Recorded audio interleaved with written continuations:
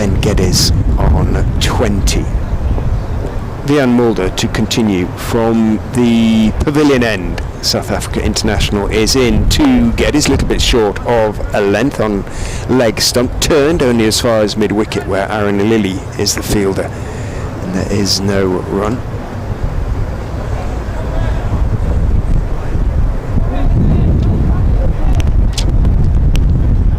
Wind gets up again.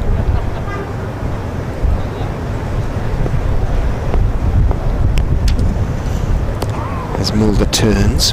10 tests Vian Mulder has played. He's a current international in all forms. Goes in and bowls. Back foot defensive turn of the wrists from Ben Geddes out towards mid-wicket. Wider though this time. Lilly has a bit more ground to make up. And you heard the call of yes from Geddes, bringing Blake through for the single. 38 for 2. Geddes on to 21. 8 to Blake. Looks around him. Sees men out at square leg, point, third man and long leg as Mulder scurries in almost and bowls. It swings in a little bit, but Blake manages to come forward and turn it out towards mid-wicket. Hendricks runs around from deepish mid-on the edge of the circle, and Fields throws left-handed, being a left-hander of course. Blake picks up 1, moves on to 9.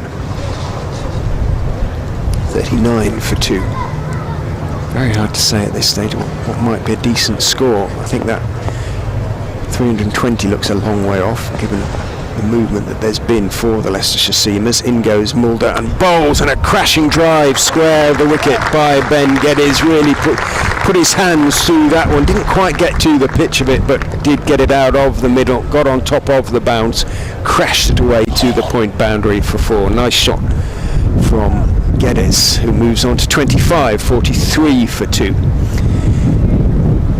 And immediately Mulder posts a man out there on the point boundary. One of those Chinook helicopters goes away over the ground behind us, as that one is just outside off stump from Mulder. A little bit of shape to it, but Geddes plays it well. The back foot just dabs it down through gully down towards third man.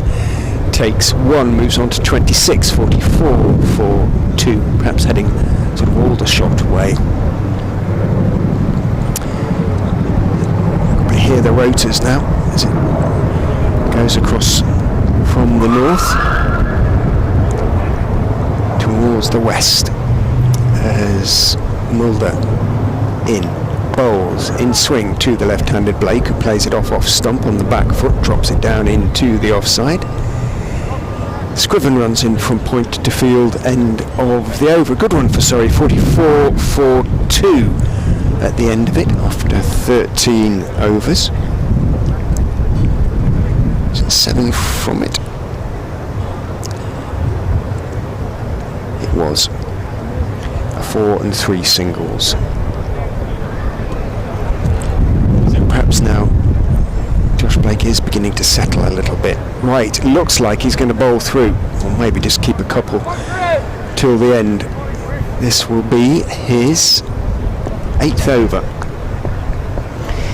And at the moment, none for 23 as he is in and bowls to Geddes, who is driving it away off the back foot through the offside. Big gap between point and cover, because out there on the boundary Nick Welsh is sweeping. So again, a comfortable single taken. It's a nice wide ground, a lovely size ground actually. Pitch obviously cut pretty much in the middle of the Woodbridge Road square. Probably slightly shorter straight than either side of the wicket. But a good size to all sides. Right. Is in to Blake, who is down the wicket, driving handsomely for 4. Lovely shot from Josh Blake. Used his feet really nicely there to get to the pitch of the ball right. Didn't react. Bowled a length delivery that became essentially a half volley because Blake used his feet so nicely. Didn't try and overhit it either, having got to the pitch. Punched it away really nicely through extra cover between Bjorn Hendricks in the covers, and Vian Mulder at mid-off. Lovely shot, the best he's played from Blake. He moves into double figures on to 13.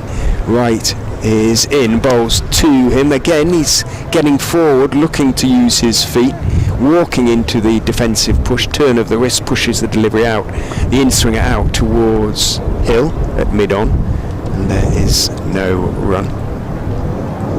Leicestershire start their campaign in this competition with 3 away games here at Guildford against Surrey, then Radlett against Middlesex in a couple of days' time, up at Watford, of course, or near Watford.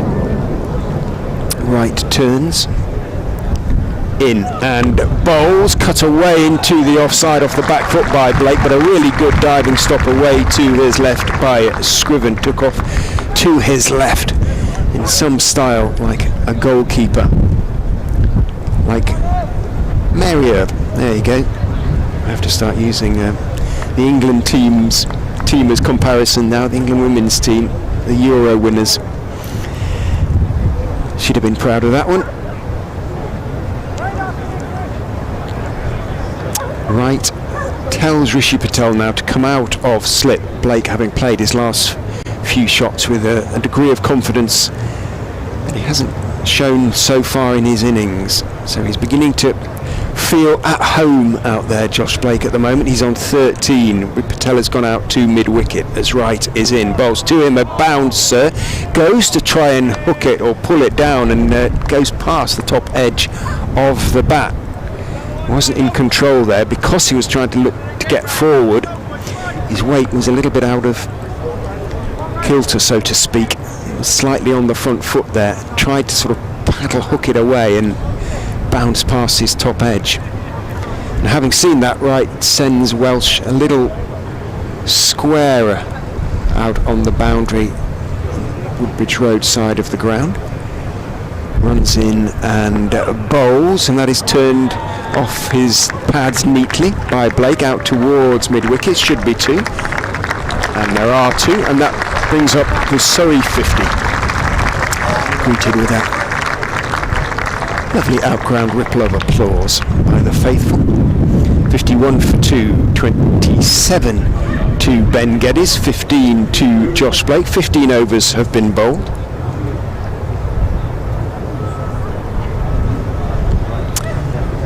They'll feel like rather more comfortable, I suspect, this very young Surrey side, than they did at 20 for 2 when the ball was moving around. Plenty for Bjorn Hendricks, who is having a chat to Lewis Hill at the moment. Aaron Lilly has also something to say. Hill, a relatively inexperienced captain, did captain the side in this competition last season, the Leicestershire side that is. Mulder is in to Geddes, who is driving, and he's got that one away past the diving Patel at cover, but a good running stop from Kimber on the extra cover boundary means that it is just 2 to Geddes and not 4. Update coming for BBC Radio Leicester, being the top of the hour.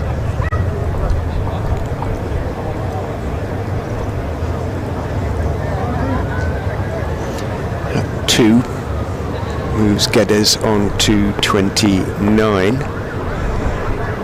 Mulder is in, bowls, off stump, blocked to backward point, and there is no run.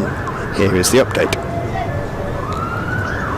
And they'd made a pretty good start. They'd reduced Surrey, a very experimental Surrey side. It's got to be said they're missing 19 potential members of their first team, Surrey, but they do have a big squad. They were 20 for 2 when Bjorn Hendricks had Cameron Seal caught behind for 9. They've since moved on to 53 for 2, 29 to Ben Geddes, 15 to Josh Blake. The Foxes should have had picked up another wicket, but Mulder wasn't able to hit the stumps when Blake was stranded out of his ground. 53 for 2 after 15 overs of their 50-over innings, Surrey.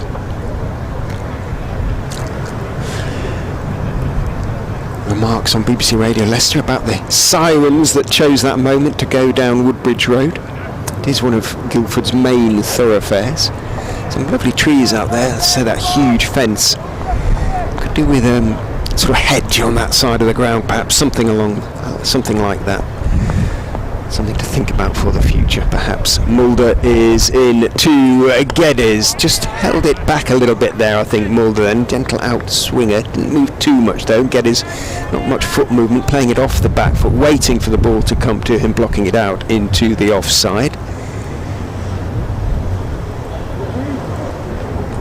No run. 53 for 2 remains the score. Hendricks and Mulder exchange something amusing, judging by the grins, before Mulder turns. Runs in and bowls full, goes past, did take the outside edge, went for the drive, and it's run down to find third man for 4. Well, it would have been a straightforward catch for second slip, maybe even for first slip. Swindles couldn't get across to his right to take the catch, didn't really move, went for the big drive, probably second slip, maybe even 2.5 slips, but a very catchable height, and it goes down to the third man boundary for 4. So Geddes, a little bit of fortune for him. He moves into the 30s, on to 33. And Leicestershire shutting the stable door a little bit. Move Lily to slip. Geddes is going for his shot still, as Mulder, swinging the ball, is in, bowls to him. The Surrey captain stays on the back foot, plays with a nicely angled bat through gully down towards third man for a single. End of the over, 58 for 2. Wonderfully fast electronic scoreboard. Little one here at Woodbridge Road, but it's got all the information we need, and as I say, it is wonderfully fast. 58 for 2, 34 to Ben Geddes, who's faced now 40 deliveries. Just 40 deliveries. He's hit 5 4s. 15 to Josh Blake. He's hit 2 4s from 34 deliveries.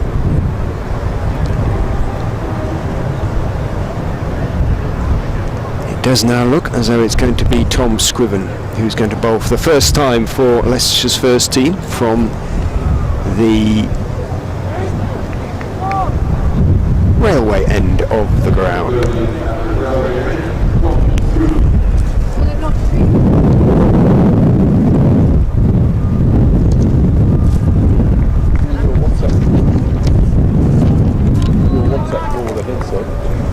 No slips for Scriven as he runs in and bowls to Geddes. Bowls fairly straight. Geddes looking to work it off his legs, picks out Hendricks at mid-wicket, and there's no run.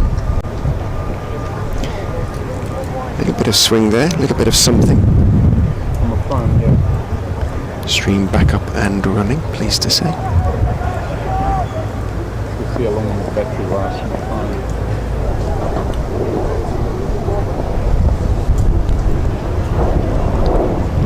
Scriven is in, bowls, tucks up. Ben Geddes a little bit there, but he works it nicely. The Surrey skipper away through the leg side, behind square, indicates to Blake. There was a little bit of movement back into him there. Spin your disc around. Spin your disc around. And the single is taken.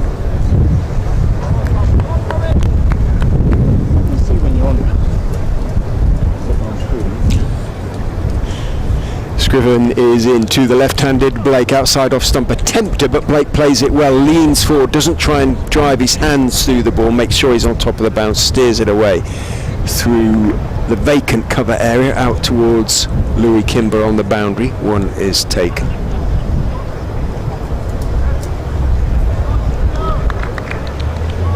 $60 for 2, 40 these two have put on now. Very important partnership for Surrey. Scriven bustles in and bowls again onto the legs of Geddes, who's looking to work it into the leg side. It sounded a bit wooden, but it was all pad, says umpire Treadwell. Raises his left knee to the scorers as it to trickle down towards long leg. Nat Bowley running into field. Extra taken, 61 for 2.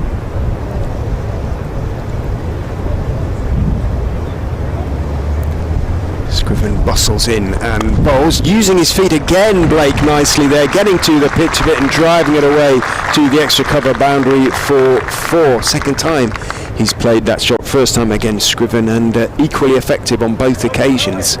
Lovely use of the feet from Blake, got to the pitch of it and played a lovely cover drive, lovely extra cover drive to the boundary for 4. He moves on to 20. 65 for 2, and out with the helmet comes Roman Walker. So he's going to give it to Harry Swindles. Leicestershire's wicketkeeper is going to stand up to the stumps to stop Blake doing that, or at least try to stop Blake doing that. He may still be prepared to use his feet. Let us see. Scriven runs in and bowls to him. He drives and misses on that occasion.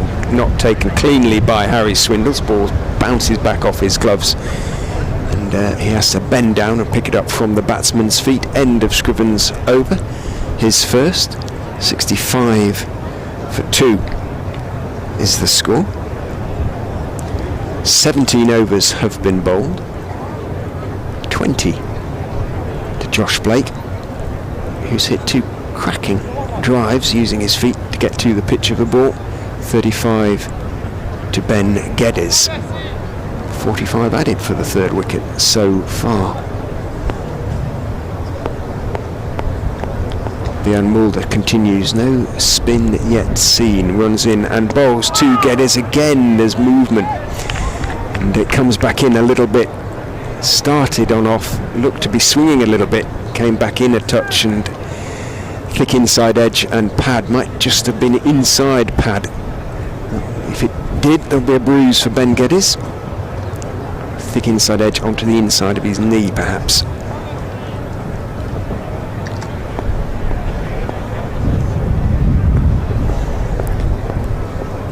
Mulder turns, straight-ish run, bowls again, a little bit of seam movement back in, tucked up Geddes. Thick inside edge out into the onside. Mulder himself runs across the field.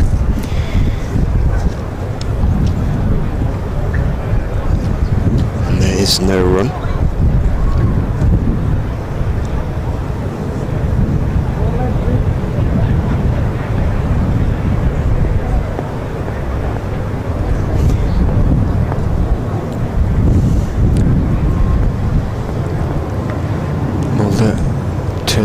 Runs in and bowls outside off stump, looking to drive, rather carved away by Geddes there. Was in the air for a few feet as well. Behind point it goes, runs down to 3rd man, takes 1. Moves on to 36, 66 for 2.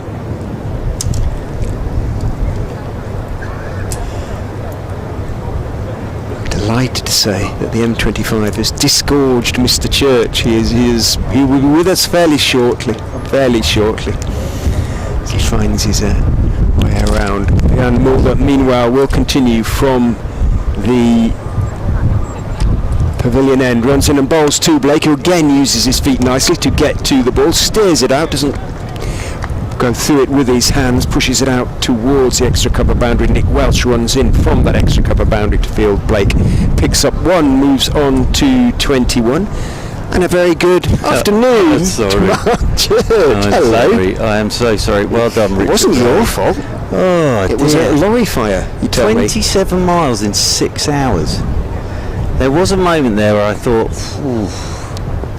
is it what? But it is. It's well worth it, old boy. It is. It's good to see you. In goes Ryan Mulder, outside off stump. Geddes again, not using his feet, looking to carve it away through the offside. Bounces past his top edge into the gloves of Harry Swindles. It's been fascinating viewing this morning to see these young Surrey batters finding their way against a decent Leicestershire attack, and there's a bit of movement out there. Yeah, it's interesting with the Surrey 11. I sort of caught a glimpse of it as I came in, but terrific opportunity for these lads. It really is, and I'm sure it's been mentioned about Surrey missing quite a few, but thank you. But a really good opportunity for these boys now.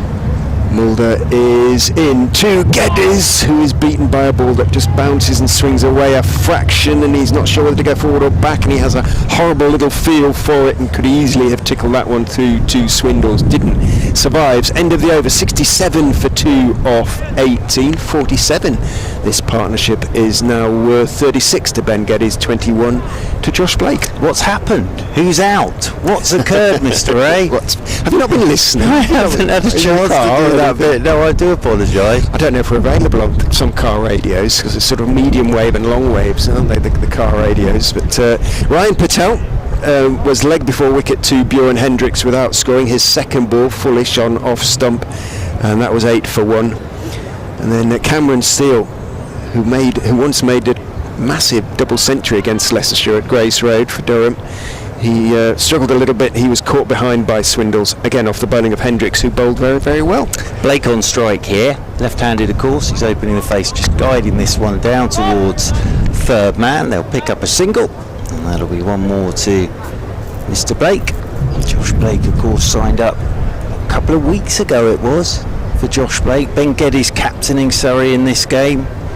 Terrific opportunity, as I say, for the likes of Nico Reefer still to come. Tom Laws, who of course has made a real impact in the championship for Surrey this season already, both with bat and with the ball. Captain Ben Geddes on straight. He's down the pitch. He's swinging this one into the leg side, and with these short boundaries here at Guildford, that's going to run away for 4. Scriven there has bowled a no ball as well, I think. And so the arm was out. Captain Ben Geddes on straight. He's down the pitch. He's swinging this one into the leg side, and with these short boundaries for 4. I must say, the first thing I noticed when I got out the car park was Leicestershire's one-day kit.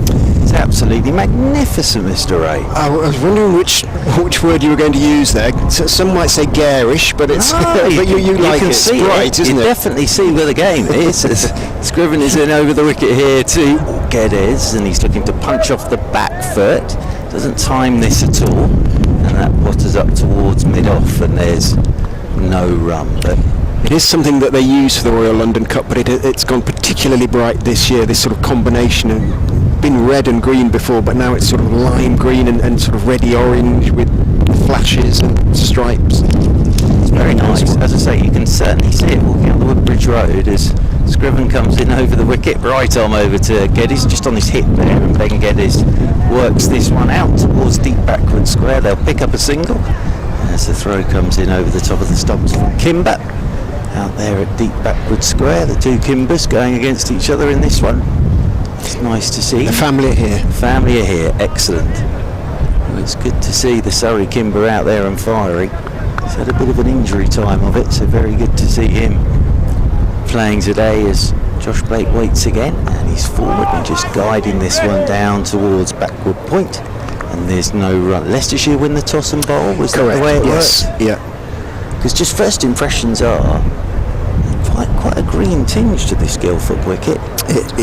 Actually, in the outfield, it's much greener than the Upton Steel County ground at Grace Road, which is very bare at the moment. So they've managed to get a little bit of water onto it one way or another. Yeah, they've done very well. In the middle of an oasis of desert, they've got a green cricket wicket as this one's nipping back a touch. That hits Josh Blake up on the thigh guard, just rolls down towards backward point.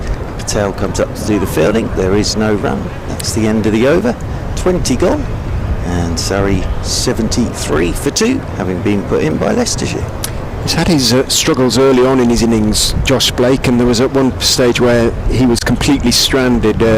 He was batting against Vian Mulder, hit him on the pads and dropped it out into the leg side. He took a couple of steps down the wicket and slipped, and was on his knees watching as Mulder ran to short leg. Mulder was on his knees, but he had all the time in the world to steady in and throw in at the stumps and miss them. So it was a life. Mulder is in to Geddes, fullish delivery, swinging but on to leg stump, and he's clipped it nicely away down towards wide long leg. Takes a couple, moves on to 43. It's a wonderfully fast scoreboard here. I can say that, I can confirm that. It has all the information we need. Yes. Isn't overcomplicated. Well, Ben Geddes, as I say, is made a championship 100 this summer in the first division for Surrey. He's a very good player, but now to be made captain as well, it's huge huge thing for him. He waits with bat raised, bobs at the knees as Mulder is in, bowls to him, goes past the outside edge with that little outswinger again and raises his eyes to the heavens. Yeah, just quickly scanning this Surrey side. So debut for Josh Blake in the One Day Cup, debut for Nathan Barnwell, and young Mr. Maid as well. So three debutants here. So looking forward to watching Nathan Barnwell bowl.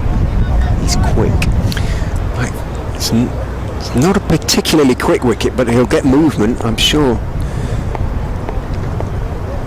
See, there's a bit of grass on it. In goes Mulder and bowls full and a thick inside edge from Geddes. There's looking to drive. It goes off that thick inside edge between bat and body down towards wide long leg, where Tom Scriven loses his hat as he runs in to field. Geddes picks up one, moves on to 44, 76 for 2. I've got to ask the question, what time did you leave this morning? About the same time as you, I understand. About and sort then of got 6. here 3 hours before me. Yes, I got here. Well, actually earlier. Actually, I was here for sort of about 28. I should have gone your way. Should have come and stayed with you in Leicestershire. And then I'd have got here on time. Mulder is in. Using his feet is Blake. Mulder does see him coming. He went very early then, Blake. He banged it in and went past the top edge of Blake's bat as advancing down. He tried to work it down wide of third man. 76 for 2. Yes. Well, the M25 is always a bit of a lottery, isn't it? But coming from the sort of M1, there was a couple of sort of slowish bits, but nothing sort of too horrendous. Oh, a train goes over the bridge. Oh, that's exciting. It is. I haven't seen that many of them. In goes Mulder, bowls on off stump and pushed out into the offside. He could be in trouble here. Had the throw hit. He might have been Geddes there. He was sent back by Blake. Don't think there was a single there. Lilly closed on the ball at extra cover, turned and threw. Might just have got back into his ground, but certainly would have required a decision of umpire Debenham. Yeah, not the best bit of running, actually, you have to say, between Mr. Blake and Mr. Geddes. And I think if that had hit, he'd have been in a spot of bother there. Ben Geddes leans on his bat and watches as Mulder is in to Blake. There is a single there as that one swung back into the young left-hander. Thick inside part of the bat, manages to block it out towards mid-wicket. Hendricks has to run across from mid onto field.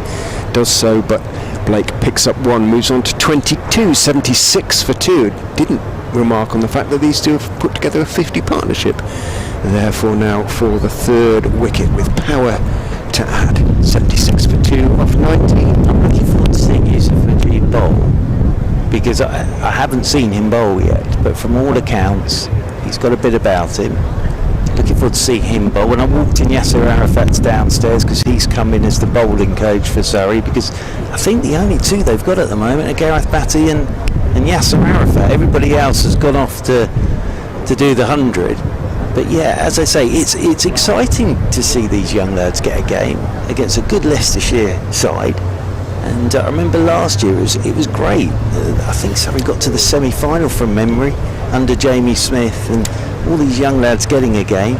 Start of this the 21st, and Josh Blake turns this one into the leg side, rolls in there towards short mid-wicket, and there's no run. I seem to remember it was a very close game at Grace Road as well. It was one on Duckworth Lewis or something like that. Surrey had it all. You had it in the bag and lost 3 quick wickets at the end. I think, something like that. I think did something spectacular towards the back end, from what I remember, with the ball. As Scriven is in, goes full length, and that's worked away by Blake down towards long leg. He'll get a single, one more to the total, and one more to Blake. Moves on to 24. The first sighting of Josh Blake was at Bristol this year in the championship game, where he sort of had to be jettisoned into Bristol to keep wicket after an injury to Jamie Smith, and he kept wicket for the day and kept very, very well, and has now got himself a contract as Scriven his right arm over the wicket here to Geddes. He's just up on his toes and turning this one into the leg side, and the captain will move on to 45, 79 for 2. Up here on the roof, and windy. Blustery up here, isn't it? We've managed to get the effects mic sort of a little bit out of the wind, so hopefully you're not hearing all these Danny blasts Gregory's in the away wind. to my right. I didn't realise that. Danny Gregory's away to my right. That's exciting. Nat's there doing the analysing as well. Looking like it's the Arctic. As in over the wicket again comes Scriven, driving off a thickish edge is Blake, and that's going to whistle past Patel, fly away to the boundary rope for 4 runs. Not quite in control of that, Blake, and Patel sort of hung in the air for a second, but it's like it's the whistle off down to the boundary. That's the wicket again comes Scriven, driving off a thickish edge is Blake, and that's going to whistle past Patel. These boundaries are straight, square of the wicket. They're very short, so. Moving on to 28 now is Blake, and Surrey moving on to 83 for 2 in the 21st. As in he comes again, Scriven, that one's driven, solid looking shot that from Blake out towards the sweeper on the cover boundary road. They'll get the single. Move Blake on to 29, 84 for 2. Ben Geddes comes back on to strike. Told par might be around about 320, which sounds an awful lot. Given how much movement there's been, but these two starting to play a sort of a composure suggests it might not be far off. Geddes waits for Scriven. He's letting this one go wide outside the off stump, and wide will be the signal. Tom Scriven wanders back to the top of his mark. Ben Geddes just wanders off towards square leg. 45 not out, 2 to go. Patel and Cameron Steele. Surrey won the toss, Leicestershire won the toss and decided to have a bowl as another train comes in towards Guildford Station, and that one's pushed away down towards Patel at backward point, and there is no run. End of the over, 21 gone then, and Surrey in a fairly good position here after 21, 85 for 2. Yeah, I think probably 300-ish here on this outfield with these small boundaries as well, and even though there might be a hint of green to the pitch, it will be a good one for batting. So they're normally high-scoring affairs here. My first visit for at least 10 years, I would think. No, maybe a few less, because I do remember. Actually, probably it's still going. I remember Chris Jordan pulling a 6 that disappeared over the trees away to the west. Dapjune like Wharf, that's called, Mr. Ray. Dapjune Wharf. Which is actually a bit of river. Is it the River Wey? W-E-Y? Yes. Which is a bit tricky for someone who can sometimes struggle to say his R's. And he's called Ray. Well, yeah, there is that, but definitely is Dapjune Wharf a well-known National Trust visiting place. Yes. Right, well worth a visit then. I think it's just some water and it all looks very nice, but officially known as Dapjune Wharf. Well, young Nat Bowley's going to have his first bowl for Leicestershire's first team. Young, very tall, very slim off spinner. Leicestershire having lost 3 spinners to the 100. He's going to go around the wicket to the left-handed Blake. Tosses it right up. Gets to Blake just about on the full. He doesn't try and overhit it, just clips it firmly away through the vacant mid-on area down towards Vian Mulder. Down below us at long on. Runs into field. Again, the single opportunity, isn't it? That's the thing here. Good to see. Obviously, been asked a lot of questions about who's missing, and sort of the way I'm looking at it is it's not really who's missing, it's who's playing. And as I say, for these younger lads, huge opportunity for them. It really is. Bowley's been bowling well for the second team. A couple of fifers as he pretty much walks to the wicket and bowls, tosses it right up. It's a full toss again. That's going to be driven away for 4. Louis Kimber can't get there, so a couple of nervous starting deliveries from Nat Bowley, and that was a bit of a gimme, a bit of a gift for Geddes, who took full advantage. Moves on to 49. He's giving it a chance. He's giving it some air first up, which is good to see. Walks in and bowls that one, pitches, which is good to see as well, and just outside off stump. Geddes on the back foot looking to work it through the offside, doesn't quite get it, and it limps rather out towards Chris Wright, who is at short third, sort of on the 45.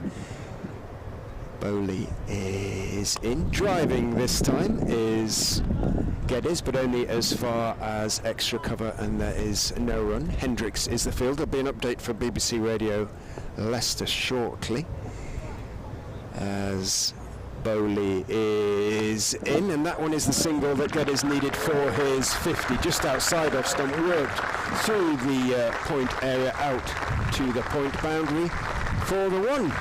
Well batted, Ben Geddes leading from the front for Surrey. 91 for 2, 50 to Geddes.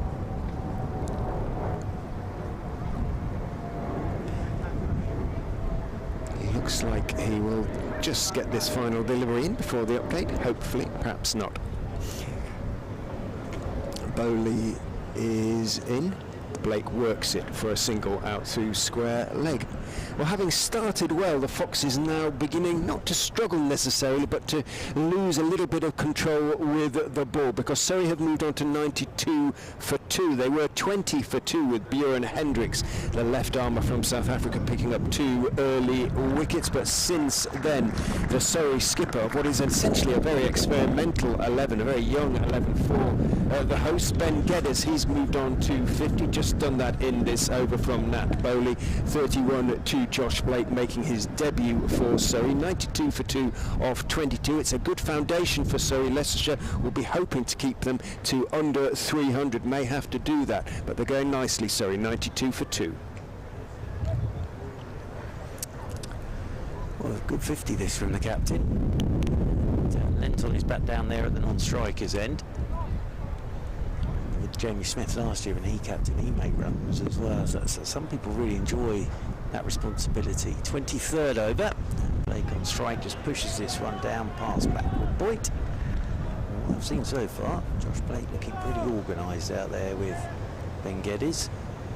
Moves on to 32, 93 for 2. But yeah, there's a lot of chatter at the moment about who's missing. And as I say, I'm sort of just looking at it as who's here. And, you know, real opportunity for these lads to play in this competition, which I still enjoy the 50 over comp an awful lot.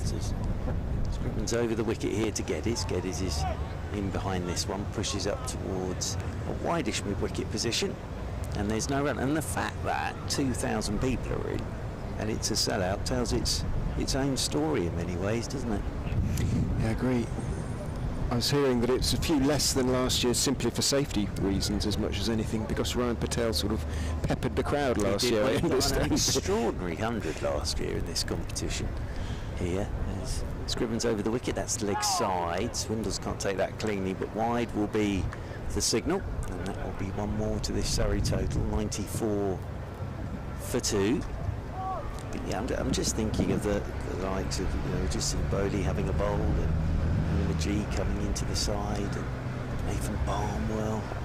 Fantastic for them, and they're going to play most of the games as well in the competition. As Scribbins in, and that's whipped away by Ben Geddes out towards deep mid-wicket, and they'll pick up a single. One more to the total, one more to Geddes. He moves on to 51, 94 for 2. Little tents down there at the railway end. Lots of cars in the car park. And then we'll see the trains. I always get it wrong. I think right to left is going into Guildford Station, left to right is coming out, I think. But I always get it the wrong way round, because Guildford Station is just over there. As short ball, and this is cracked away by Blake. Off the back foot out towards the sweeper on the cover rope. They'll take the single. Blake will move on to 33. 96 for 2. I did actually look at the train this morning and thought, right, well, I'd have to go all the way into London and come out again. Right. I probably should have done that. It's easy to be wise after. It is wise after the event. 95 for 2. I must admit, in all my years of doing this, it's the first time I've ever been late to a game. As over the wicket once again comes Scriven, and this one's whipped leg side by Ben Geddes. He'll get another single out there towards deep mid-wicket. One more to the total. Scriven just going back of a length there to Ben Geddes, and Geddes just standing up and working at leg side. Moves on to 52. 97 for 2. Back onto strike comes Josh Blake on 33. On the roof here on the the newish pavilion now. What are we, 5 years old, I think this pavilion is now. As over the wicket goes Scriven, and forward goes Blake, pushes down to backward point. Good work from Patel, dives away to his left-hand side, whips the ball in, and there is no run. End of the over, 23 gone. Surrey stuck in by Leicestershire, 97 for 2. It was certainly the old pavilion when I was here last. I remember, I can now refer to him as a colleague, Ricky Clark, having done some commentary with him. He's now doing bits and pieces of commentary for the BBC, amongst many other things, of course. And we're seeing him on the back step having a quiet gasper. Yes, as they indeed. used to say. Well, very old school. Pint of full fat milk for breakfast every morning as well for Mr. Clark. Because we had him with us a couple of weeks ago. He was Great. smashing. Yeah, he's Great. brilliant. Absolutely Really brilliant, good. isn't he? Nat Bowley to continue from the new pavilion end is in to Geddes. That's a nice straight-ish delivery, but Geddes plays it well, firmly pushing it back past Bowley through the very straight mid-on area down towards Buren Hendricks, who's at long on, takes one, moves on to 53. People will be delighted to know that Ricky Clark was out for a duck for Shrewton because he got a lot of grief about his double 100. 10-ball duck at the weekend. He did tweet it, didn't he? Yeah. He tweeted the scorebook card just so people could see, because I think he made a lot of runs in his second innings as well. Yes, he did. He did his whole modus operandi with that was to get Shrewton as much publicity as he could, and he did a very good job on that front. He did. Bowley round the wicket to the left-handed Blake, tosses it up nicely, but foolish again. No obvious turn for him at the moment, and he waited for it, Blake, and clipped it nicely through mid-on, down towards Rishi Patel, who's down here at long on. I also remember it must have been Surrey against Worcestershire that I covered back then, because in the car park in goes Bowley and bowls. Good delivery off stump line, and played forcefully back to him, but to him by Geddes, and there's no run. Doug Bollinger, Son's wig is changing in the car park, so that dates it probably. In goes Bowley, driven nicely by Geddes, didn't try and crunch it away, just made sure he got it wide of the man at extra cover, punched it away to the extra cover boundary, picks up 4 and brings up the 3 figures for Surrey, 103 for 2 off 23. And as I said to BBC Radio Leicester, this is becoming a really solid and promising foundation as far as this young Surrey side are concerned. Bowley steps in and bowls, tosses it up. Again, there's no real turn though, and driving is Geddes through the vacant mid-off area down to Patel at long off to the right-hander. 58 to him, 104 for 2. All very different from the first sort of, 40 minutes or so, when the ball was doing plenty for Hendricks, and indeed for Wright and Mulder to a certain extent. In goes Bowley, tosses that one up to Blake, digs it out really, slightly oversteps himself, and looking to clip it through mid-on, hits it hard down into the ground, which means that Hill can get across from mid-wicket to field. End of the over, 104 for 2, 24 overs gone, coming up to the halfway point. Those trains are almost as garish as Leicestershire's one-day kit. They're very red and sort of yellowy, and I don't know what company they would be going into south. I think it is. Because that's west. We're looking north, essentially, aren't we? Yeah, we are. So Well, I'll take your word for it. I've no idea. had to All get I that ever from know you. is that the cathedral you can see just poking through the trees away to our left-hand side. Woodbridge Road is always busy.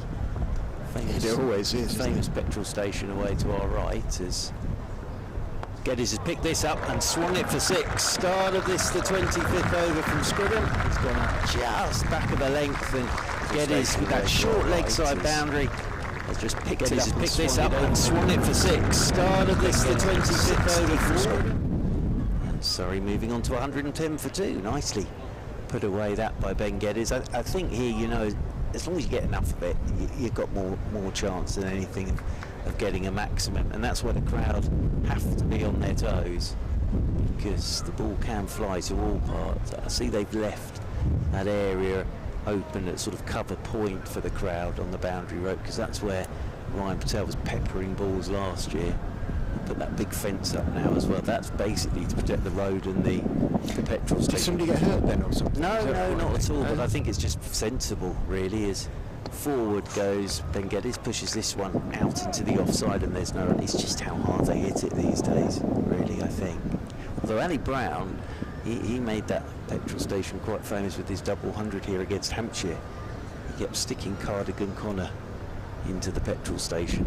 So they've sensibly put the big fence up now as well to prevent balls sort of hurtling onto the Woodbridge Road, especially at rush hour. That can cause a bit of chaos at times as well.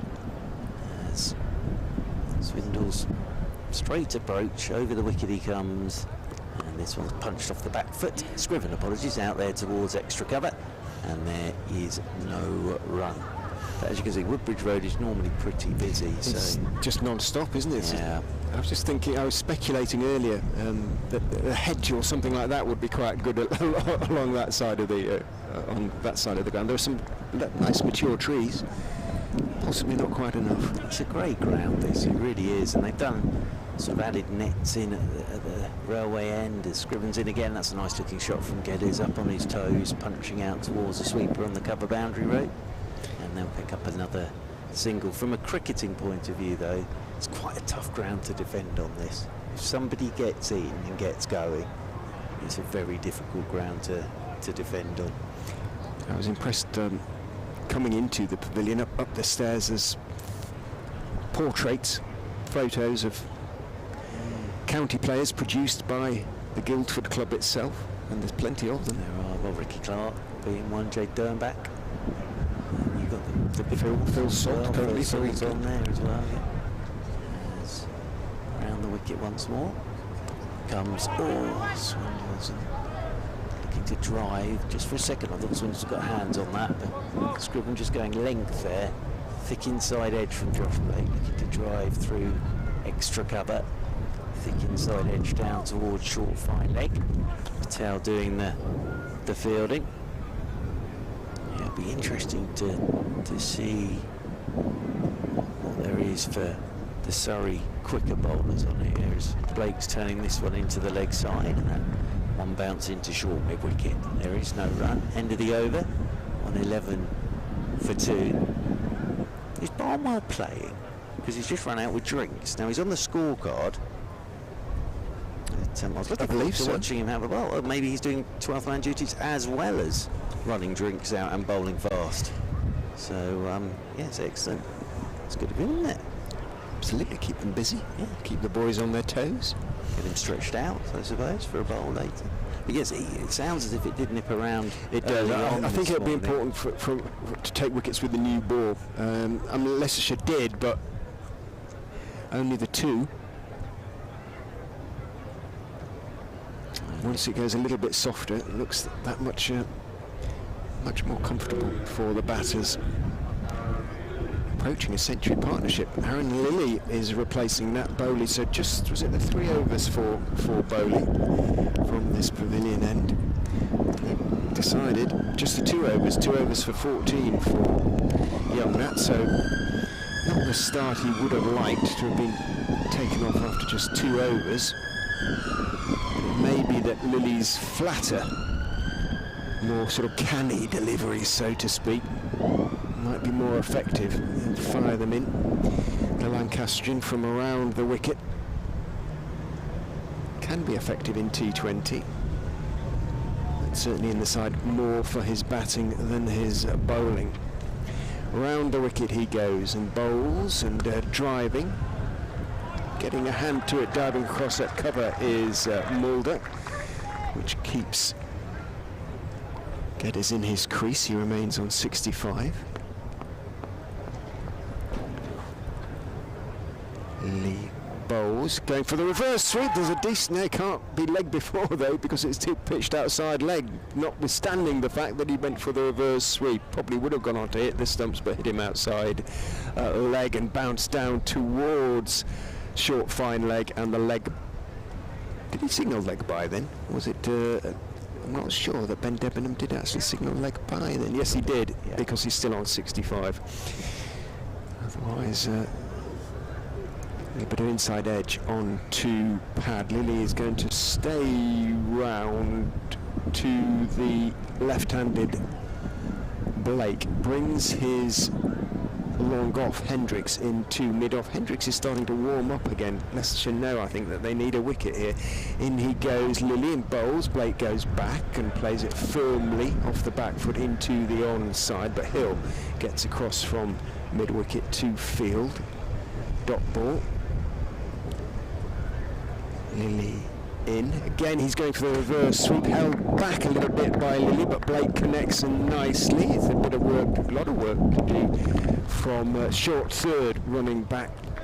Picks it up almost not at the third man boundary, but about 10 yards inside the ropes, and Blake picks up a couple.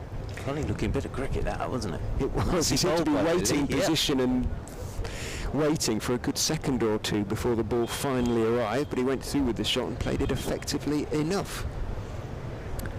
Lilly, nothing on top but plenty on his chin, goes in and bowls, tosses that one up, swept, and it was on the leg side. It was there to be swept by Blake, and it was successfully to the long leg at boundary for four. Plenty on his chin, goes in and bowls, tosses that one up, swept, and it was on the leg side. It was there to be swept by Blake, and it started so well with the ball.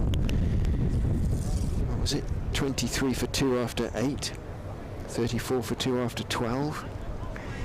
Very much lost control since. 118 for 2, approaching a century partnership between Geddes and Blake. Blake on strike as Lilly is in outside off stump, driving down on one knee, just a single, though Welsh on the cover boundary runs across to his left and fields. Blake moves on to 41, 119 for 2, 65 to Geddes.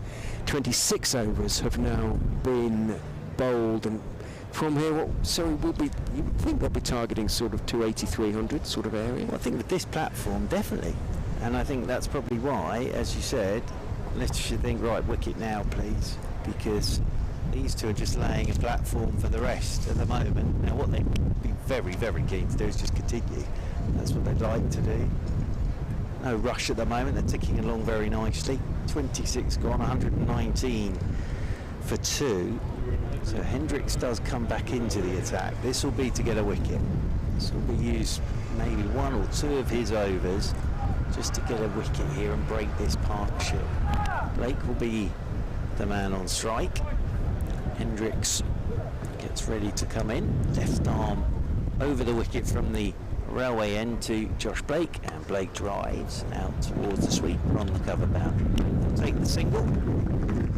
1 more to the total, and that is the 100 partnership between these two. A good one it's been too. They were 20 for 2, sorry. And Messrs Geddes and Blake moved on to 120 for 2. Blake on his one-day debut for Surrey, shaping up very nicely. I think Geddes captaining Surrey in this competition as well. 65 not out. Just said it on good authority that Mr. Barnwell isn't playing, Mr. Dunn is. As over the wicket comes Hendricks, as this is down the leg side, and wide is the signal.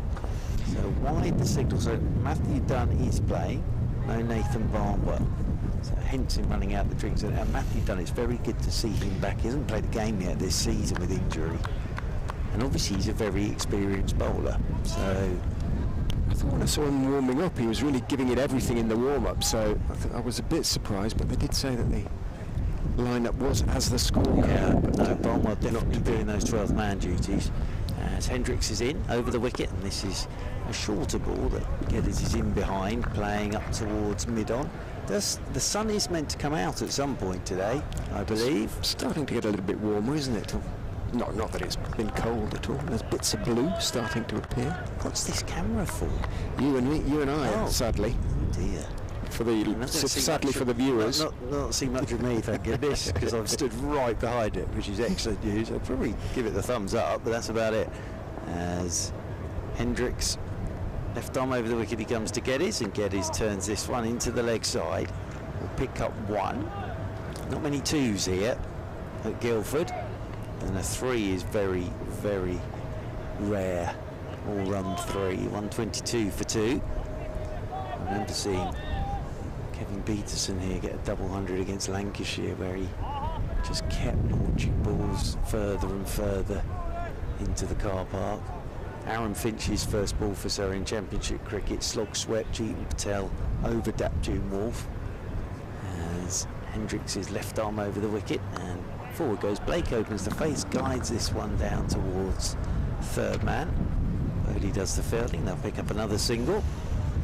Here's Josh Blake on to 43, 123 for 2, but as I say, defending a total on it can be quite tricky. If someone gets in, 2 players get in, I think the key thing is they go on. I think if you can get a couple in, last year Ryan Patel went absolutely Burresque here with a bit of backup from others. James Smith, he did indeed. He was hitting balls to all parts, Mr. Ray, as in comes Hendricks, and in behind it, the back of a length delivery goes the right-handed Ben Geddes, plays this one up towards mid-on, and there's no run. It was a rain-affected game, and I think he was 1 not out after 10 balls when the rain came, and then he made 130 in 60 balls. After that, he just went out and smashed it, and he did it again and again and again in that competition last year. But up today for Mr. Patel, sat down there at the moment, watching away below us as Hendricks' left arm over the wicket to Geddes, and Geddes is on his toes and looking to punch that through extra cover, but actually hits the fielder. And Aaron Lilly does the fielding. End of the over. So Hendricks may not have taken a wicket there, but he's kept it pretty tight. 27 gone in this Royal London One Day Cup game.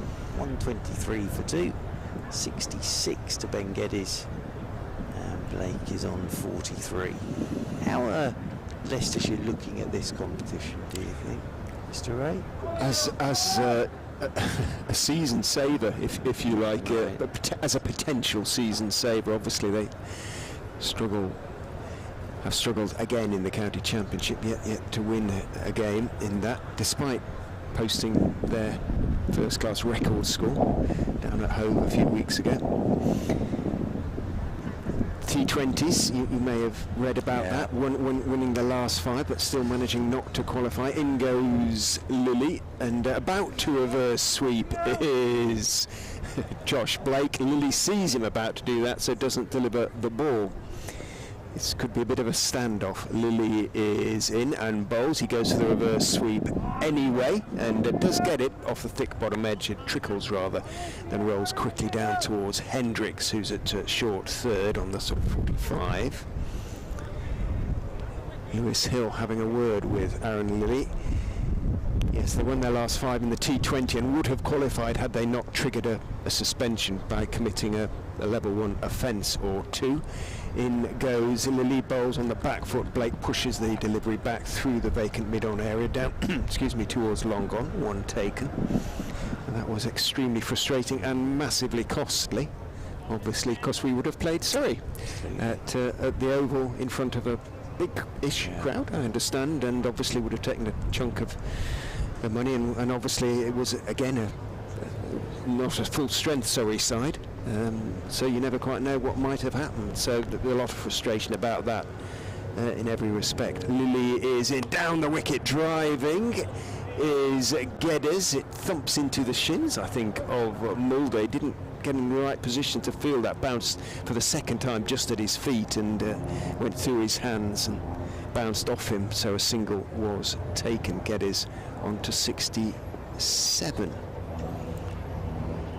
Lilly in to Blake, who's looking to sweep. He's gone leg before he went to slog sweep. It hit him in line. Umpire Debenham decided that was the only question in my mind, whether it might just have hit him outside the line of off stump. No, said Ben Debenham, that was going on to hit the stump. Josh Blake, his debut innings has come to an end on 44. Struggled in the beginning to play really nicely, hit some lovely shots, used his feet well in to Blake, who's looking to sweep. He's gone leg before he went to slog sweep, but hit him in this innings. I think possibly just got caught up in Aaron Lilly just delaying the ball and was reverse sweeping, and then kept going with the sweep. But a good innings, and nice debut for him. 44 not out, and makes his way back down below us. And out comes Tom Laws, who, as I say, has impressed everybody in the championship this season. 4 championship games for Tom Laws. It's with the ball really that he's impressed. But came in as night watchman against Essex when Surrey were chasing, and then on the last morning did most of the run scoring himself to get Surrey over the line. So he's an impressive 19-year-old, is Tom Laws. This is his one-day debut as well, actually, thinking about it. So a one-day debut for Tom Laws, but well bowled by Aaron Lilly, and gets the wicket that Leicestershire were looking for.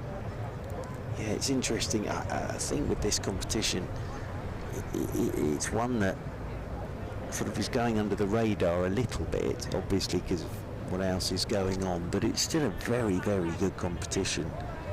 And as I say, I think it'll be, last year's comp was great. I actually was at the final, and it was a terrific final last year. Lilly round the wicket to Laws, who's stretching forward, pushing that one back down the pitch on the onside. Yeah, Durham and Glamorgan last year, and the lovely thing was it was Hogan and Rushworth who were sort of the main players in that. Lilly bowls, Laws leaves that one outside off stump as it's pushed across him by Lilly. Successful over for Aaron Lilly, 125 for 3, sorry, off 28 overs, 22 remain. 6-7 and over will get Surrey up to 280, sort of 290, and I think that would give them a pretty decent chance.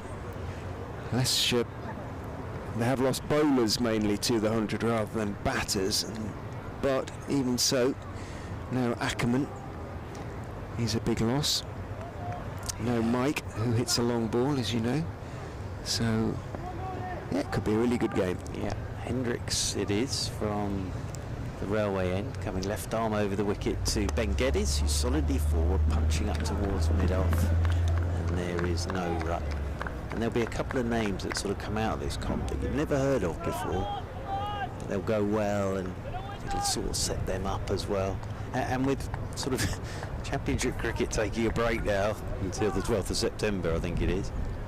You don't have a game the first week in September? No, Surrey's last 3 games. It's all a bit strange really, because sort of coming off the back of a win against Warwickshire, top of the First Division, and now you've got to wait 5 weeks for those last 3, and no idea by then what the weather's going to be like, what sort of or conditions, who's fit, or who's been maybe gone somewhere else. As Hendricks left arm round the wicket, he comes to Geddes, and Geddes pushes this one down towards backward point, and they'll pick up a quick single. That's nicely run by Tom Laws and Ben Geddes. One more to the total, but it is what it is, and sort of you've got to get on with it, and whether you agree with it or not is what's in front. Personally, I think it's an absolute joke that there's a 5-week break now in August during the height of summer where there is no championship cricket, but that's the way it is, and as I say, you just got to get on with it. So the Royal London One Day Cup throws up some opportunities for others. It makes for a very interesting viewing as Hendricks left arm around the wicket, he comes to Laws, and Laws is beaten on the outside. Nice bowling from Hendricks from round the wicket, just angling it in and then taking it away a touch. And that's taken by Swindles, moving away to his right hand side. One Leicestershire supporter, Foxy Phil, produced a sort of chart this morning of the number of days of cricket in being played in August over the years, sort of 10-year periods: 1931 22, 1951 24, 61 25, 71 22, 81, as recently as 81, 28 days of just about every day. Around the wicket comes Hendricks to Laws. Laws in behind this one, plays it straight back up the pitch. Hendricks does the fielding off his own bowling, and there's no run. 23 in 91, 15 in 01, 2021 was a bit different, wasn't it? But just 8 in 2022. It's a nonsense, an absolute nonsense. But the thing is, this is what it is. And as I say, I think you just have to concentrate on who is here rather than thinking who might be here.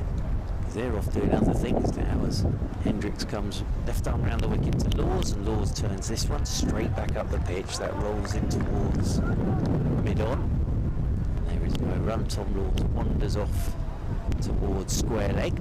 Got a slip in there for Tom Laws, who nearly is in there at slip. Opportunity here for Leicestershire. broken that partnership. Fresh batter at the crease in Tom Laws. So they may just sniff a little bit of an opportunity here in that Surrey middle order. Hendricks runs towards us once again from that railway end, comes left arm round the wicket to Laws. Yorker dug out by Tom Laws, rolls up towards mid-on, and there is no run. Very good over again that from Hendricks, very tight, just a single. 30 gone, 20 left, 29 gone, apologies, and 126 for 3 Surrey. So yeah, as I say, Leicestershire here will see this as an opportunity of just sort of bringing that run rate down, putting a bit of a squeeze on. Inexperienced middle order for Surrey, with Geddes out there on 68 as captain. He'll feel a bit of responsibility here as well.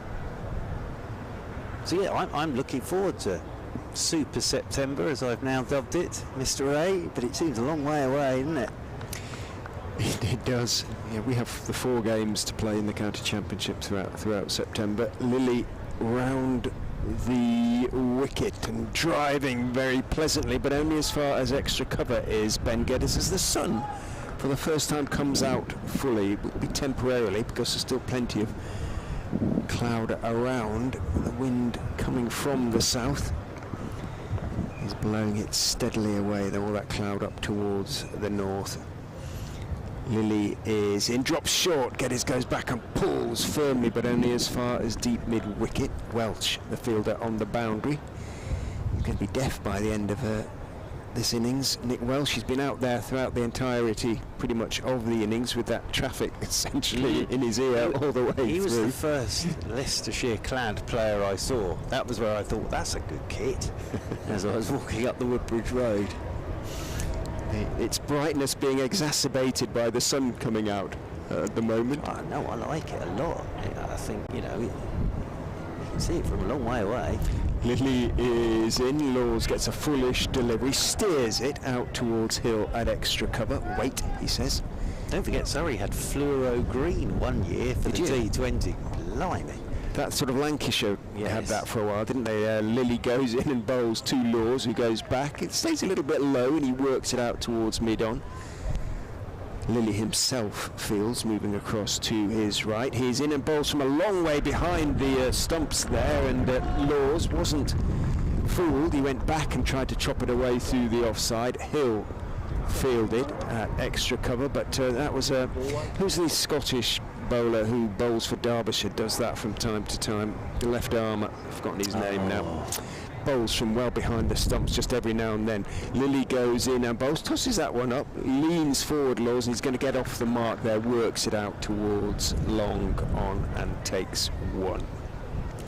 It's a good tactic, it really is, and Tom Laws there, I think, very sensible, because he was just trying to, he kept hitting fielders, so he's just knocked a single there, but again, it's just tightened it all up now, Leicestershire. The other anomaly that sort of is a shame for Championship is that it's obviously been very tight in Div 1 this season, and Surrey and Hampshire don't play each other again.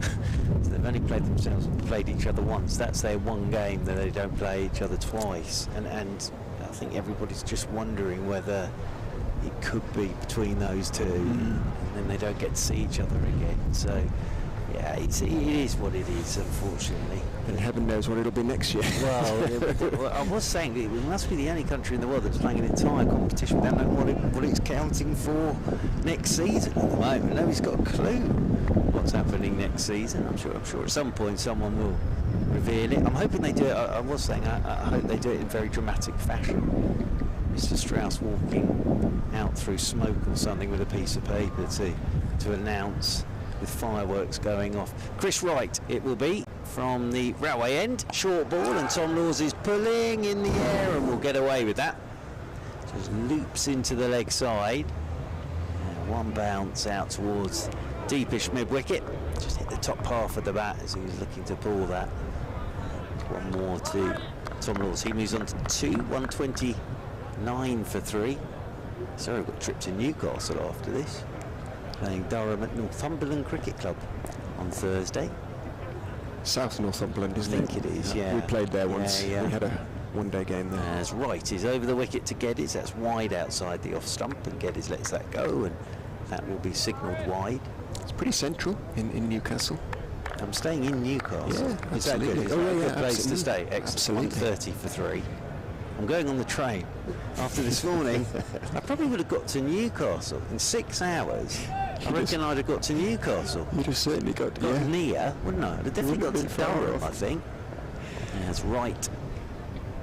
Over the wicket he comes to Ben Geddes, who's whipping this up towards mid-on. Takes a little bobble on the outfield. It's good work. As I say, Leicestershire, with that wicket, Josh Blake has just come up to have a quick look. His dismissal, I think, a few of his shots. Just made his way downstairs again, but a very good debut of 44. But now is that chance for Brendan Rodgers in my headphones. Excellent. It's not long now, is it? Till Mr. Rodgers starts again. Here is Wright to Geddes, who drives, great shot on the up, through extra cover for 4. Update coming from BBC Radio Leicester. As Wright. Well, they have Over finally the wicket he broken the comes third to wicket Ben Geddes, partnership who's between whipping this Ben up Geddes and towards Josh mid-on. Blake. There's Josh a little Blake ball on going the a leg before outfield. wicket to Aaron Good Lilly for 44, but 125 for 3 is now 134 for 3. There are 20 overs left in the innings, and Ben Geddes, Surrey's captain, is going nicely. He is 73 not out. It's a very good foundation, so he'll be looking to press on towards 260, 270s. It looks as though Geddes is going to be out caught, and is. Geddes goes caught at mid on a top-edged pull. He has gone for 73, Surrey 134 for 4.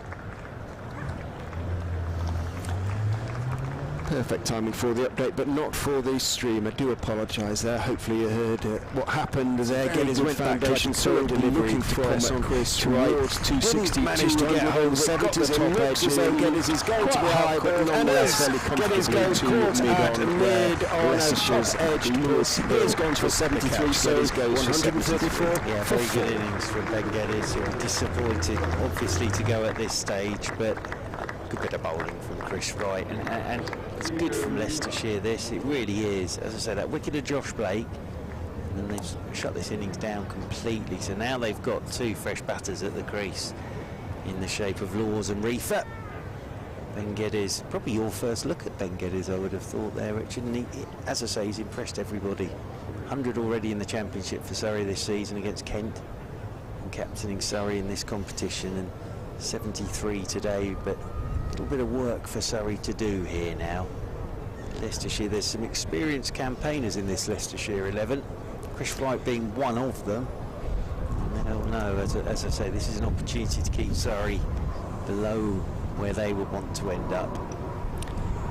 What they're desperate to do is actually start a competition well. They always seem to be playing catch-up, and they've got close on a few occasions. Last year in this competition they very nearly qualified by winning their last 3 games, but again it wasn't quite enough. But if they can start with a win or a couple of wins, then at least give themselves a chance. But they do start with the 3 away games. After this on Thursday we go to Radlett to play Middlesex, and then down to Hove to play Sussex. So a road Southern, trip. lovely, very nice. In a way, yeah. Very nice indeed.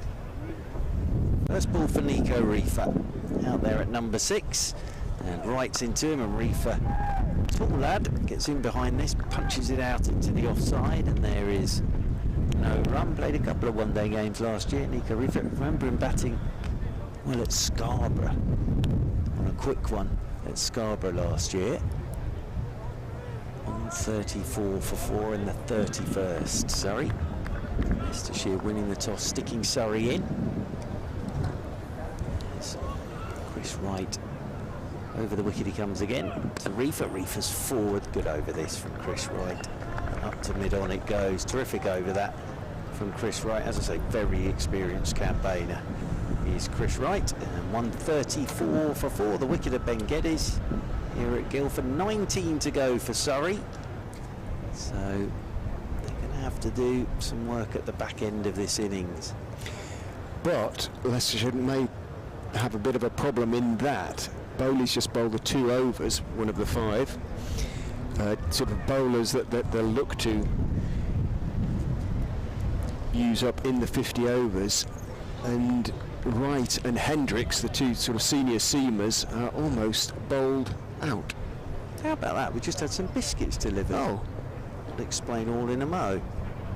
In goes Aaron Lilly, and driving out towards mid-off means that there is going to be a single for Laws. It bobbled rather, didn't get hold of it, but Bowley had a bit of ground to make up to the ball to get there, and one was taken. So who's the next batter? Well, Nico Reefer is with yes, us now. Nico I beg his Reefer. pardon. Looks around him. Staying round the wicket is Lilly, goes back and cuts it nicely away, powerfully away, down towards backward point. Kimber, who's been down there, picks up cleanly and throws very nicely, side throw into the gloves of Swindles besides the stumps. Thank you very much to Matilda and Low Scott, both 2 years of age. Oh, bless. In goes Lilly, back goes Reefer, plays it for Laws, beg your pardon, and plays it firmly back down the pitch to Lilly. And they've had a bit of help from Mum Katie. Lilly tosses that one up, driving, but not getting hold of it again is Laws, pushes it really in the end out towards mid-off. And they're for all of us up here on the roof, isn't that? That's lovely, isn't it? So thank you very much, Matilda Low Scott. Matilda Low Scott. In goes Lilly, and pushed firmly out into the offside by Laws, but only as far as Mulder at extra. They look amazing, Matilda. They do. Wow.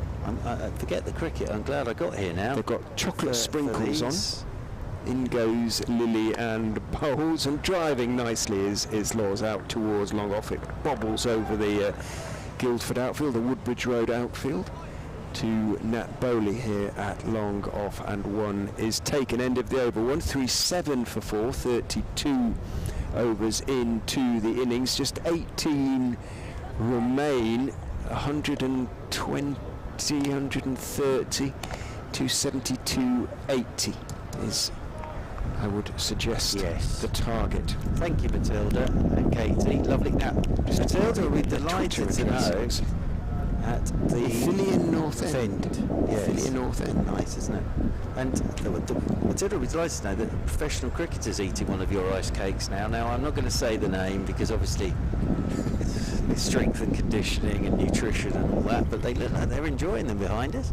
So here comes Chris Wright, and forward goes Tom Laws, punches this one up towards mid-off, and there is no run. But Katie and Matilda, thank you very much indeed. Oh, there goes a piece of paper floating into the distance. Down onto the Surrey players down there. It lands on the shoulders. On someone's head. It's just hit Cameron Steele on the head, I think. As turning once again is Wright, comes in over the wicket to Laws, and Laws is forward, punching out towards extra cover, and there's no run. Interesting this, because it's Wright's last over this as well. It's where they go to at the end. Yeah, exactly. That'll be interesting. But 28th over, 125 for 2. Now in the 33rd, 137 for 4. So Hendricks and Wright have come back in, but Wright's using up his overs to do this. Mm-hmm. So it's where Leicestershire go at the back end. Yeah. As Wright is over the wicket once again, and Laws forward he comes, plays this one straight up towards mid-on. There's no run. Well, they have Mulder, they have Scriven, Bowley. Those are the other 3 bowlers used thus far. Lilly, of course, well, they're fiddling Lilly overs instead of Bowley overs, I guess. I just wonder that Bowley's warming up now. It might be a good time for him to come on to his newish batters. Two newish batters, and they know they've got to at some point go at it. Yeah. So it might be quite a good opportunity for him to come back on as Chris Wright is in over the wicket, short one. Laws pulls again, but gets this in front of square, and the fielding's good at deep mid wicket, and the throw comes in. And again, here at Guildford, you can't get 2 because it's not a long old carry out there. So that's just the single for Tom Laws. Looks at the sort of top end of his bat again. Kimber is an outstanding fielder. He's a single-figure golfer as well. He's one of those, is he? Oh. Nice lad as well, I would have smashing, thought. smashing. Yeah. Always the same. So it's really annoying when they're nice as well, isn't it? As Chris Wright comes in over the wicket, and Reefer drives out towards the sweeper on the cover boundary rope, and they will pick up a single, and that'll be one more as Welch does the fielding. Mr. Ray's going to dive into the biscuits there. Choose a small one. Yeah, go for a small. They're lovely though, aren't they? They really are, Matilda, so thank you very much indeed. Yes, indeed. Star-shaped they are. 139 for 4. It was worth the 6-hour drive to get here. For those, absolutely tremendous, so thank you very much indeed, Matilda, as Chris Wright is over the wicket to Laws, and Laws covers up to a good straight delivery from Chris Wright. It's been a good spell that from Chris Wright. I didn't see the opening spell, but I can imagine what it was like with him just nipping it around. 139 for 4 Surrey, with 17 overs of their 50 remaining.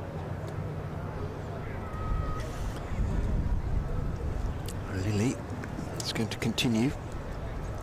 He's bowled 4 overs, taken 1 for 14, so he's done a good job for the Foxes. Right, 10 overs, cost him 38 runs, 1 for 38 for Chris Wright, and that one an important one. Sorry, skipper Ben Geddes made a very good 73. Lily to Reefer, round the wicket. Reefer goes back and forcefully punches it away through mid-on down towards Bowley at long on, takes 1. Tall man, Nico Reefer.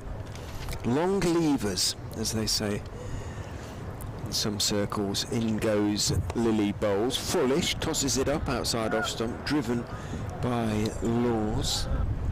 Out into the offside where Louis Kimber fields in front of a sort of permanent stand of a rows of 1, 2, 3 down that side of the ground. Lily bowls and turns his wrists on that one, but defensively Nico Reefer just closes the back face, pushes it back up the pitch.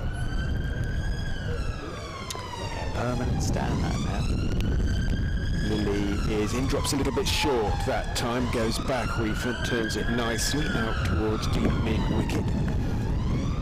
Up for a single. That was an unmarked police car, I can tell you, speeding down Woodbridge Road. We do get a very good view of what the sirens all designate. Fullish outside off stump, this time from Lily, driven by Laws out to Kimber in front of the National Trust site,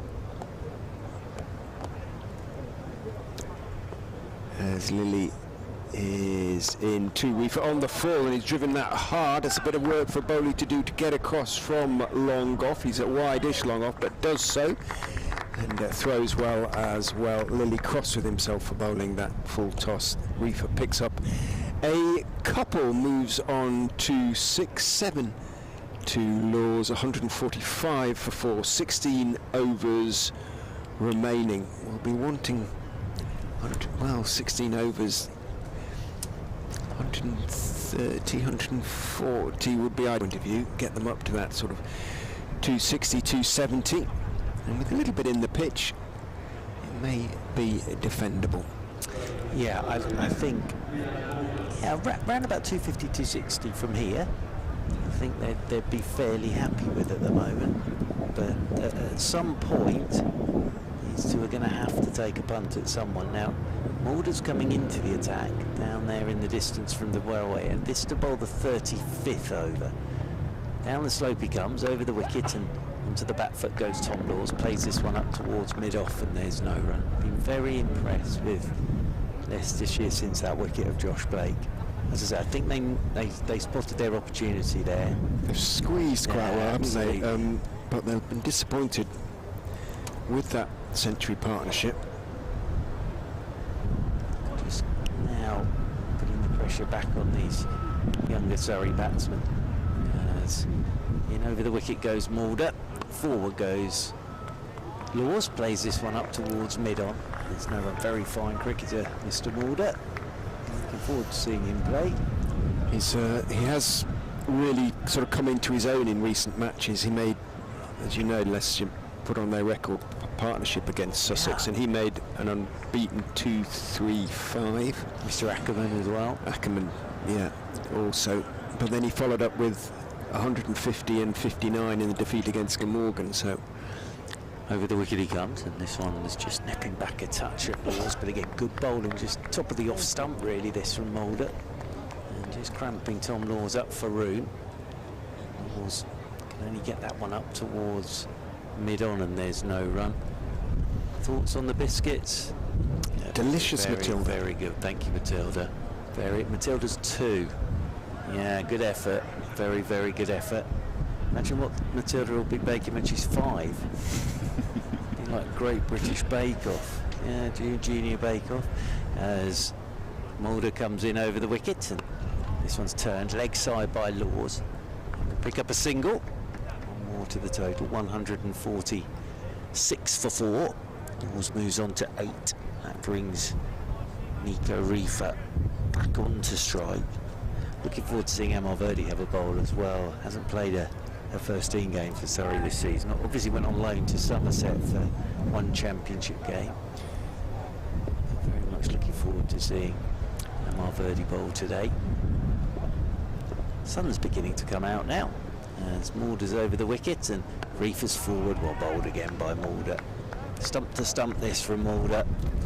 He played against Leicestershire last season, Amar, didn't he? Yes. At the Oval in the BWT. Yep. He's what Surrey have done this season for Leicestershire listeners is they and it's been a master stroke really. They've said to Will Jacks, you're our #1 spinner and you'll bat 6 or 7, and he's bowled really well and he's made hundreds. So that's worked very well for Surrey this season. As in over the wicket comes Mulder driving his Reefer, and he's chipped that straight to extra cover. It's bump ball, time it at all, but it's a good over that from Mulder as well. Just a couple of runs off, just a single off that over for the 35th, so very good over. And Surrey with 15 to go find themselves 146 for 4. But yes, Gareth Batty just basically said it's a squad this year, these are your roles and this is what you're going to do, and basically said to Will Jacks, you're going to start as a #1 spinner and you're going to bat 7, and it's worked perfectly, it really has. And he's a very good off spinner, and I think people know what he can do with the bat. So it's been very interesting with Will Jacks, because everybody will be watching him this month whacking balls left, right and centre, but actually his red ball career has sort of gone off on a very interesting path now. Lily from the pavilion end, a little reverse paddle beautifully played by Laws down to the third man boundary for 4. Lovely shot, delicately played, very nicely played. Right up first boundary for a while. From the pavilion end, a little reverse paddle beautifully played by Laws down to the third man just on boundary for really, wasn't it? Around the wicket, just little reverse down to the boundary rope for 4. Give Lily pause for thought about whether he wants a third man. He hasn't got one yet as he goes in and bowls to Laws, who has to wait for that one on the front foot. It was well bowled by Lily, flighted nicely. Didn't turn, there's been nothing there. It's been a seamer's wicket really rather than the spinner's thus far at any rate. Lily is in down the wicket, driving over the top of mid-off is Laws, just over the top of the tall Bowley, a couple of feet above his head, and Lily runs away down the wicket, driving over the top of mid-off is Laws, just over the charge perhaps from Surrey towards that sort of 270, 280 target. Long off is now posted as Lily is in, bowls onto the leg stump of Laws, who is slightly falling over himself as he pushes that one into the leg side hill fields, and there is no run. Lily whistling through his overs is in, bowls a horrible rank long hop outside the leg stump that gives Laws all the time in the world to rock back and pull it calmly away. There isn't even a long leg, so that was an absolutely horrible rank long hop outside the leg stump as well. He was turning away before Laws had connected. 3 boundaries in 5 balls in the over for Laws, who's moved on to 20. Lily is in to him, and that is a good delivery on off stump, but too little too late really as far as Anna Lily is concerned. 12 from the over. That delicate little reverse sweep, a lovely lofted off drive, and then pulling away the long hop outside leg stump. 158 for 4 after 36-14. Good batting from Tom Laws. Just a little bit of pressure building up on him because he'd only scored in singles his 8 runs, but then he's gone that little reverse for 4, then up and over the top of mid-off, and then I think Aaron Lilly would admit that wasn't the best ball he'll ever bowl, and pulled away for 4 as Mulder to bowl the 37th over, coming into Nico Reef, who's just punching down towards backward point, won't find a run there. Scriven comes round to do the fielding. Everybody's sat on the white plastic chairs today, all brought hats sensibly. Even with cloud cover you can catch the old sun, so they've got their hats on and sun cream.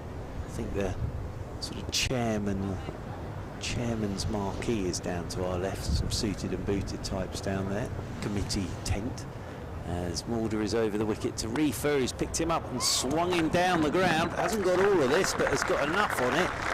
Hit it pretty straight. Swindles behind the stumps thought mid-off could be in business here, but that's straight down the ground and away for 4. Over the wicket. He didn't get all of it, picked him up and swung him down the ground. Hasn't got all of this, but has got enough on it. 62 for 4. Hit it pretty straight. Beginning to look threatening, these two. Both into double figures now. They obviously had a chat about when are we going to have to go here, as Mulder is in, and that comes back at Reefer. That's nicely bowled. Bit of a mix-up on the single. If that had hit, that would have been tight, but Laws gets home. It's good backing up from Swindles as well. And one more to the total.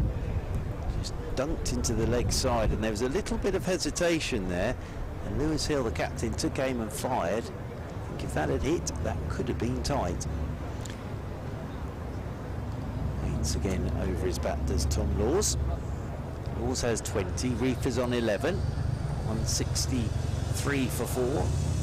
As over the wicket goes Mulder, and forward goes Laws, sensibly played, just punches it down the ground towards long on and gets a round of applause. Below us, sound of a saw in the background as well. It's in the old groundsman's house in the garden. That's still there. It's been there a long time. The umpires for 1 year, that was their house. They changed in there. I remember nipping in to have a cup of tea with Nick Cook in his front room before the start of play. But himself and umpire Bailey had the whole cottage. It was rather nice. Over the wicket once again is Mulder, driving his Reefer. It's a pretty good placement. Hendricks dives always over the top and away for 4. Did his best to get across to that, but it's away for 4. I think it's not really timed, but once again, short boundary, driving his Reefer. It's a pretty good placement. Hendricks dives always over the top and away for 4. 15, and did his best in that run rate now, 168 for 4. As I say, didn't get all of it, Reefer, but if you can get it past the edge of the ring, tends to run away to the boundary here at Guildford. As Mulder's in again, Reefer's slower ball just pushes this down to backward point. There is no run. End of the over, so a couple of better overs there for Surrey. That over 10, so 22 off the last 2, 37 gone, and Surrey are 168 for 4. Doing some interior design work, I think, in the cottage. It's lovely in there. I think I'm right in saying it was up for sale. I think you could buy whoever's bought it is getting all the work done at the moment. Doing the work, because it used to be the late great Mr. Bill Clutterbuck, who was the groundsman here. It was his house, and whoever has bought it is obviously. I hope they like cricket.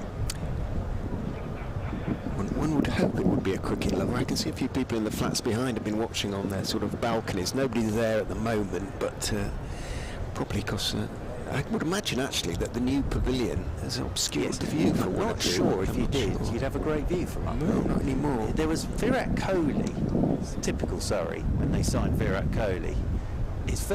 One of his games was going to be here, and I'll tell you, legend has it, Mr. Ray, legend has it, as Tom Scriven runs in from the pavilion end and bowls nice and straight to Laws, who plays it carefully back down the pitch to him.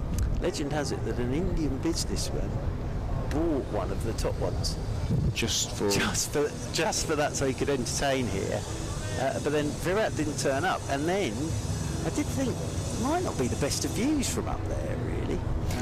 Gentleman was watching earlier, or was sitting out looking in this direction anyway, so he might just be able to see bits of the ground. In goes Scriven and looped round down the leg side and caught brilliantly by Swindles. Really, I say brilliantly, he should have caught it, but he did have to anticipate. Stepped across his ground at Tom Laws, tried to scoop it down the leg side, got a bit of it, but only a little bit of it. It rather Scriven and looped round down the leg side and caught brilliantly by particularly quickly, but Swindles, really, I say brilliantly, he should have caught it, but didn't have to anticipate. Stepped across his ground at Tom landed, so they needed that wicket. Leicestershire, so beginning to go really nicely, but they have lost an important wicket. Laws goes, caught Swindles, bowled by Scriven. Scriven's first wicket for Leicestershire for 21. Yeah, Swindles did well there, because that was one of those that he could have looked a bit silly with it, because he anticipated brilliantly what the shot was going to be, but then Laws didn't get much of it. So he had to dive forward and did really well there. He'd anticipated what Laws was thinking, but because Laws didn't get a lot of it, he had to dive forward and took a good catch in the end. Again, good time for a wicket, because Tom Laws was just beginning to get going there, but he's gone now. Nick Kimber is out there in the middle. His first game of the summer. Surrey 168 for 5. What are the odds? Caught Kimber. Kimber caught Kimber. Well, could happen. Could happen. Could happen. We got very excited with the Overtons, obviously, and then Jamie basically put Craig out the game with concussion. So, but it is fun when the brothers go. Yeah. Well, Louis is he's an off-spin bowler, I think, but I don't think he'll be bowling today. Scriven is in and bowled, driving, pushing away through the off-side is Nick Kimber, and he's off the mark. Was Louis the fielder there? I think he was. He was. There you go. So it's nice. I remember the Murters going head-to-head here. Chris and Tim. Tim bowled Chris in the first over here at Guildford, and he looked so disappointed. I don't think Tim knew what to do, really, because again, all the family were here. So yeah, it's always interesting when brothers go head-to-head, isn't it? It is. Reefer on strike. There'll be an update for BBC Radio Leicester shortly. Is in and bowls. Reefer defends on the back foot, a delivery, decent delivery on off stump, and fielded in his follow through by Tom Scriven. Looks a strongish young man, Scriven. Not stocky, but he's got a sort of slightly stocky walk, if that makes any sort of sense at all. Runs away from us and bowls again on off stump. Reefer looking to work it, but has to be reasonably respectful of the delivery. Turns it out towards backward point, and there's no run. It's good over this. Got the wickets, kept it tight.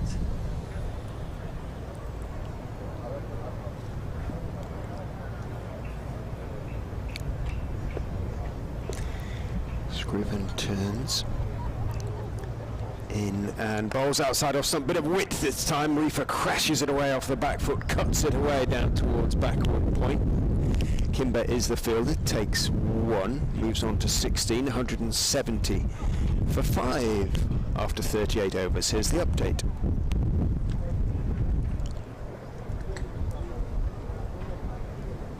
Innings in the balance, sorry, 170 for 5 after 38. The Foxes have put a little bit of a squeeze on in the middle overs and picked up 1 or 2 important wickets. The latest, that of Tom Laws, who was just beginning to motor nicely when he tried to scoop a delivery from Tom Scriven, was caught behind by Harry Swindles for 21. That Scriven's first wicket for the Foxes. 12 overs remain for Surrey. They'll be looking to get something like 100 runs off it and get their score up to around about 270. 280. The Foxes obviously looking to restrict. 170 for 5 after 38 Surrey.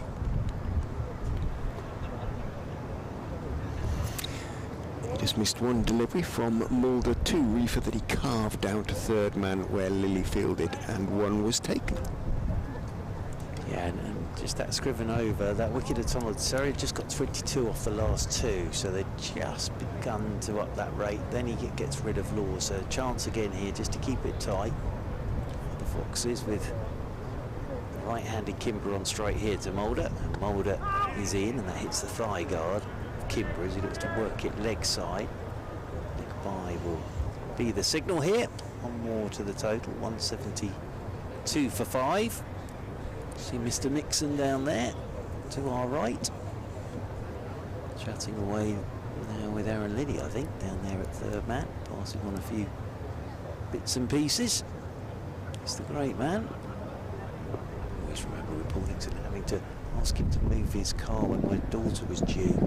As in over the wicket once again comes Mulder, swing and a miss from the right-handed Reefer. Since the bloody Swindles, it was the week that Isabel was due to arrive in this world, and it was the last game at the Upton Steel County Ground. And, I had to go and ask Mr. Nixon if he wouldn't mind moving his car just in case, because he sort of blocked me in, and he very kindly did. And then she was about 3 weeks late, but over the wicket once again comes Mulder. Reefer's up on his toes, punches out towards the sweeper on the cover rope. Would just be a single again as another train rattles along the tracks. Southwest Trains livery on the train. One more to the total, one more to Reefer. He moves on to 18. So Reefer's a Bajan as well, isn't he?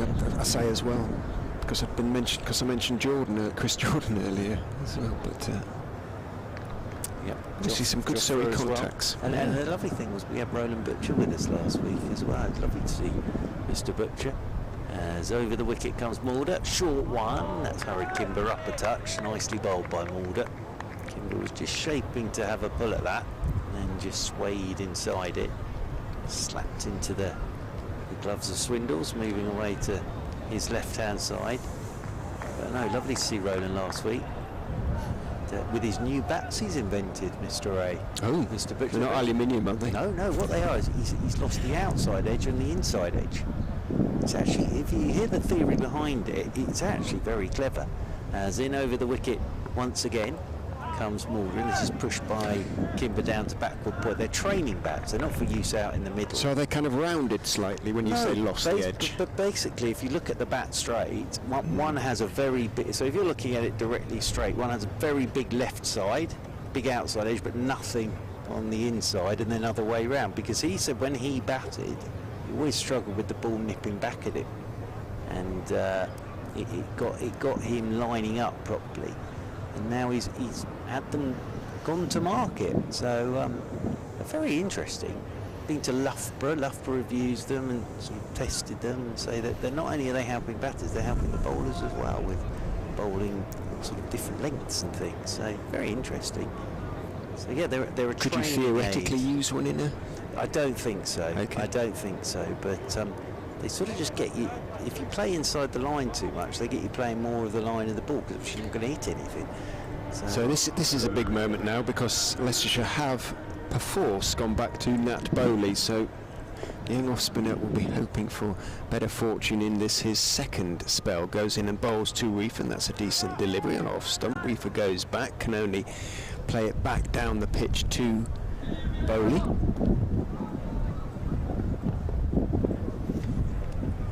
Turns, walks in, tosses that one right up, driven by Reefer, but only as far as Vian Mulder at long off. He's got very nice action. Bowley, tall lad as well, isn't he? He is. He's 6'3", he claims. He looks every inch of it, doesn't he? Nottingham born, whisper it, Leicestershire supporters.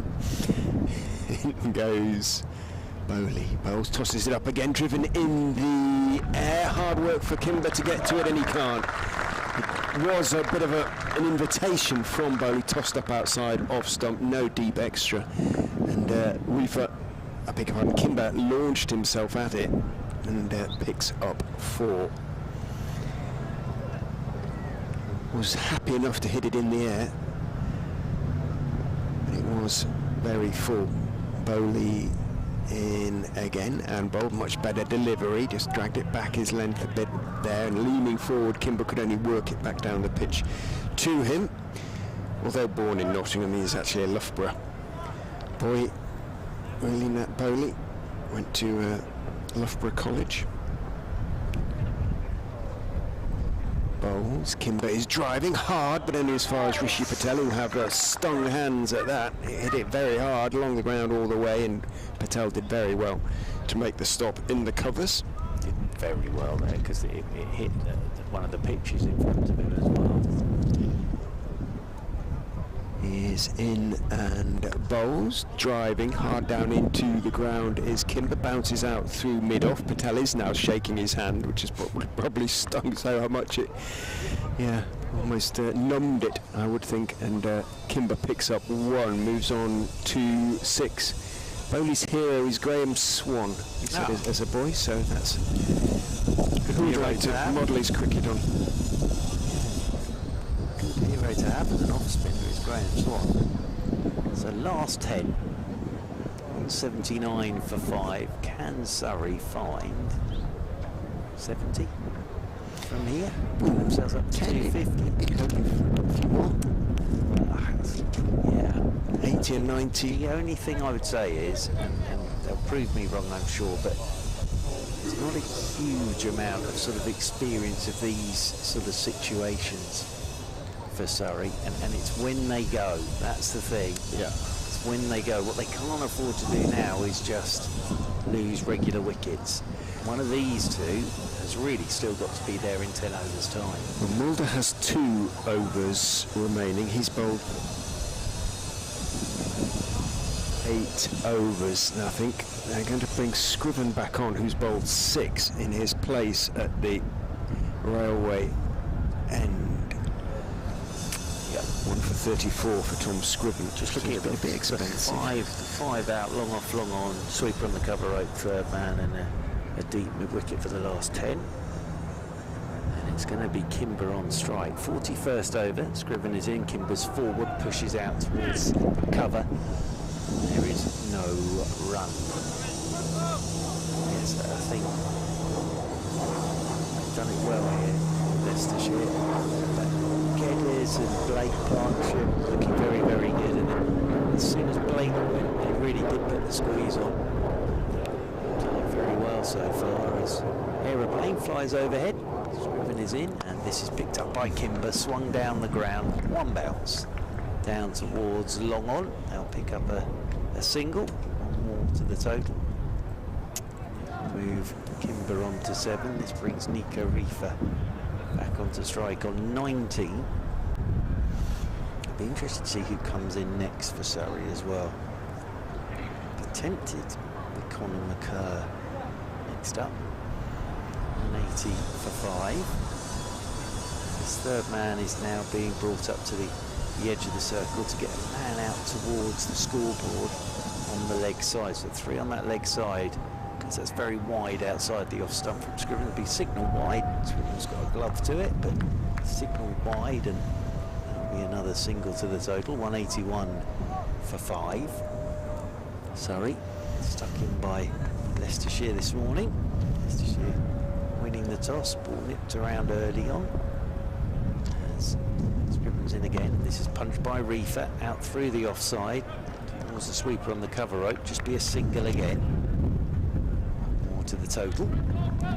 It's Kimber back onto strike on 7. Reefer moves on to 19. 181 for 5. Kimber has a little look at the field. They're again going to leave a long on and sort of a cow corner and a deep backward square as forward goes Kimber. Just pushes this one neatly into the offside. Will take a single as Hill comes round to his left. Total. To strike comes Nico Reefer on 19. 20, apologies, just tipped round on the ball. 183 for 5. Reefer with that bat raised, waits again, and then drives, and oh, now did he get a little nibble on that? Because Swindles up to the stumps, got a hand to it, and then dived forward at the second attempt, but it sounded like there might have been a little bit of a noise there. The reaction of the Leicestershire players suggests he did. Yeah, it sounded like there might have been. Always tough standing up. Swindles got gloves to it, and then tried to get the rebound over the wicket once again. And this one's driven by Reefer down towards long off. Oh, little misfield, but they won't get back for two. Again, as I say, twos are tough here at Guildford.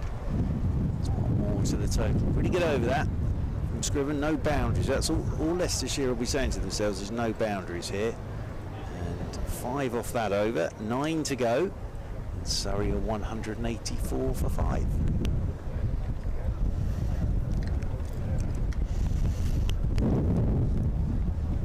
The sun's gone again, which is not necessarily frustrating because it's not cold, but pleasant when it comes out nonetheless. Bowley's going to continue.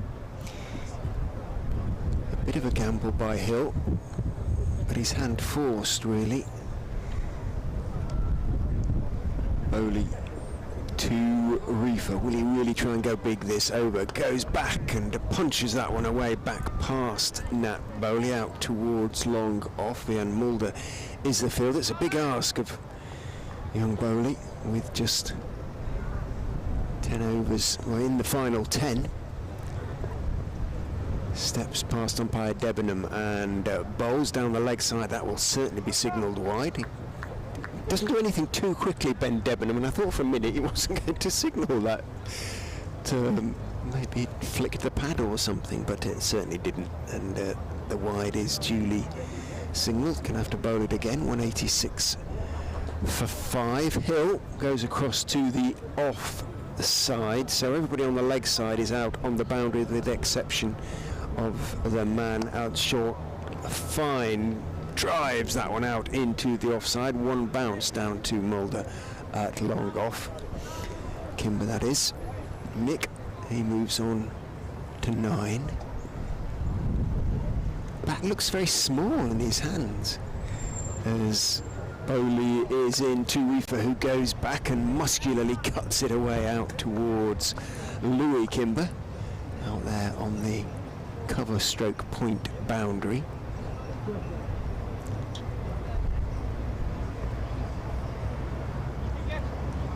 Kimber, like his brother, both tall young men. Bowley is in again. He's driving hard, but again only as far as Mulder, who comes in to meet the ball from long off, forms the long barrier. It's very correct. I find that with a lot of the South Africans, their technique, the basic technique, is always very, very sort of classical, if you like. In goes Bowley down the leg side again, taken by Swindles. Will be signalled wide. It wasn't as wide as the last one. Swindles, having taken it, whipped off the bails, but Reefer was deep in his crease. And they're very correct players, the South Africans are often. Certainly Mulder and Ackerman are. In goes Bowley outside off stump, looking to cut it is Reefer, not getting anything on it, and then leans on his bat, cross with himself. 190 for 5. 2 wides in the over already, so on it goes. Bowley in, back goes Reefer to deliver it on off stump, forces it off the back foot through mid off down towards Mulder, who gets almost halfway by the time he picks it up, and one is taken. Reefer on to 25. Kimber into double figures. He has 10. 191 for 5. 8 overs remain. 80 gives Surrey 270. It looks like it's going to be 260, 270, which Something. maybe it's something to bowl at. That is for sure. I mean, what, 10 years ago that would have been a really decent score, wouldn't it? But these days it's kind of. And I think on here as well, as I say, it's very difficult defending on here. So we would have liked a few more. They've still got an opportunity. 8 to go. Yeah, it Still could be. got an opportunity for somebody to explode. out there in the middle. Not literally, 110. the day I've had. Eight to go then, and Scriven's coming in over the wicket here to Reefer, who's cutting out there towards the sweeper on the cover boundary rope. Little misfield again, but they'll just get through for the single. One more to Reefer. He moves on to 25, 192 for 5. Swindles is up and down to those stumps. He's back for Kimber, but up for Reefer, because Reefer was trying to bat outside of his crease as Scriven's into Kimber, swings this leg side, but that's where they've got the man in that sort of cow corner position, and they'll get another single. So keeping the boundaries down at the moment. Leicestershire, one more to the total, one more to Kimber. Really did swing hard at that, Nick Kimber. Reefer comes back onto strike. Swindles comes back up to the stumps for Nico Reefer. Swindles into him, and this is driven by Reefer, but can't find a gap. There won't be a run. So again, good start to this over. Innings break at Derbyshire, because Derbyshire were all out after just 30 overs for 110 against Glamorgan. There's some rain at Sudborough, I think, isn't there? Lancashire's game. Yes, there is. I saw that. I think Nico Reefer's broken his bat now as well, so he's asking for another bit of wood to be taken out to him. It can get damp up there, can't it? So further inspection at 2:30, Lancashire against Essex. Nathan Barnwell brings out another bat for Nico Reefer. 25 not out. Worcester 291 for 6 after 45 against Kent. Notts 226 for 6 after 44 and a half against Sussex. Gloucester 218 for 7 after 42.5 against Warwickshire.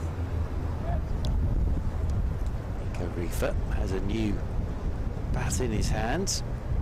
Swindles up to the stumps again for company. How will this bat go? 25 not out, Reefer, and he drives, and it's straight back to the bowler, and again there's no run, and it's good bowling this. Just finally, Yorkshire 270 for 1 after 37 against Northants. 270 for 1, that's good. After 37. Oh dear. Where's that game being played? In York, actually. In York, lovely. It's over the wicket once again to Reefer. Reefer drives and just get a single here out towards the sweeper on the cover boundary rope. One more to the total. Move Reefer on to 26, but this is a good over from Scriven. Again, just very tight, no boundaries. It's the 43rd over of this Surrey innings. 194 for 5 they are. Nick Kimber back onto strike, and Kimber swung this one down the ground towards long on, and again fielding's good, and it'll just be a single. This is an excellent over. It really is a very good over again from Scriven. No boundaries in it, just singles. 43 gone, 7 remain for Surrey as the sun tries to come out again. 4 off the over. Surrey are 195 for 5 with 7 overs remaining of their 50.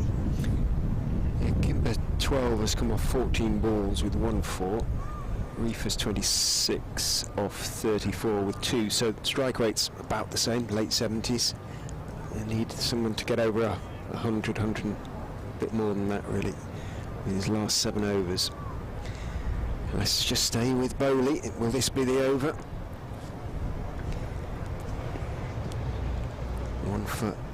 None for 27 off 4 for Nat Bowley, who is in to Nick Kimber, who goes back and plays it firmly out towards deep mid wicket. Lilly comes in, throws, nice side-armed throw. 4 into the gloves of Swindles.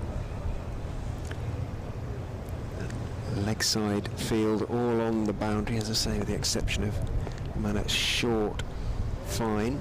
Bowley is in, bowls full outside off stump, rather jammed out through mid-off by Reefer, but successfully out towards long off it runs.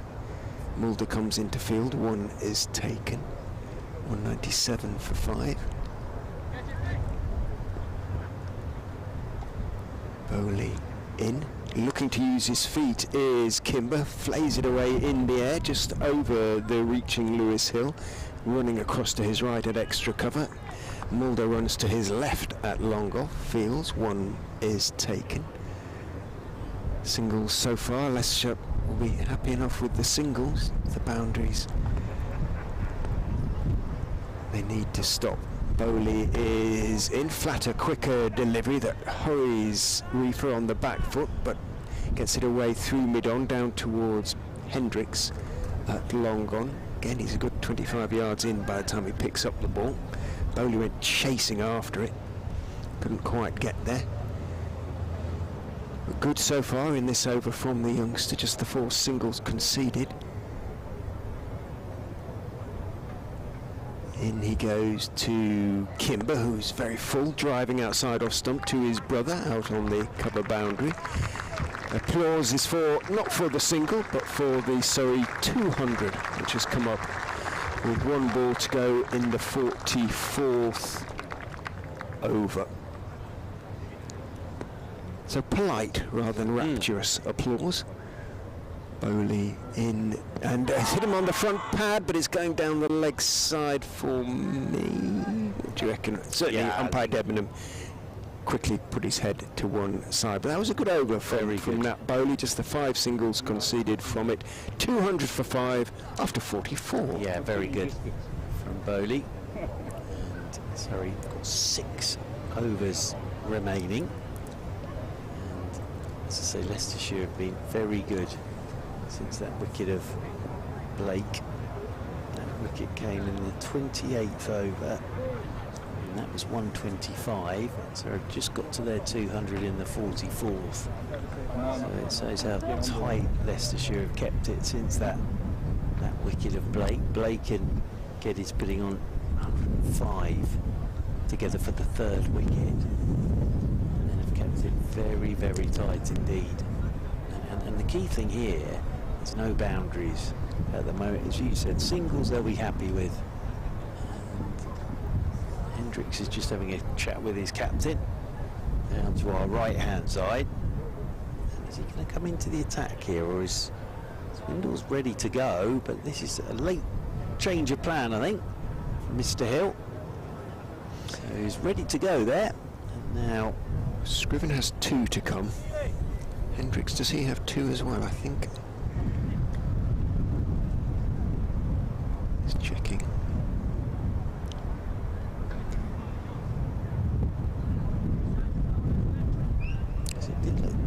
Hendricks has 3, so this is why he's got to bowl. If they want to bowl him out, he's got to bowl him. Good maths from Mr. Hill there. If a little late. Yes. So that's why.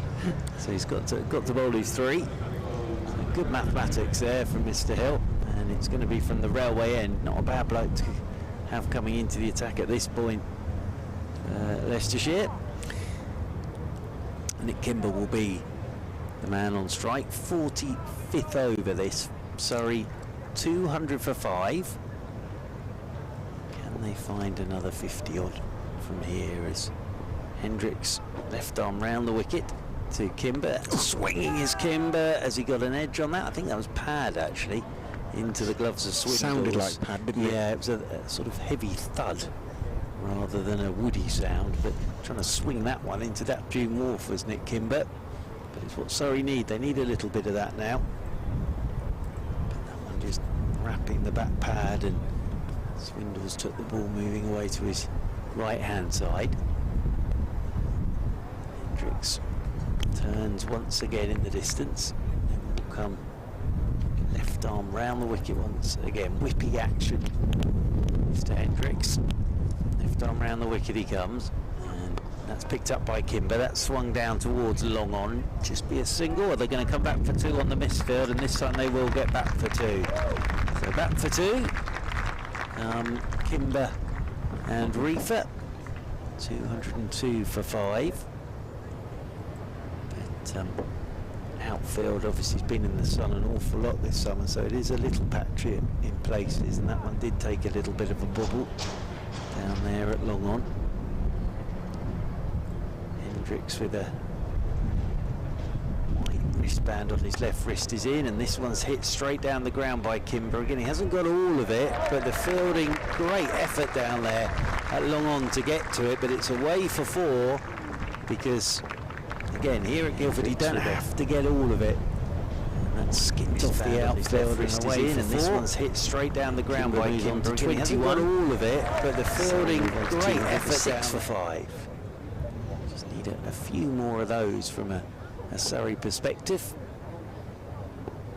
Kimber waits once again. How does Hendrick respond to that? As left arm round the wicket he comes. Shorter ball, and this is swung high in the air, and that's going to go away for 6.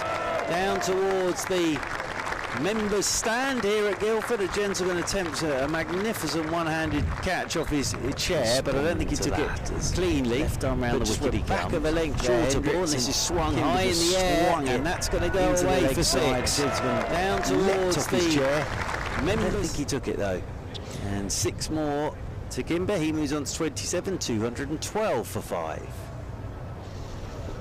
A little bit of impetus here for Surrey, generated by Nick Kimber. Again, I'm not sure he got all of that, but he got enough of it to get it over that boundary rope away to our left-hand side. Hendricks left arm round the wicket he comes again. Kimber's stepped outside his off stump. Brilliant bit of bowling from Hendricks, the Yorker, and just underneath the bat it goes of Nick Kimber. Jumped outside his off stump to give himself a bit of room, and Hendricks, very good Yorker, just hits the base of the off stump, and Kimber goes for 27, and Surrey at 212 for 6. Hendricks left arm round the wicket he comes again. Kimber stepped outside his off stump. Brilliant bit of bowling from Hendricks, the Yorker. A good comeback after going for just 4. underneath the bat it goes. 6 preceding of Nick Kimber. 3 for Jumped outside his off stump to give himself a bit of room. Hendricks now from 7.5. Conor McCurr does come out. Here comes Conor McCurr, out at number 8. Surrey, but a good bit of bowling that from Hendricks. Saw where Kimber was off to and just fired it in at the base of the off stump. Kimber there with a 6 and a 4, just getting the scoreboard moving a touch for Surrey. Reefer with a punch of the gloves for the incoming McCurr. Conor McCurr, tall man.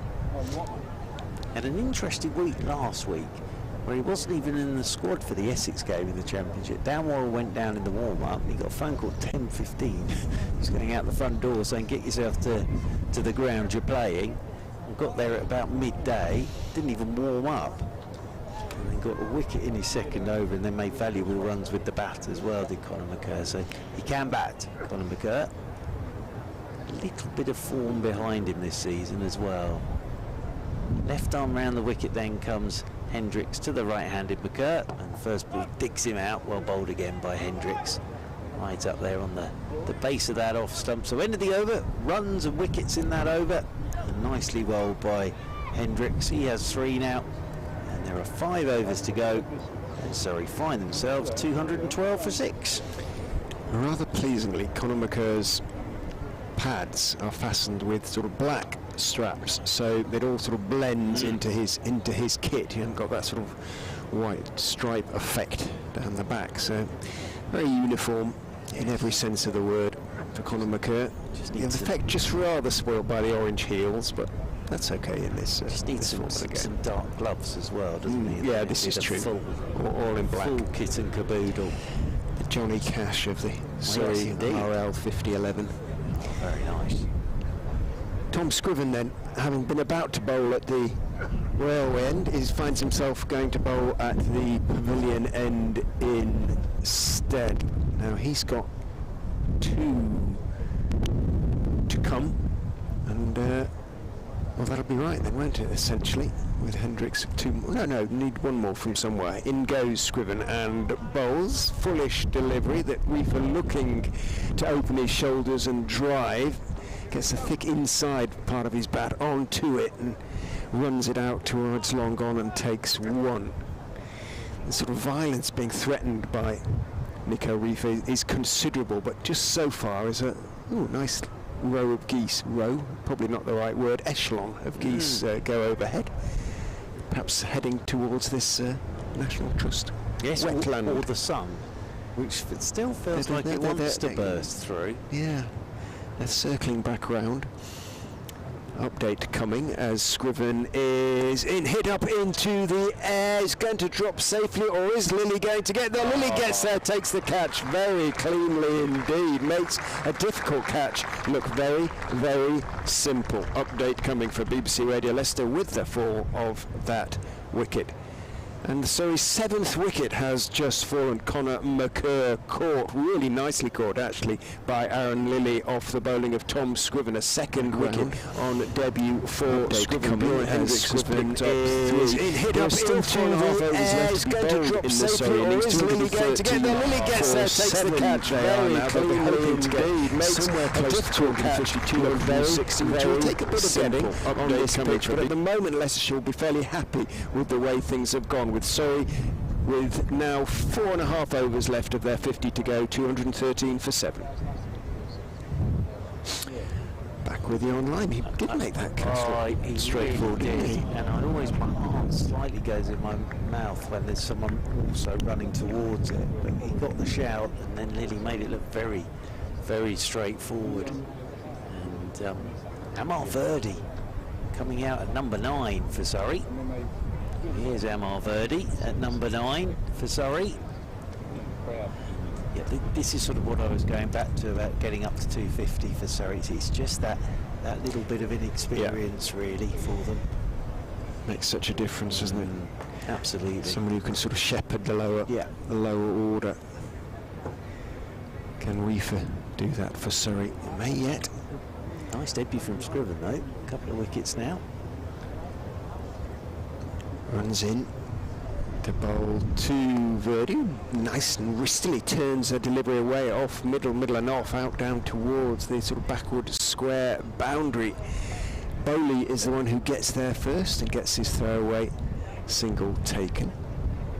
Yeah, for Nico Reefer here now, he's sort of got to see these 5 overs and find some boundaries. He's been out there a bit of time now. He's got 29 to his name. Just struggled a bit to get it up to the boundary. Waits as Scriven goes in, bowls to him. He goes back and clips it firmly out towards deep mid-wicket. There is a deep mid-wicket in the solid form of the Zimbabwe-born Nick Welsh, who fields, and 1 is taken. 30 to Reefer now. Yeah, and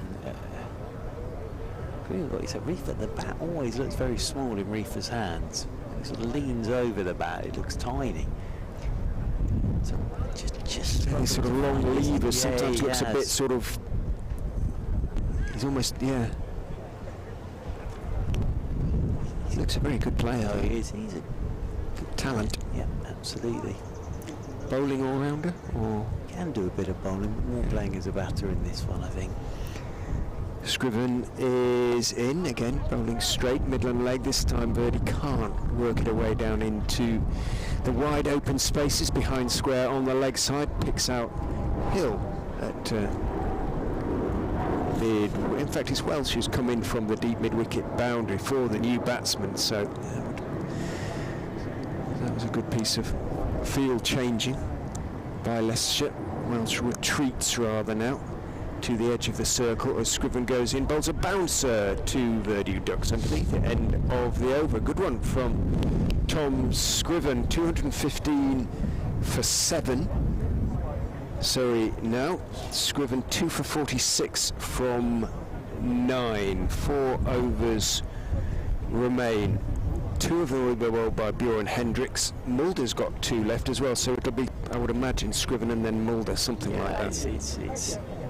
It's sort of used his resources well here, Lewis Hill, because if you can get out of 4-3 from Mulder and Hendricks, that's not bad, is it?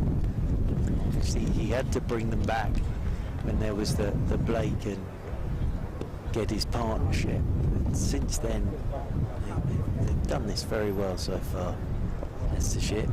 It's Nico Reefer on strike to Hendricks, who comes left arm round the wicket to him, and he's right up on the toes again of Nico Reefer. Gets bat on it, but can only get a single.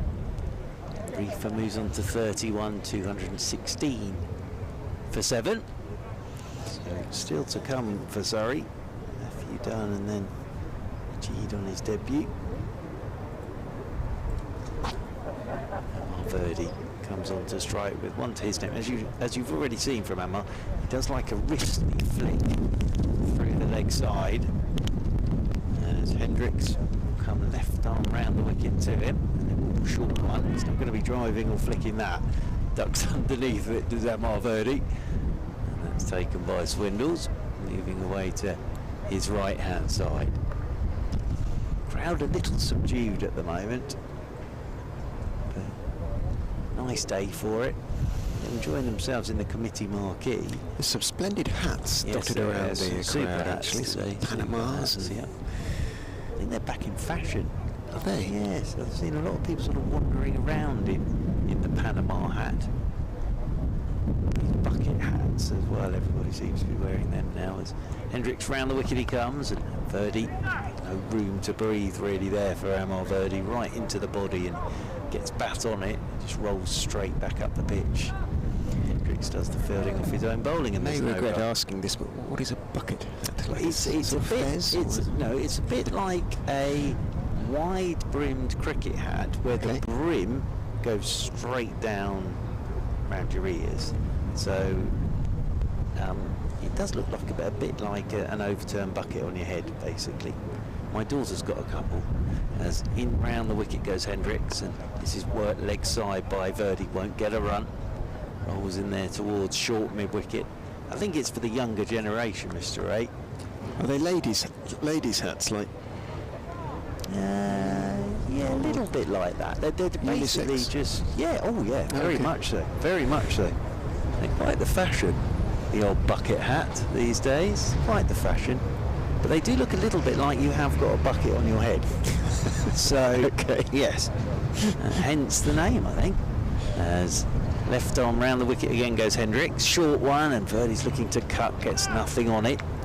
And taken by Swindles, moving away to his right hand side. It's about Bill and Ben? a bit like that, yeah, Yeah, absolutely. And there's this girl's got about 3 or 4 in her collection.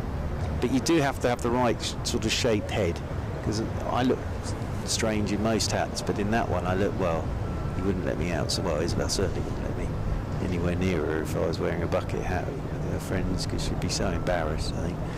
As left arm round the wicket comes Hendricks, and another short one, and Verdi's trying the little uppercut here. Oh, no ball was the signal. Yeah. So, Too short. 2 more to the total. Amar Verdi there trying the little uppercut, which I think the crowd enjoyed. Well, are you not only allowed to bowl one bouncer in and over in RL50 anyway? And one had been signalled, so that wasn't the brightest piece of bowling. Well, though Buren has bowled in this match, wasn't the brightest piece of thinking, was it? Well, it's yes, interesting. As waiting once again is Verdi, and this one he's swinging back down the pitch, and he'll get a single here up towards mid-off, and one more to the total. And it's a pretty good over again though at this stage, and 3 to go for Surrey. 219 for 7 they find themselves.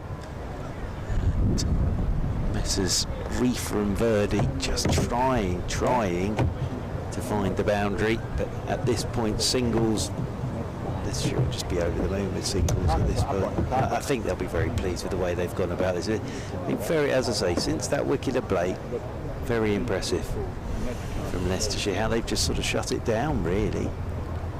Mulder is going to come and bowl possibly the last 2 overs, I'd suggest, from this pavilion end, with Hendricks the last over from the railway end. Can Surrey just get a little bit of momentum, take that into the interval, take 30 off the last 3, something like that, get up to 250? As I say, that'd be a big lift going into the interval, make a big difference to things. Leicestershire looking to prevent that. Mulder is in, past umpire Debenham, bowls to Verdi, looks to turn it into the leg side. I'm not sure he got anything on that. It runs quite slowly down to fine leg. Hendricks comes in, overthrows the wicketkeeper. Ben Debenham raises his right knee to the scorers. Twice are they not? Oh, he's still there, banging away on that knee. It has now been acknowledged.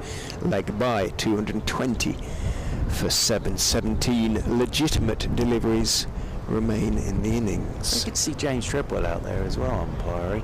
Fine bowler, James Treadwell. He's out there at square leg at the moment. It's nice to see Mr. Treadwell.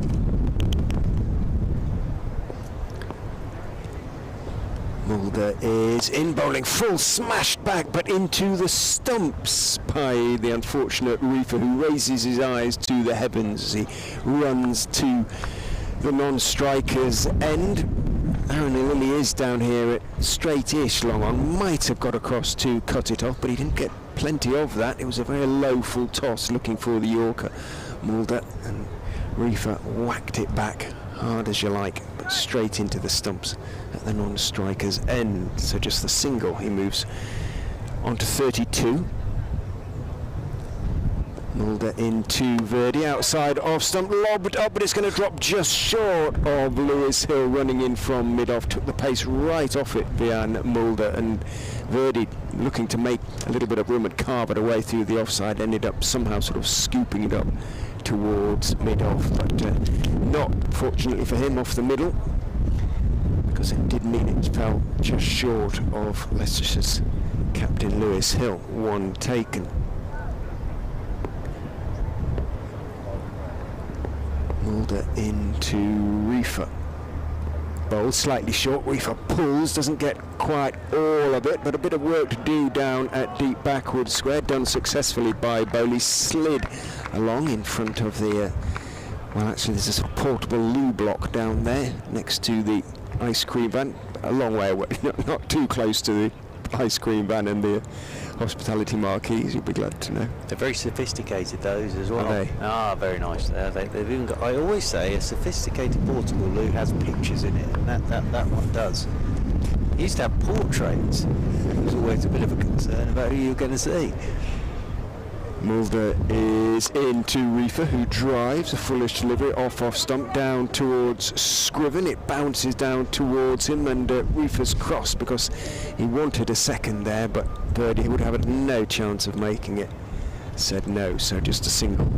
225 for 7. You can see Dan Worrell down there. He got that shoulder injury, but he's down there and sitting with the Surrey players down there. Probably been doing a bit of rehab. Good guy to have down there as well with the bowlers. A little chat before they get out there with the ball. Mulder's ready to go. Verdi isn't quite ready for him.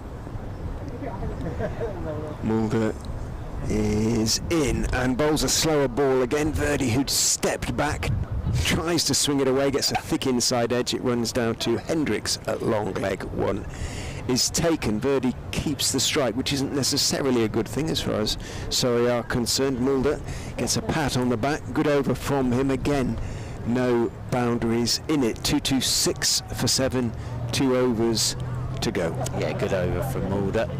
Amor Verdi's giving it absolutely everything at the moment. He hasn't really timed anything as yet. Ball's ended up in strange places, but he's still there on the 4. Hendricks ball his final over down there from the railway end.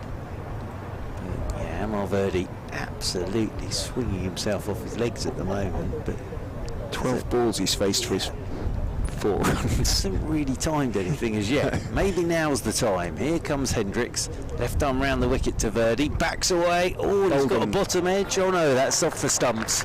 Flies away down to the boundary rope for 4. I thought he'd done quite well to even reach that, but he's at the top of his off stump.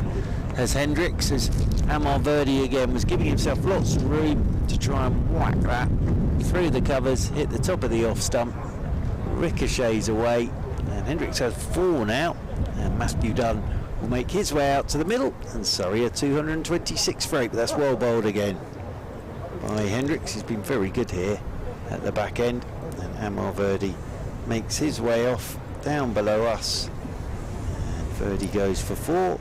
and it's 226 for 8. Yeah, he was very good at the front end as well, to be honest. Bjorn Hendricks beat the bat any number of times, picked up 2 wickets. 4 for 35 he's got now from 9.1, economy rate 3.88.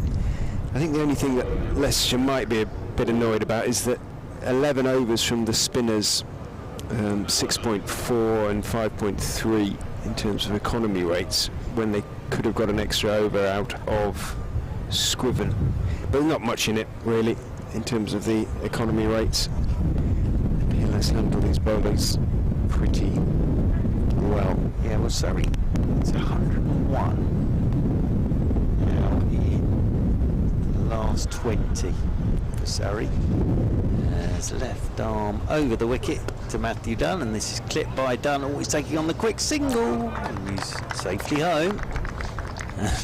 Matthew Dunn off the mark, 227 for 8.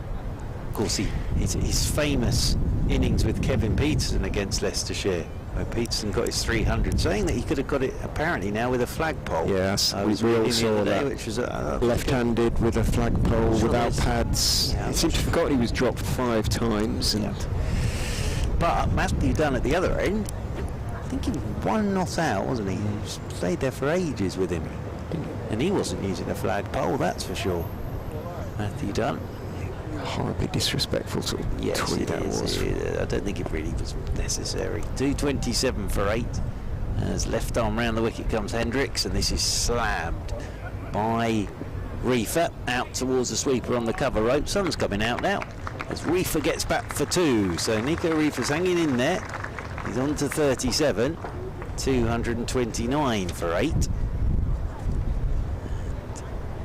Surrey in the 49th of their 50 overs. There was also a pitch on which Charlie Schreck made his one and only first-class half-century. Right, I remember that and, very well. Jason Roy and Steve Davies knocked off 200 of yeah, that's right. 20 overs. That's right. As left arm round the wicket again goes Hendricks, and this one's swung down the ground by Reefer. Hasn't timed it again because it's right up there in the block hole. And move on to 38. The Reefer, and back onto strike comes Matthew Dunn with 1 to his name. Left-handed Matthew Dunn. Good to see him out there because, as I say, he's had an injury-struck season this season, Matthew Dunn. So looking forward to watching him have a bowl a bit later. He's been unlucky with injury. He has a lot throughout his career, hasn't he? Really? Absolutely. Waits again with bat raised as Hendricks comes left arm over the wicket to Matthew Dunn. Swing and a miss from Matthew Dunn, just banged in by Hendricks, and Dunn was looking to pull that through the leg side. Oh, the sun is definitely coming out now. Excellent stuff. Because there's some sun cream on the back of our legs, I think, this Well, I'm second half. noticing your insurance. I bought some sun cream, Good man. and I've also bought my very expensive sunglasses in the Top Gun mould, you see. Yeah. Very good they are. I can't actually see anything out of them, but they look the part if you're flying a jet plane. 230 for 8. As left arm over the wicket comes Hendricks again, and swing and a miss again. That couldn't have been too far away from the off stump of Matthew Dunn, but well bowled Mr. Hendricks. Very good today. Very, very good indeed.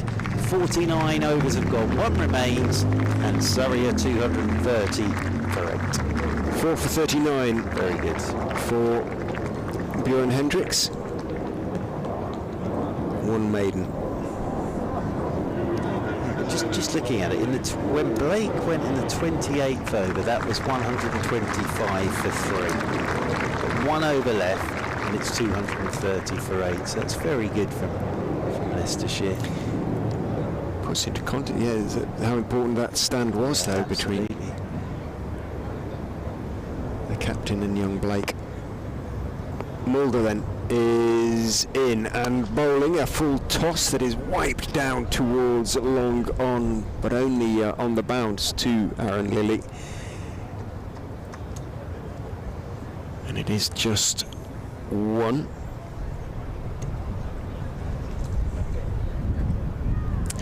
Nico Reefer continues to cut a slightly frustrated figure He out hasn't there. really timed anything, has he? changed his bat, but even that one there, he didn't really time it. Moves on to 39. Mulder is going to go round the wicket as the sun comes blazing out now at Woodbridge Road. Round the wicket. Bowls to Dunn, slightly slower delivery. That is nicely carved. He waited for that one, Matt Dunn, and managed to steer it away wide of third man. I think he knew pretty much what he was doing there. Didn't try and overcommit to the slower ball, picked it perhaps, and steers it down to the vacant third man area for 4. Watching Ryan there for a minute. Matthew Dunn. Well, that's a bit of an exaggeration, but nicely played, deliberate shot, nicely guided away for 4. Mulder decides, well, I better have a third man then, so Hendricks goes back from short third to the marquee, and square leg comes into the edge of the circle. Mulder is in, driven like a gunshot by Matt Dunn, out to extra cover for 4. Minimal foot movement, but a beautiful connection. Lovely sort of almost casual swing of the bat through the offside, and it sounded, as I say, like a rifle.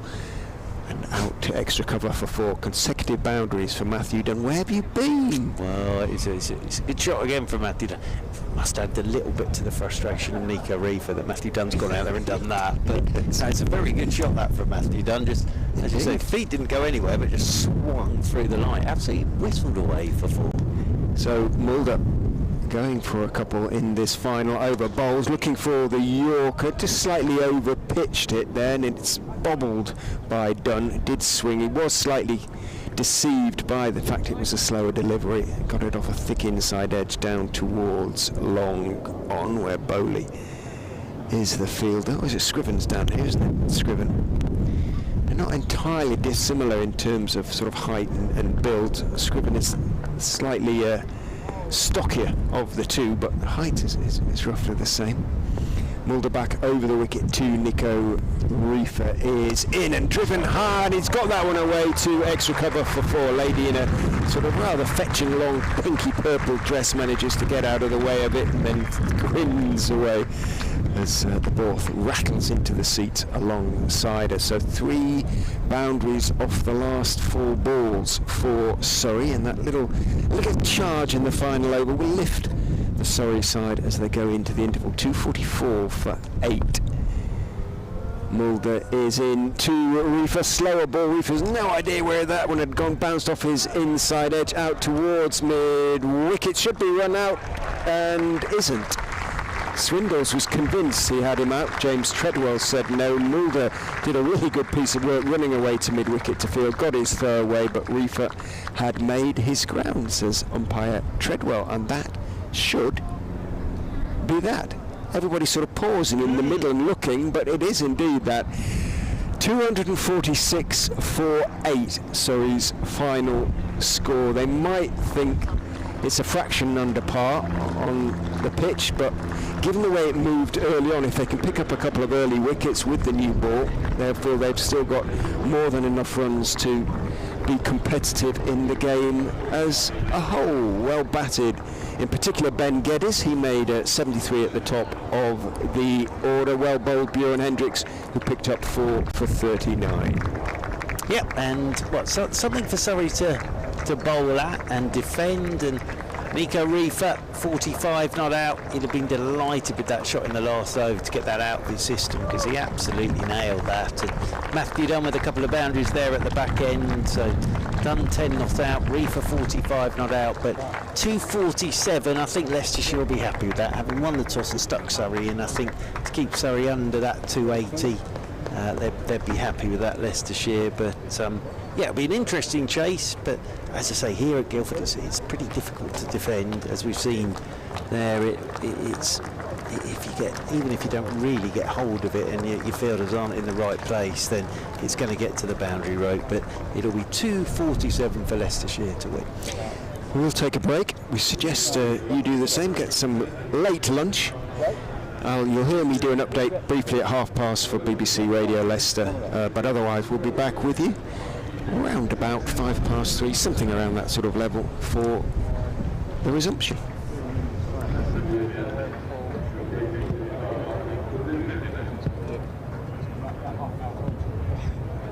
Well,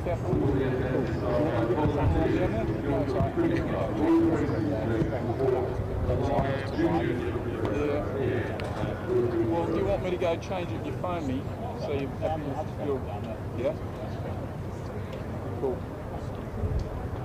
Mayor of Guildford, Councillor Dennis Boo, nominated as his third current challenge for thousands of daily children across the UK. Volunteers will be making a crowd collection already started. It's about half an hour time. There's Boo in general important organisation.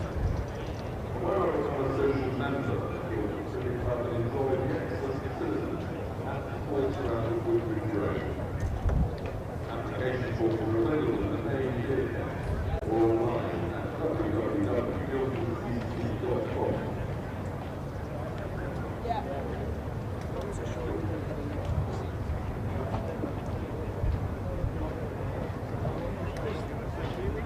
Latest cricket forms around the country follow our days, being included 167.5, South Africa 141.4. England by Brexit, London remains top of Group B at competition. The Royal London Cup. Drivers are rolled out by the order for 110 at Derby. Third year, the orders was by 19 for 1 in the 6th over. That's in Group B. Another Group B match started at Leicester, Leicestershire.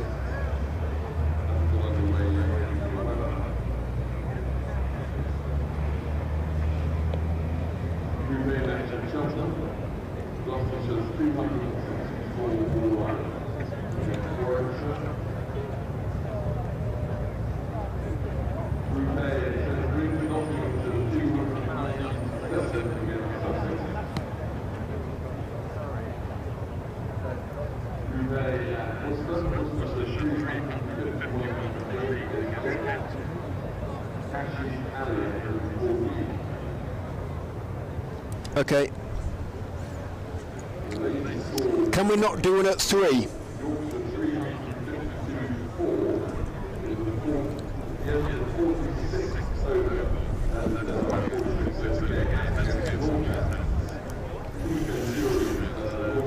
Hello, well, Surrey have just closed their innings on 246 for 8. Leicestershire will be reasonably pleased with that. There were 4 wickets for Bjorn Hendricks, by some margin the best that the South Africa international has bowled for the Foxes. He'll feel a little bit vindicated by that, having been left out of the first team picture for a good couple of months. And now there were 73 runs for the Surrey skipper Ben Geddes, but otherwise there was 100 partnership between Geddes and his young compatriot, whose name I've quickly forgotten, but that was the only partnership of any sort of real note. There was a little bit in the pitch for the Foxes bowlers, so the batsmen will have to take care early on. There should be a little bit of movement for the Surrey bowlers, but this is a score, make no mistake, that Leicestershire should chase down. It's quite a small ground here in Guildford. The outfield is obviously very fast, like all the outfields at the moment. They're very hard and bobbly, but being a sort of short boundaries as well, there's plenty of 4s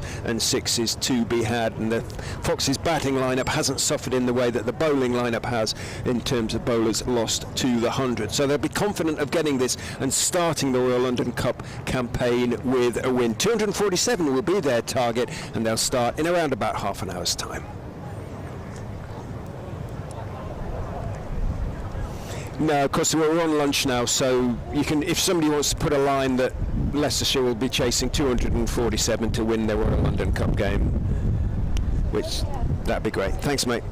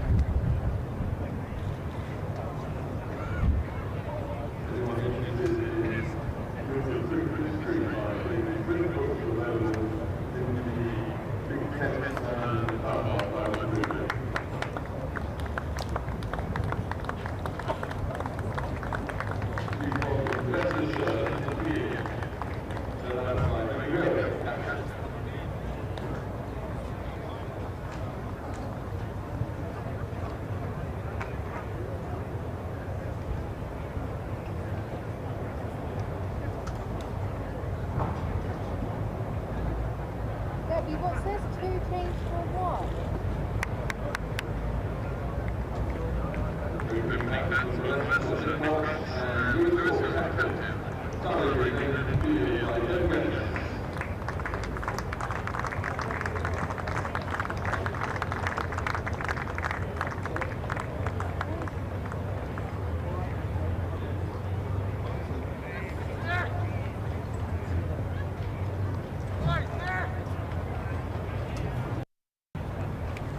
Well, a very warm welcome back to Guildford here on BBC Radio Leicester, BBC Radio London for this Royal London One-Day Cup game between Surrey and Leicestershire. Break is over. Surrey stuck in by Leicestershire, posting 246 for 8 off their 50 overs. Hendricks with 4 for 39.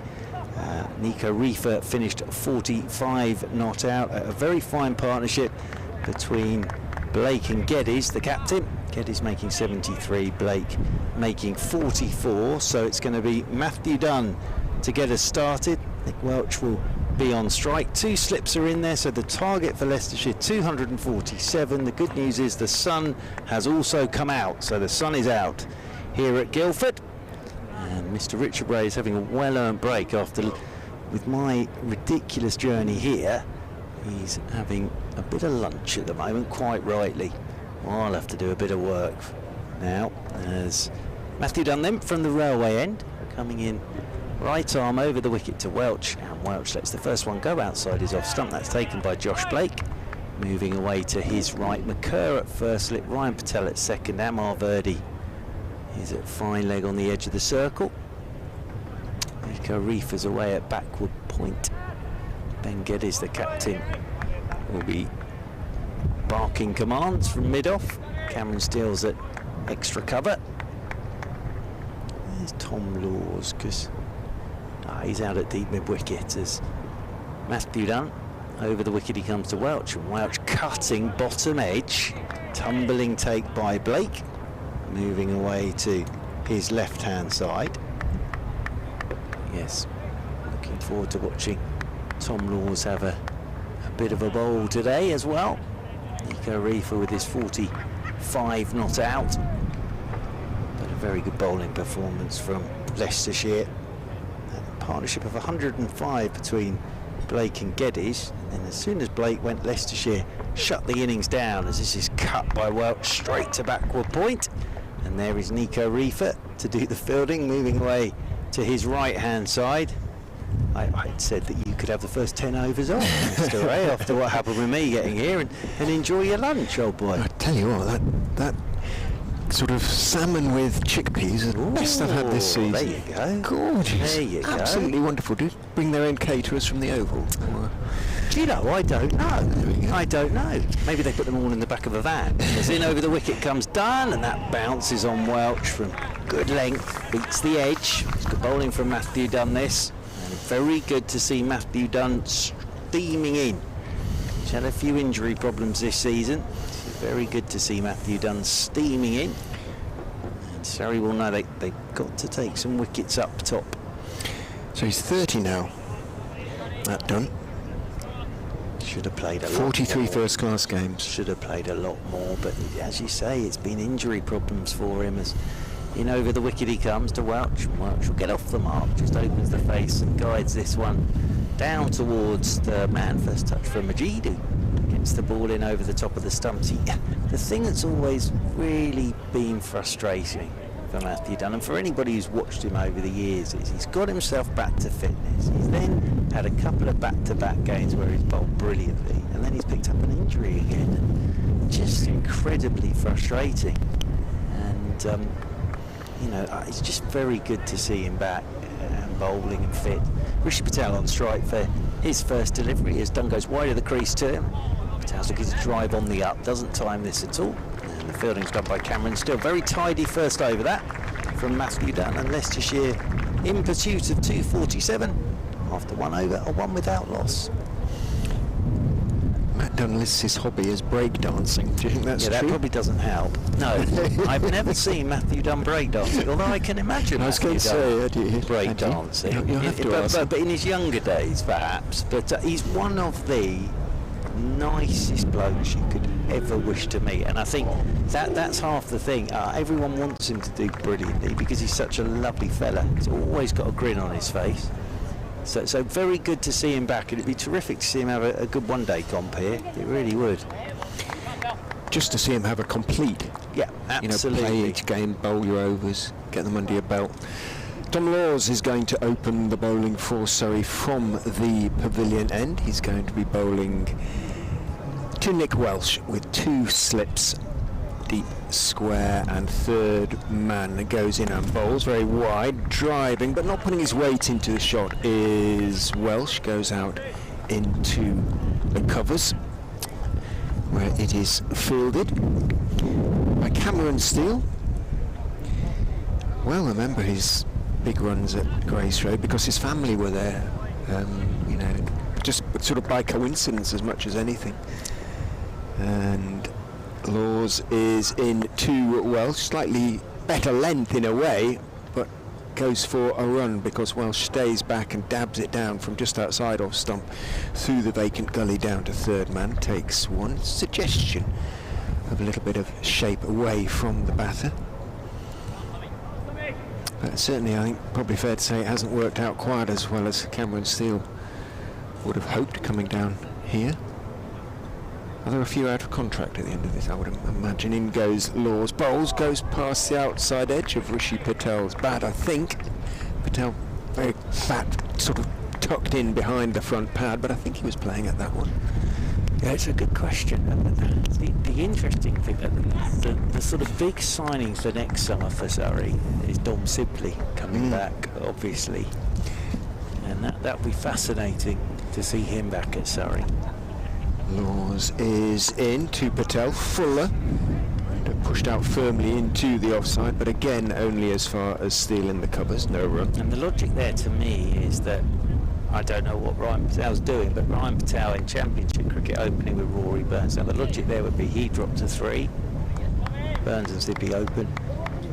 Maybe no Hashim Amla next year because I think Hashim probably he's at that time now. Laws in again, full. Patel looking to on drive. He's a strong onside player. Doesn't really time it. Runs out fairly slowly to mid on. No run. Where Surrey? I think Surrey's master stroke has been Dan Worrell. I think, you know, they've got him on an English passport, 3-year deal, and the guy is, you know, I knew he was a good bowler. I didn't realise quite how good he is. Laws is in, driving in the air and caught straight to point, more or less into the breadbasket from Rishi Patel, who was drawn into playing, drawn into driving. Thick outside part of the bat, really comfortable height, straight to point, and the catch is taken. Big blow struck by Surrey, sustained by Leicestershire. They're 2 for 1 in the second over. And this is what has impressed everybody with Tom Laws. He does have this lovely habit of picking up wickets, which I was with Jeremy Coney last week, and he sort of looked at me and I said, you know what I mean though, you can see bowlers bowl beautifully, miss the outside edge, and they look fantastic, and you look at their figures at the end of it and they've actually not picked up wickets, whereas Tom Laws has this lovely knack of picking up wickets, and that's his first one in the one-day cup. I think Rishi Patel will be a bit disappointed there, going early at a ball and caught a backward point, but what Surrey would have wanted, he's a good player, is Rishi Patel. I was looking forward to watching him bat today, but he's gone early, and 2 for 1. But funny enough, I was about to mention Tom Laws as well, that the thing that Surrey are doing so well now, and people look at Surrey, and I get it, and it's like they go out by the big players and all that good stuff, but now there's a conveyor belt coming off that academy, and Tom Laws is in the side now. Ben Geddes has come into the side this season, so there's a lot of youngsters now, and there's where Surrey in the 4-day stuff have been good this year. Someone's been injured or out or gone to test match, and someone else has stepped straight in. As here is Matthew Dunn then, start of the third over. Welch just opens the face and runs this one down towards Majid. There at third man, so Louis Kimber is out there. And he's joined Welch after the wicket of Patel, but there's a real young crop now again. It was a bit like in 2018 when you Sam Curran, Tom Curran, all those lads came through, and your Ollie Popes, and then they all get picked for England, off they go. There's another sort of batch now So I think from a Surrey perspective, just in terms of the squad, that they've got a lot of sort of youngsters there who are going to be there for a long time with 1 or 2 add-ons. Kemar Roach again, absolutely been outstanding this season. Over the wicket comes Matthew Dunn, and Kimber's forward to his first ball, pushes this one out towards Cameron Steele, and there is no run. But yeah, for your likes of, I suppose, Reefer, Kimber, those lads, this is an opportunity for them to sort of say, let's renew, let's add an extension on, can I have another couple of years on what I've got already? It's kind of an opportunity that some of them have to take as well, isn't it, really? This is their opportunity. Because of the youngsters coming through as well. This is their opportunity to really just nail it down. As Matthew Dunn is into Kimber. Kimber's tucked up for room a touch, pushes this one into Cameron Steele, who's in there at extra cover, and there is no run.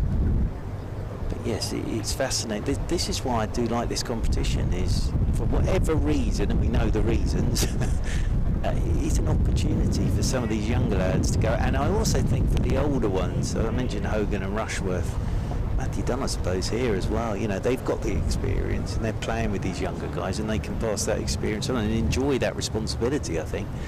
As Dunn is in, and Kimber, good shot, punches off the back foot for 4. It's a lovely shot from the right-handed Kimber, gets on top of the bounce and off the back foot just punches that away through the covers for 4. It's a lovely way to get started. He's off the mark with the boundary. Leicestershire is 7 for 1. Leicestershire's conveyor belt not quite perhaps as productive as Surrey's, but 1 or 2 starting to show signs of real promise, like Louis Kimber, who's out there at the moment. It's absolutely, I think it's so good. As over the wicket again comes Dunn, punched off the front foot by Kimber up towards middle. I kept a little eye on Mr. Ahmed in the World Cup as well, the 19th World Cup, and he's a talent, that boy. Yes, obviously disappointed. He made his sort of breakthrough in this competition last season, really, Rahan. So Leicestershire disappointed, but obviously understanding that he's gone off to earn a bit of money. Yes. Dunn is in again, and this one's clipped away off his hip by Kimber out towards deep backwards square, and they'll pick up another single. A lot of money, actually, more than Colin Ackerman and Callum Parkinson. That's about what can happen, but I was hoping... Yeah, it's good to tease Ackerman and Parkinson absolutely. about it, but... Yes, they have to work on their game. 3 overs gone, 8 for 1 Leicestershire, but I've sort of said throughout this season, and I never want to discuss a young man going off and making money, because good luck to him. Oh, yeah. But my point is, proper England Lions, and I mean a proper England Lions, where they look after them and they get them on tour overseas during the winter and they give them something else to go to, I think that is absolutely crucial. And I'm not sure whether that will get mentioned in whenever this big 30-page whatever's coming out, but I hope it does. Tom Laws is in bowling and squares up Louis Kimber a little bit with a delivery that just pitches around about middle and just starts to shape away from him on the back foot. Combination of inside edge and pad. Sees the ball run out into the offside, and he walks down and indicates to Nick Welsh at the other end there's a little bit of movement. Tall Louis Kimber, slightly open stance, holds the bat very upright as Laws is in, bowls to him. He's looking to work it through the onside. He's hit it straighter, I suspect, than he intended to. It went back past Laws, who stuck out his right hand, couldn't quite get there. And Ben Geddes has to run back from mid-on to field. Kimber manages to pick up a couple. Moves on to 7. Leicestershire on to 10 for 1. Needing 247, remember, from their 50 overs to start the competition with a win. Laws is in, good delivery, line and length. No great shape to it, but demands respect and gets it from Kimber. Yeah, Kimber just wanders off towards square leg. He'll be targeting that front pad of Kimber. Just from first look at him, he looks like he likes to, if he can, just go little leg side.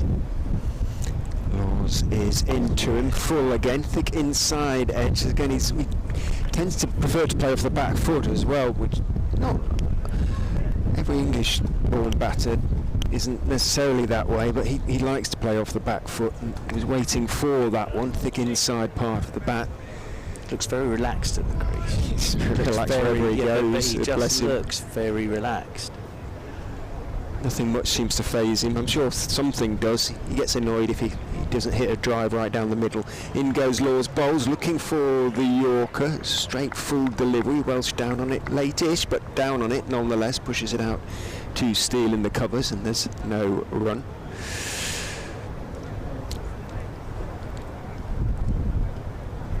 Yeah, but I've got absolutely no idea what's going to be in this newfangled report whenever it comes out. But I do know there's an awful lot talking, but so much has been said that about the reduction in championship games, you can't help feeling that is now almost inevitable. In goes Laws, it's a little bit short, and Welsh pulls it out to square leg, bounces horribly, but good work out there on the deep square boundary. It means that it is just one.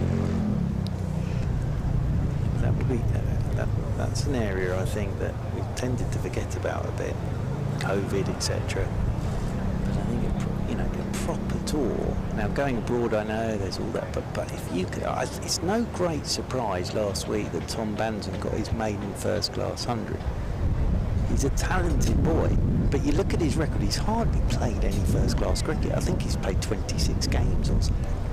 And you've got to play it to work it out, really. And I just think then suddenly in the winter there's nothing there, and if someone dangles a nice pay packet in front of you and go and play some cricket, you're going to take it, aren't you? And good luck. But if you had someone there said, look, we're going to look after you, we'll look after you properly financially, but we need you coming away with us for 3 months.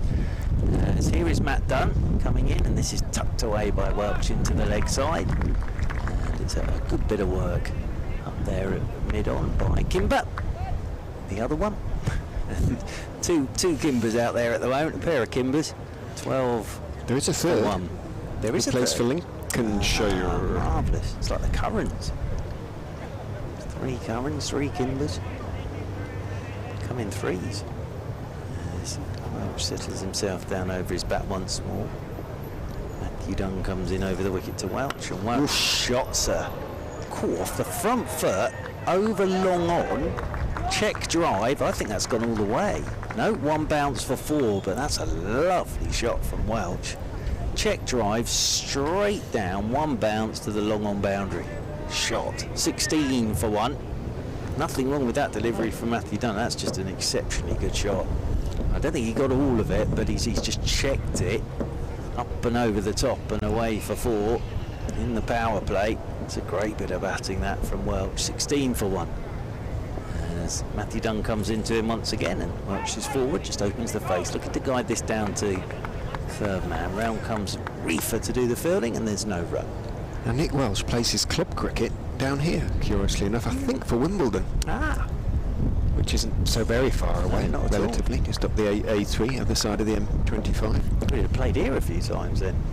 I would imagine Yes, he has. Absolutely. He, like Matt Dunn, not to the extent of Matt Dunn, but he's been unlucky with injury as well. Each time he's sort of established himself in Leicestershire's one-day setup. Dunn goes wider of the crease this time. Welch flicks this one, and Amar Verdi does well at short farming, dives away to his right and gets a hand on it. Otherwise that was away for 4, and that's just a single. And he moves on to 9 as Welch. Back onto strike comes Kimber. 17 for 1 Leicestershire. You were talking earlier about sort of roles in the side, and Nick Welch was one of the reasons Leicestershire sort of finished the T20 competition as strongly as they did. They finally sort of settled down to a lineup in which everybody was sort of fairly sure of their roles and what was expected of them, with Welch at the top of the order there.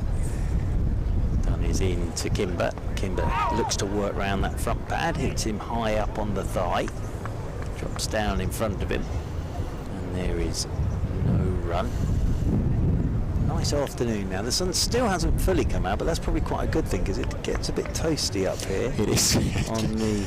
on the balcony, on the roof. I foolishly gone for a dark blue sort of polo top, and I can feel that sort of heat coming through it instead of a lighter colour, which would have been wiser. If nobody minds, I might remove my shoes a little later, just because of the heat. As in over the wicket once again comes Dunn. Forward goes Kimber. Plays this one straight back up the pitch, and there's no run. Shoes doesn't do them justice, really. I think moccasins. They are. Yes, these were from a charity shop as well. You probably can tell. No, I get most of my attire. I did think they were slippers initially, Yes, but they're very comfy. They do look comfy. I'm not at the height of fashion, Mr. Ray. I like comfort these days, and these are very, very comfy. I have to say. That is the number one priority. Number one criteria. Plus, I think these were £2.50. It's not bad. That's is the it? second priority, isn't Yes, it? So exactly. that's very good. Yes, So far so good. Yeah, they all went very well. I might still take them off though, just to feel the concrete on my feet. 17 for 1 off 5.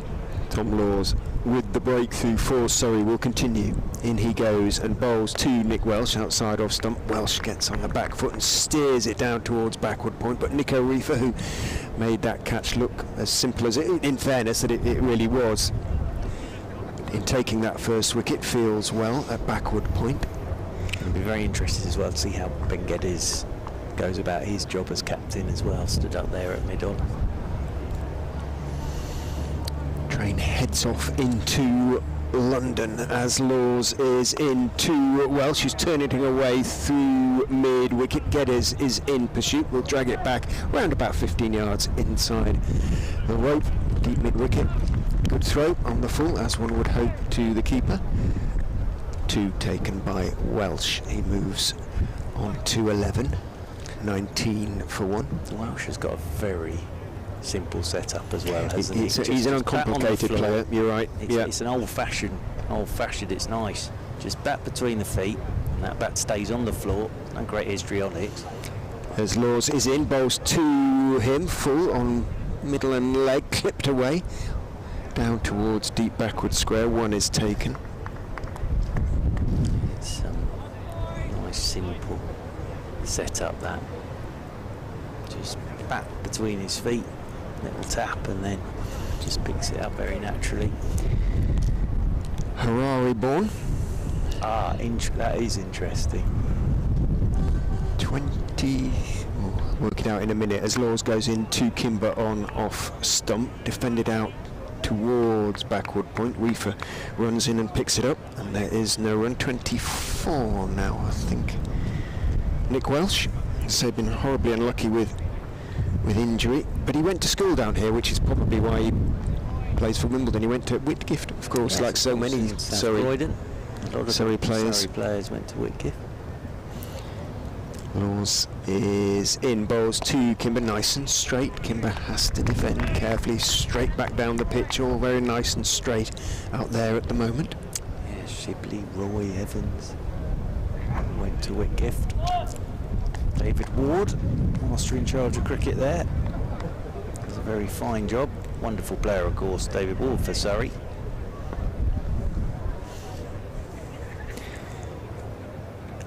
Laws bowls a little bit short, but seems back into Louis Kimber, who on the back foot looks to work it into the onside, doesn't get anything on it, thumps into the thigh pad, drops down on the onside. Laws runs through and feels himself, end of the over. Just a couple from it, 20 for 1 after 6. Leicestershire, they have a huge advantage of knowing what they need to do though, so no great urgency at this stage. Just double checking, but I think I've seen Nick Welsh bat before, and that's why I think he played Surrey 2s. Yes, he has. And I think he's come through the Surrey age group. I think that's where I've seen him bat before. I think he's done academy and everything with Surrey. So I have definitely seen him play before.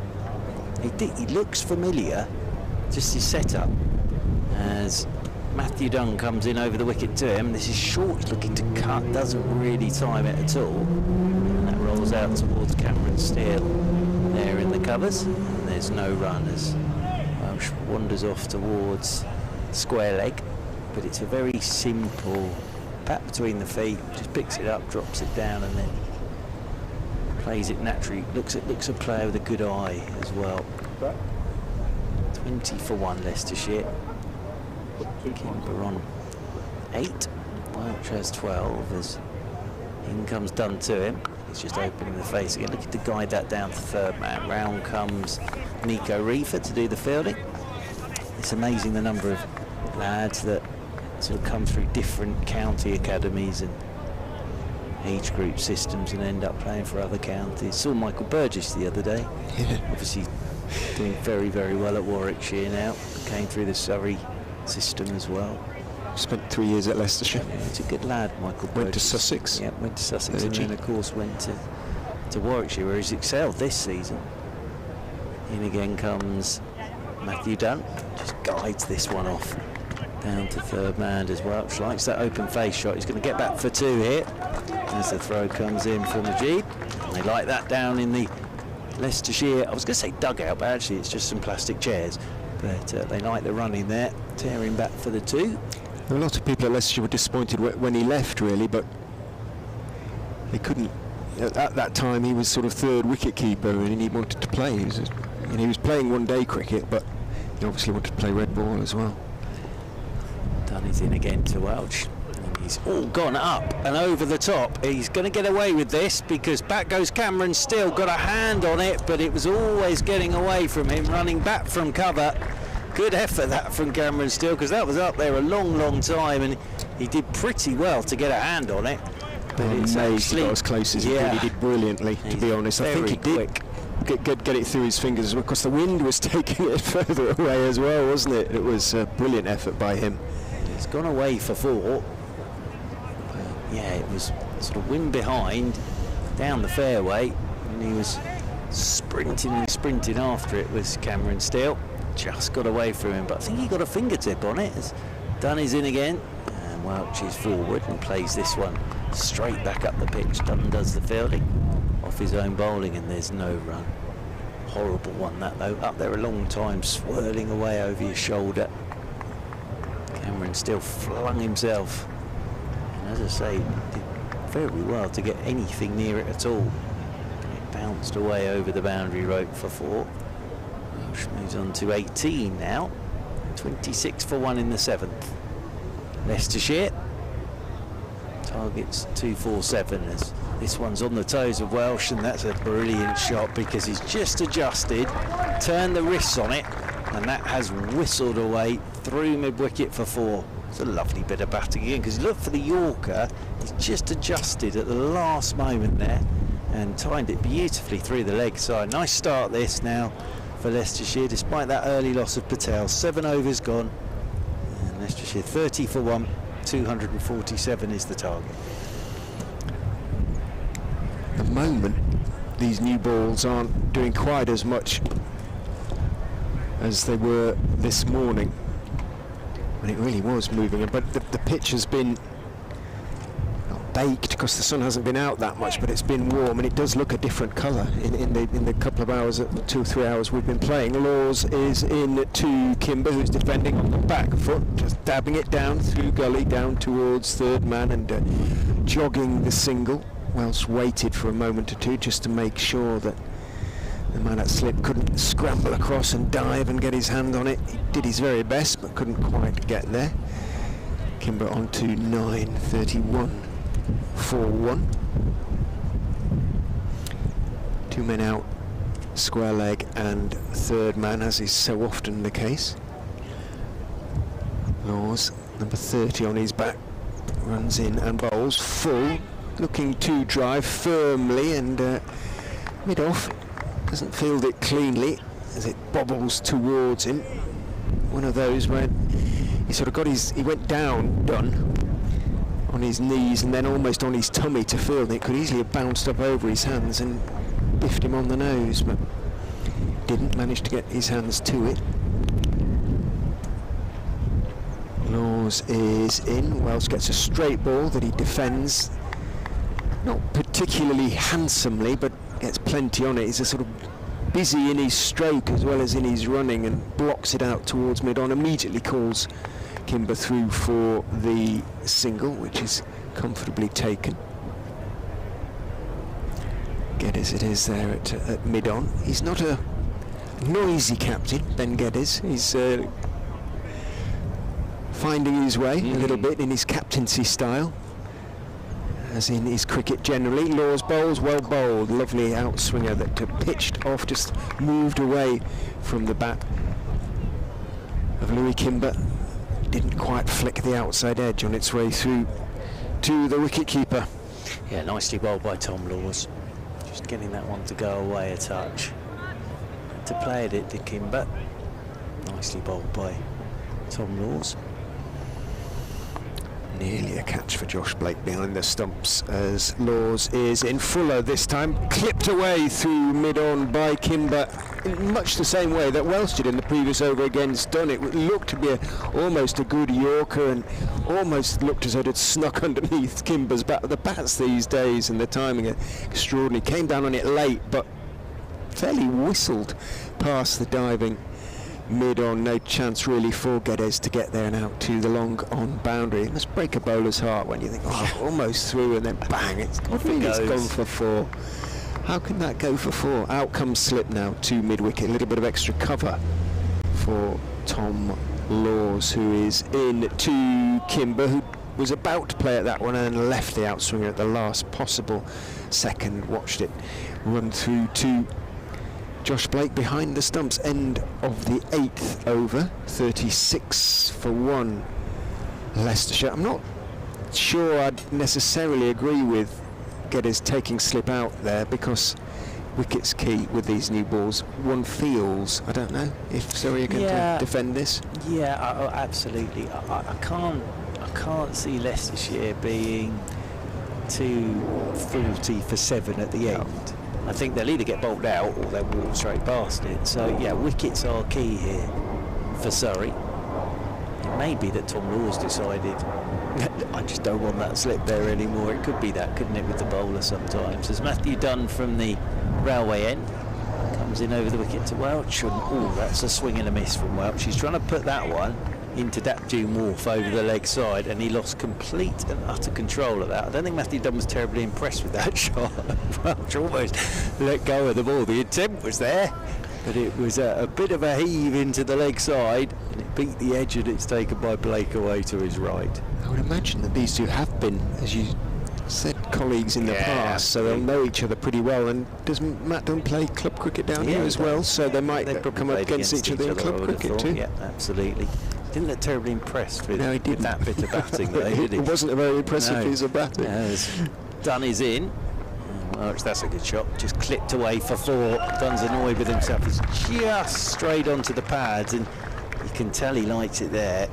Just that little bottom hand flick, and with that little pickup, that's whistled away for 4. Which moves on to 27, 40 for 1. He's a very watchable batter, this young man. Really is, and as I say, it looks very familiar, and obviously if he's been through the Surrey stuff, that'll be why, as he waits again. That's Dunn is into him, and that's shorter length ball, and again he'll just guide this one off down towards Majid down there at third man. They'll pick up another single. There's one more. Oh, there goes Westcott. There's one more to Welch. He's on to 28, 41 for 1. Right-handed Kimber comes back onto strike once again. Matthew Dunn turns in the distance and comes in over the wicket to Kimber. And Kimber again just waits for this and then guides it away. Down to Majid again, sensibly played. Another single. Back onto strike comes Welsh. He's on 28, 41 for 1. Leicestershire. Now Dunn is into his 5th over now. I want to keep a few back for Matthew Dunn. If it does get towards that back end, it'll be interesting to see who he goes to next. Colin McCurr, obviously. As this one's clipped away off his pads again by Welsh.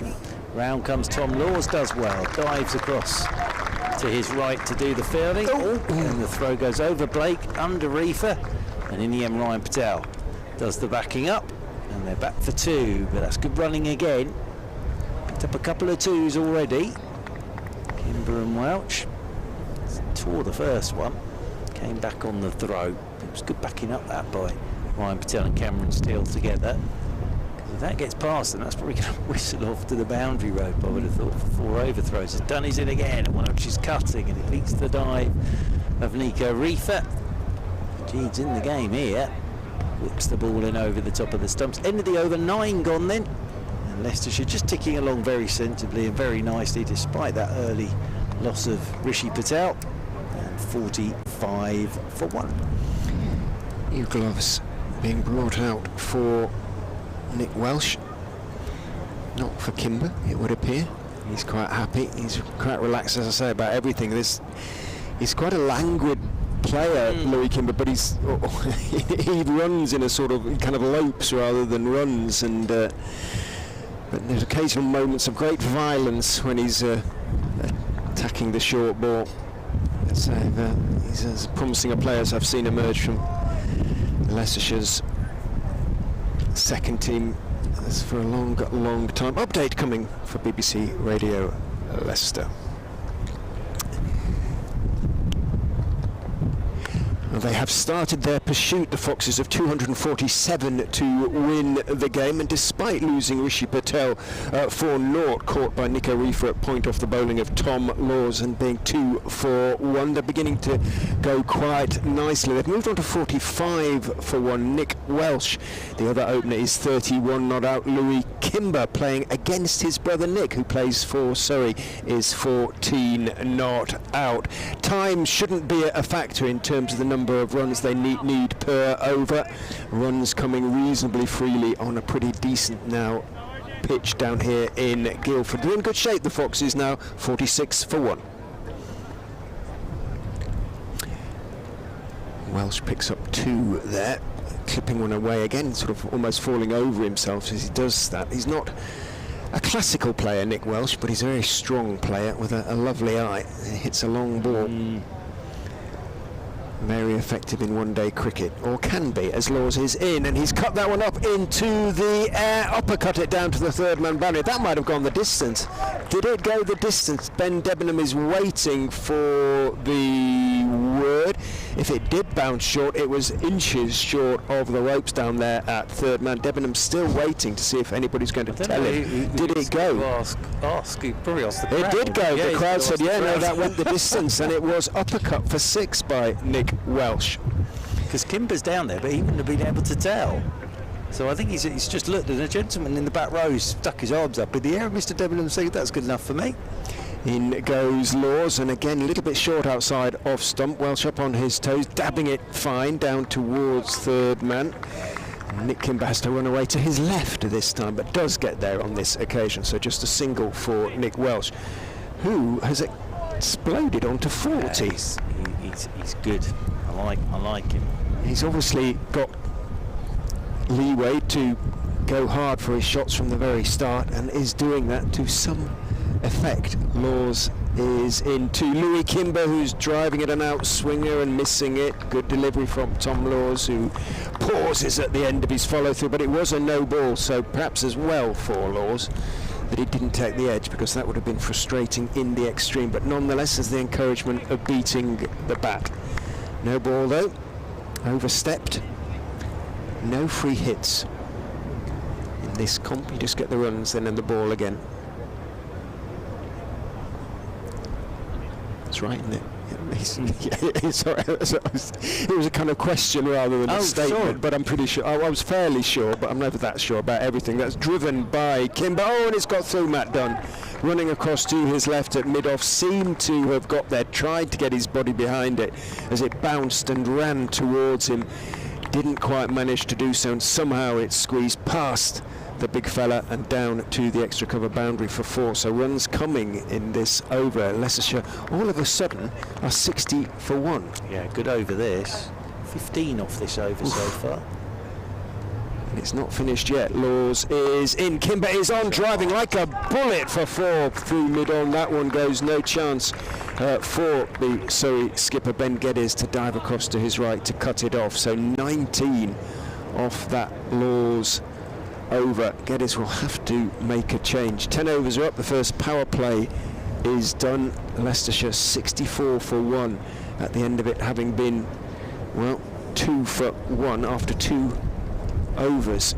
40 to Nick Wells, 22 to Louis Kimber.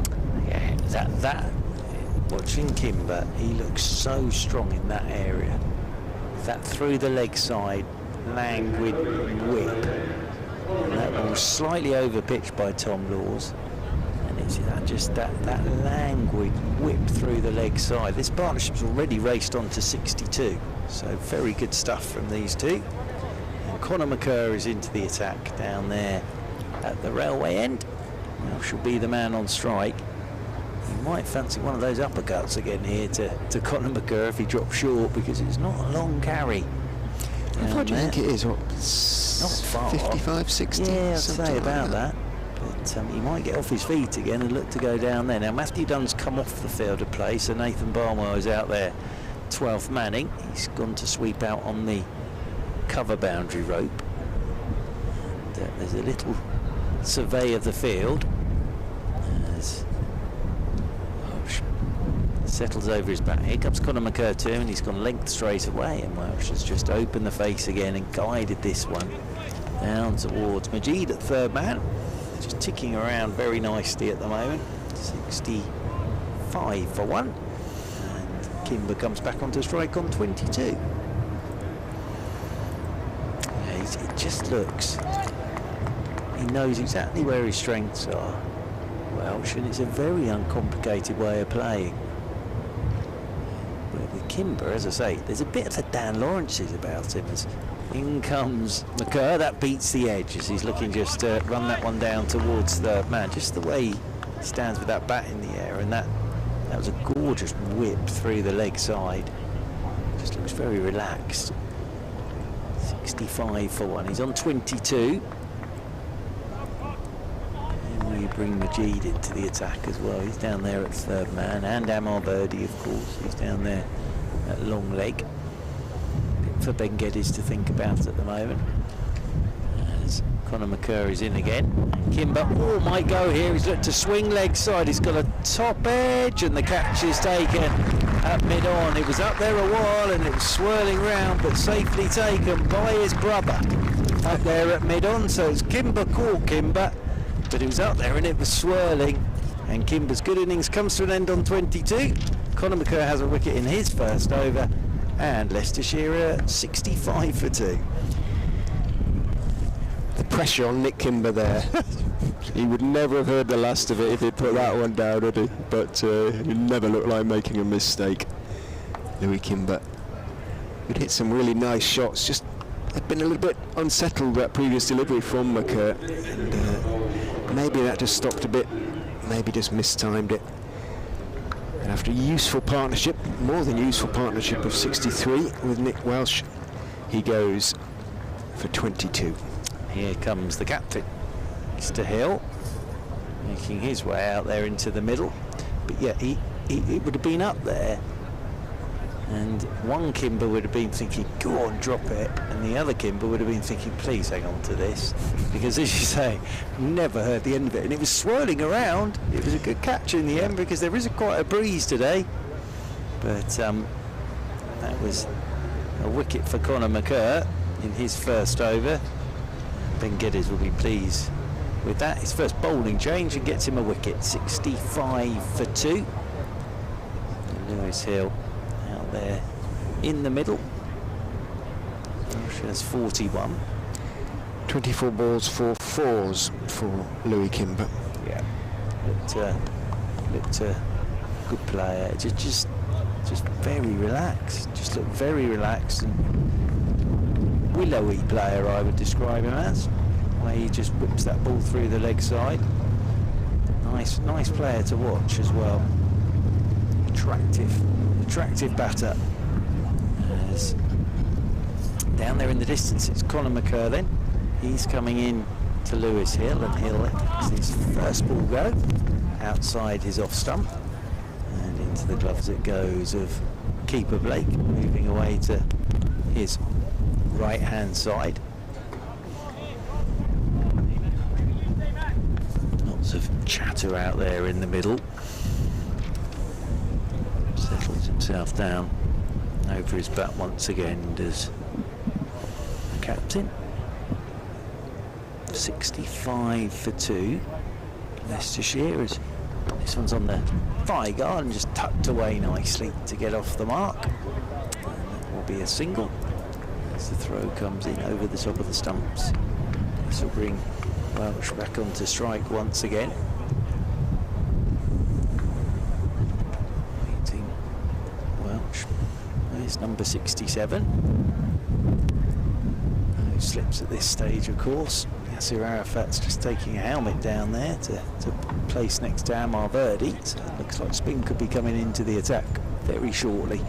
That helmet will be for Josh Blake as Conor McCurr comes in over the wicket to Welsh. That's down the leg side, and wide will be the signal. Taken by Josh Blake, tumbling away to his left-hand side. Very good to see Yasser Arafat back at Surrey, of course.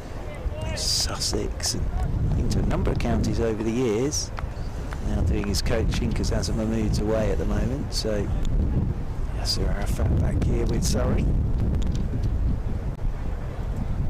Welsh right-handed, waits for Conor McCurr, and he's just turning this one. Straightish delivery down into the leg side. There's no run. A successful over for Conor McCurr. Wicket of Kimber. Here comes the helmet for Josh Blake. And are we going to see a bit of Cameron Steele's leggies? We might be, because he's taking his cap off his Cameron Steele. So yes, I think we're going to see some leg spin from Cameron Steele, who made a real impact with his leg spin last year in the competition when he signed for Surrey. And I think his first 2 games took 2 fourfers with his leg spin. Cameron Steele, when he signed from Durham last year. 67 for 2 then after 11, so that's another 180 required and 39 overs to get there for Leicestershire. He's going to be bowling to Lewis Hill, who's just a couple of sets of Leicestershire's pads have been painted a slightly more lurid green than the rest, and Hill is sporting a pair at the moment, but the contrast it presents with his kind of vaguely racing green cricket trousers is not a pleasing one. Bilious, I'd call it. In goes Steele and bowls, and on the back foot Hill dabs it out into the offside, and that cry of no will be very familiar to Leicestershire supporters. It's the loudest but most distinctive of the Leicestershire players.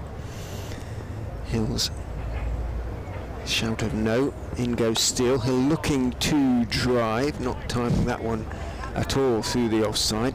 Thick inside part of the bat, sees the ball bounce back down. It's almost as if they're brand new pads that have come straight out the bag. They're very bright, aren't they? Yeah, no, it's just somebody didn't put enough dye in. In goes Steele, and he's swept by Hill around the corner. Could go for 4. It's a long chase around the boundary. Good work down there by Nathan Barnwell. It's Barnwell who's on for Dunn. Well, that may be a... No, we won't suggest it's a convenient substitution, but after poor Matt Dunn's struggle at mid-off, trying to stop that previous 4, Barnwell looks a slightly more athletic fielder, with all due respect to Matt Dunn. I'm sure it's fine. Comfort break, maybe just scraped something as he went down to try and stop it. But good work anyway, whatever it was.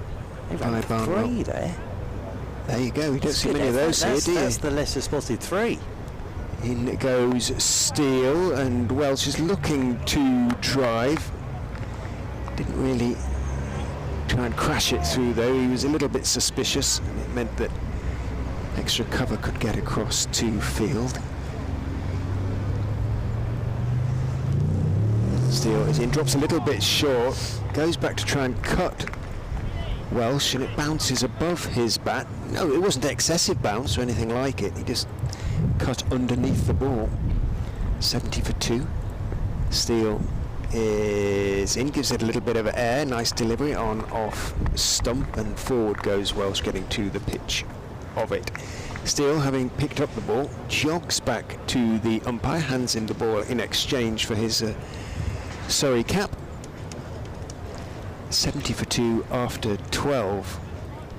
Leicestershire needing another 177 runs from 38 overs.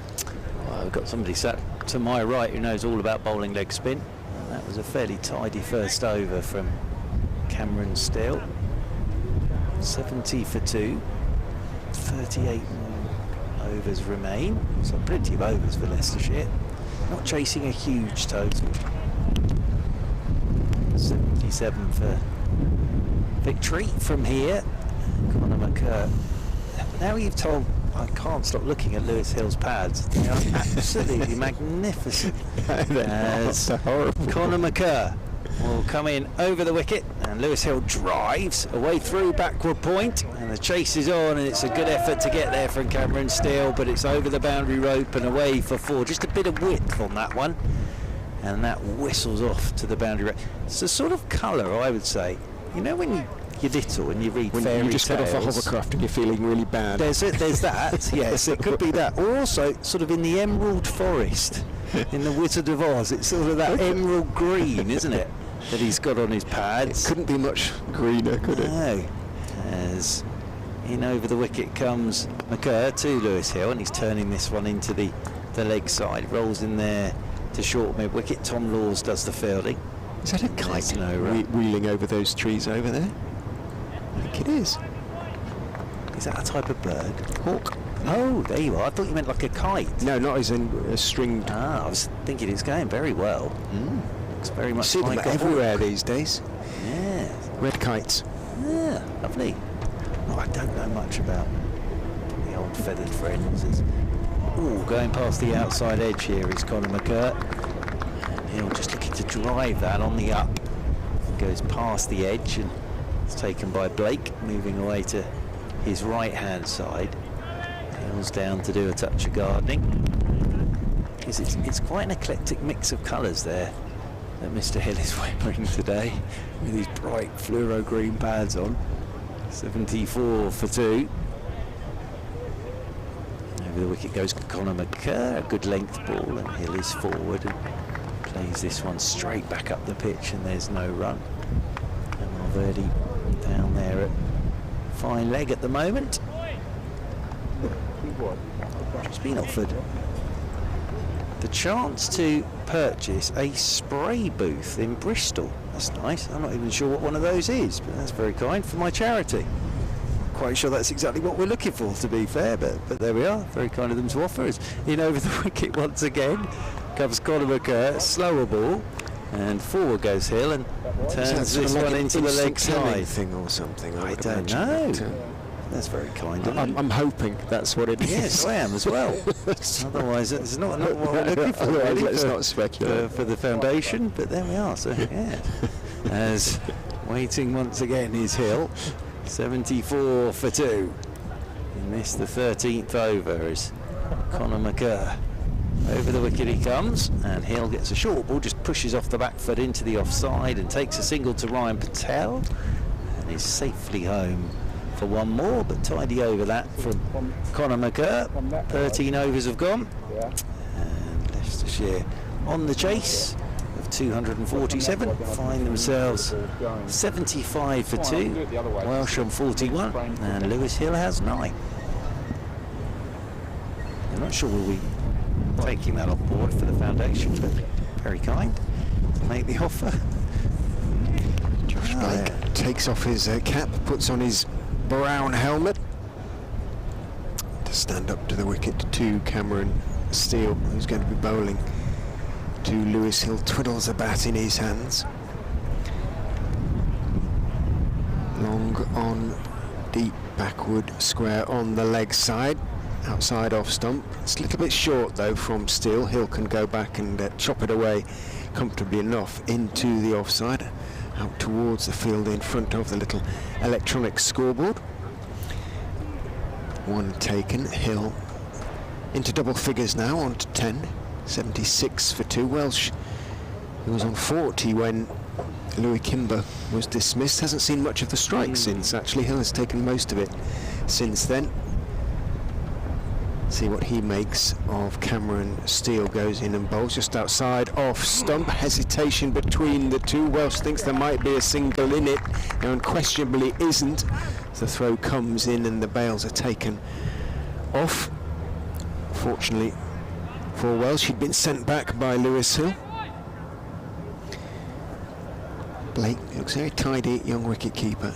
In goes Steele, tosses one up, and it's a full toss, in fact, that is driven down towards the long on boundary. Nick Reefer runs across to his left to field. It is tricky out there. It is a little bit tufty, the outfield. It's actually just as good as, if not better than, the outfield at the Upton Steel County Ground at the moment, which is like rock at the moment. There's a bit more grass has been left on here. In outside off stump goes Steele, and Welsh waiting for it outside, trying to dab it down fine to third man. Doesn't get anything on it. Could easily have feathered a catch into the gloves of Blake, who thinks that Verdi ought to be a bit straighter, perhaps a bit finer. In goes Steele and bowls onto the leg side, looking to paddle sweep it around the corner. Got just the bottom edge. Welsh. It looked for a minute as though that had gone very fine down towards the fine leg boundary. In fact, he probably hit it onto his pad because it trickled down towards short fine leg. There is a short fine leg. It's a little bit wider than fine leg. And Steele has decided to send his mid-off Geddes back to the long off boundary. Runs in and bowls outside off stump. Hill goes back, just dabs it out into the offside, and pre-arranged almost. There's a single there. They both took off together and made their ground comfortably. End of the over. 80 for 2 after 14. 44 now. Nick Welsh. 11 to the experienced Lewis Hill. Yeah, one feature already from Leicestershire has been their running between the wickets. They've turned some ones into twos. They've already run a 3, and that was an excellent single. It really was. Lewis Hill, and Welsh just responded straight away. So just keeping that scoreboard moving without taking any risks at the moment. Be very interested to see how many twos there were in the Surrey innings.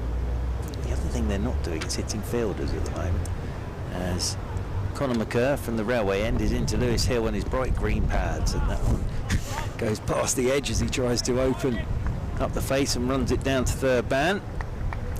If he retires from cricket, that could be the film, he could be the superhero. Lewis Hill in his bright green pads. They are magnificent. They really are. You definitely know who's batting at the moment.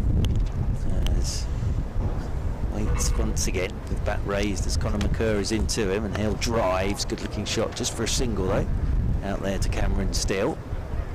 Sweeping on the cover boundary rope. Woodbridge Road getting a bit busier now. What time are we? 5 to 4.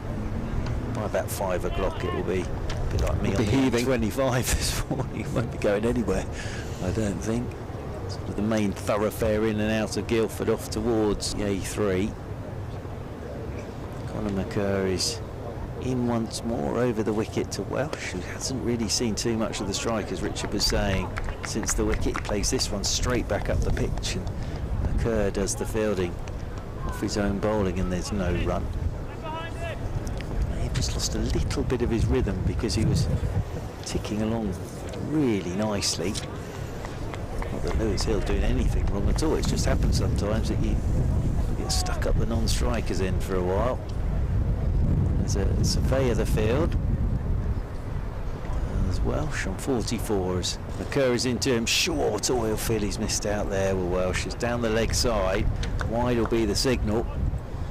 He really will feel he's missed out on that one. Sort of stomps off towards square leg, a little frustrated. 82 for 2. Johannesburg born Conor McCurr. Do you know what worries him? What worries him? The thought that we live in a simulation, that we're all being played. Slight concern as in over the wicket comes Conor McCurr. That's up and over the top of extra cover and away for 4. Again, there's no fuss there at all from Welsh. He's just seen it and thrown his hand through it, smashed it straight over the top of the covers and away for 4 runs. He's on to 48. It's 86 for 2. It reminds me a bit of Wes Durston, the way Wes Durston used to bat. Wes Durston was a little like this. He'd just come out, and if he saw it, he went after it.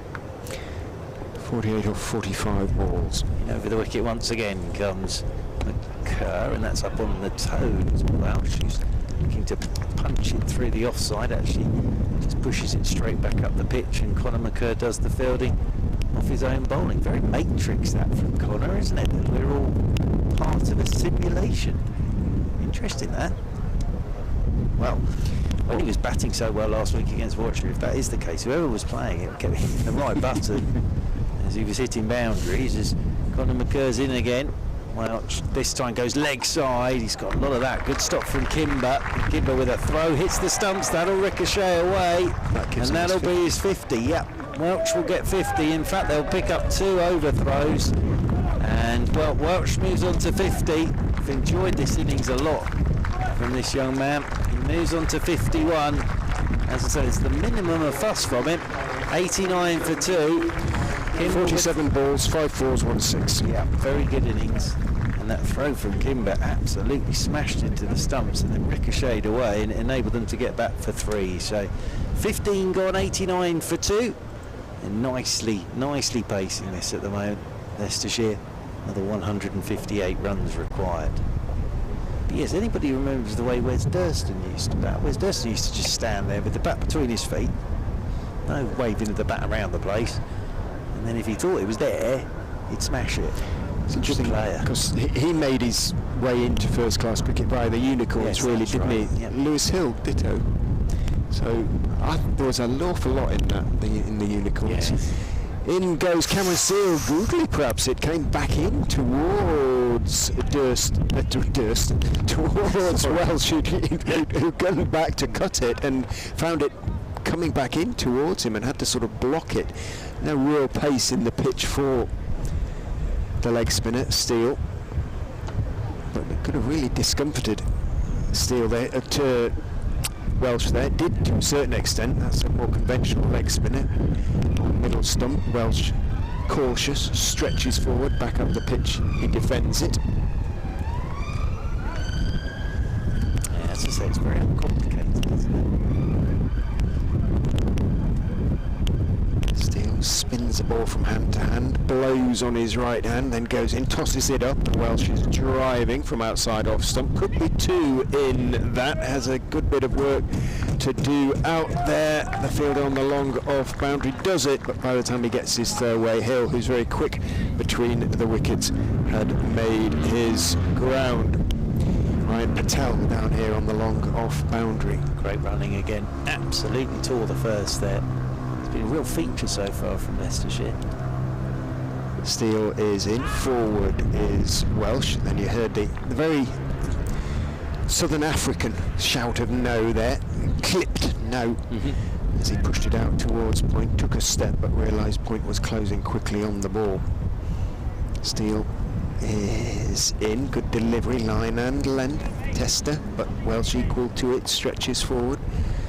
Pushes it back down the pitch on the on side. Steele himself runs up to field.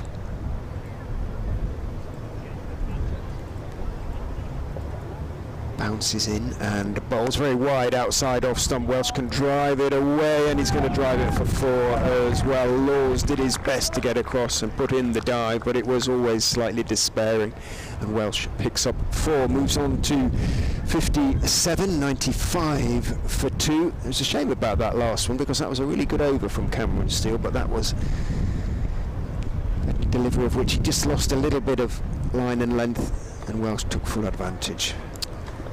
The other, it's a little bit of the HD Ackermans about him as well. The way Welsh, the way he sort of sets up. He was a very good player. Just a little bit of it. Lewis Hill in his bright green pads. 12 not out, 95 for 2. Leicestershire, and they're doing this very nicely at the moment. 152 more required in the 17th over. Conor McCurr is in over the wicket to Hill, and Hill is forward solidly. Plays this one out into the offside, and there's no run. I remember seeing HD Ackerman for Leicestershire with Dippenar. Oh, they back for days and days and days. And then it's the only time I've ever seen Mark Butcher finally brought Usman Afzal on. I think they've put on about 500 by this point, and he bowled a rank full toss, which either one of those two great men smashed straight down long on's throat, As in comes McCurr, and this is picked up and flicked leg side. Oh, Nico Riefer didn't pick it up, and it's bounced in front of him. And Amar Verdi does the fielding eventually down there at deep backward square, but he just didn't see it, Nico Riefer. It possibly came out the trees, but he didn't get moving at all. And Hill, it was toe end of the bat, and they picked up 2 more. And then Amar Verdi had to do the backing up and tidying up work. Then he slipped over, but in the end, it's just 2 more to Hill. He's on to 14, 97 for 2. Another 150 required. We're in the 17th over. As this one's cut by Hill, firmly down to Majid. He'll do the fielding. So yes, Usman Nasser bowled a horrible delivery. Mark Butch had been loath to bring him on anyway, I think. And either one of those two, it was either Diffidar or Ackerman launched it straight down on the straight. And if you watch the clip back, Usman runs off as if he's just well cut. And Mark Butcher stood at the first let and just puts his head between his legs, because they're put on about 500 at that point. He's waiting over his bat. He's Welsh. In over the wicket comes Conor McCurr to him. He's in behind this one, just pushes it out into the offside, and there's no run. The thing about H.D. Eckerman was everyone said he looked like George Clooney as well. Well, that's not. Not about. I was going to say, I'd probably take that if you were blaming me. Absolutely. But yes, everyone sort of known as cricketing's George Clooney. Yes, if he's got a coffee. You'd encourage that as a nickname. Yeah, absolutely. As in over the wicket comes Conor McCurr. Forward comes good run. Welsh, great running again. This is real feature. Just drops it into the offside and off they go straight away. No hesitation whatsoever. Great running that. 99 for 2. Lewis Hill comes back onto strike. Once more the captain. 15 not out for Surrey. Ben Geddes with 73 and Josh Blake with 44. 45 not out from Nico Riefer. 4 wickets for Hendricks today. As in over the wicket comes Conor McCurr, and Hill just opens the face and guides this one down towards third man for another single. That's the 100 up. 100 comes up, 100 for 2. I think there's a batch of these pads that have just come out the bag, because there's another pair walking around the boundary edge. 100 for 2, 17 gone. Hill has 16, Welsh is on 58. Yeah, sported by Roman Walker, who made his maiden first-class half-century against his old County Glamorgan in the last championship game, albeit in defeat. Update coming from BBC Radio Leicester shortly. Might get a couple of deliveries in from Cameron Steele. 33 overs left to get 147. Here comes the update.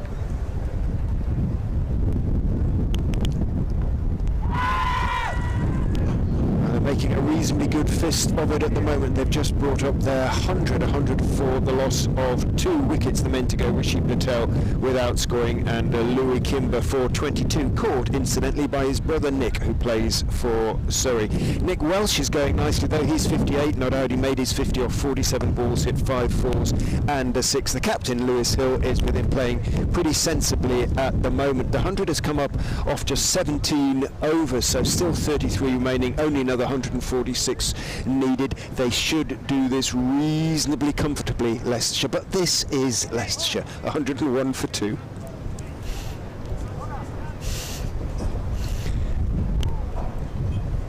Cameron Steele is in to Welsh, who's sweeping, and he's got that one down to the long leg boundary for just drifting that one down the leg side there.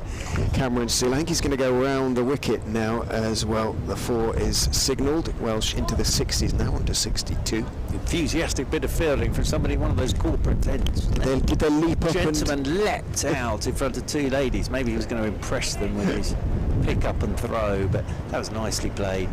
Did he hammer it into the gloves? Not really. Oh dear. In goes Steele, bowls a much better delivery on middle and off, and forward goes Welsh, but he's got his 4.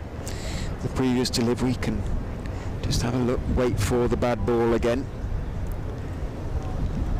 Steele is in and bowls outside off stump on this occasion. There's no real turn for him. The only one that's turned is that one is fielded at point, deep point, and the throw comes in is the googly that came back.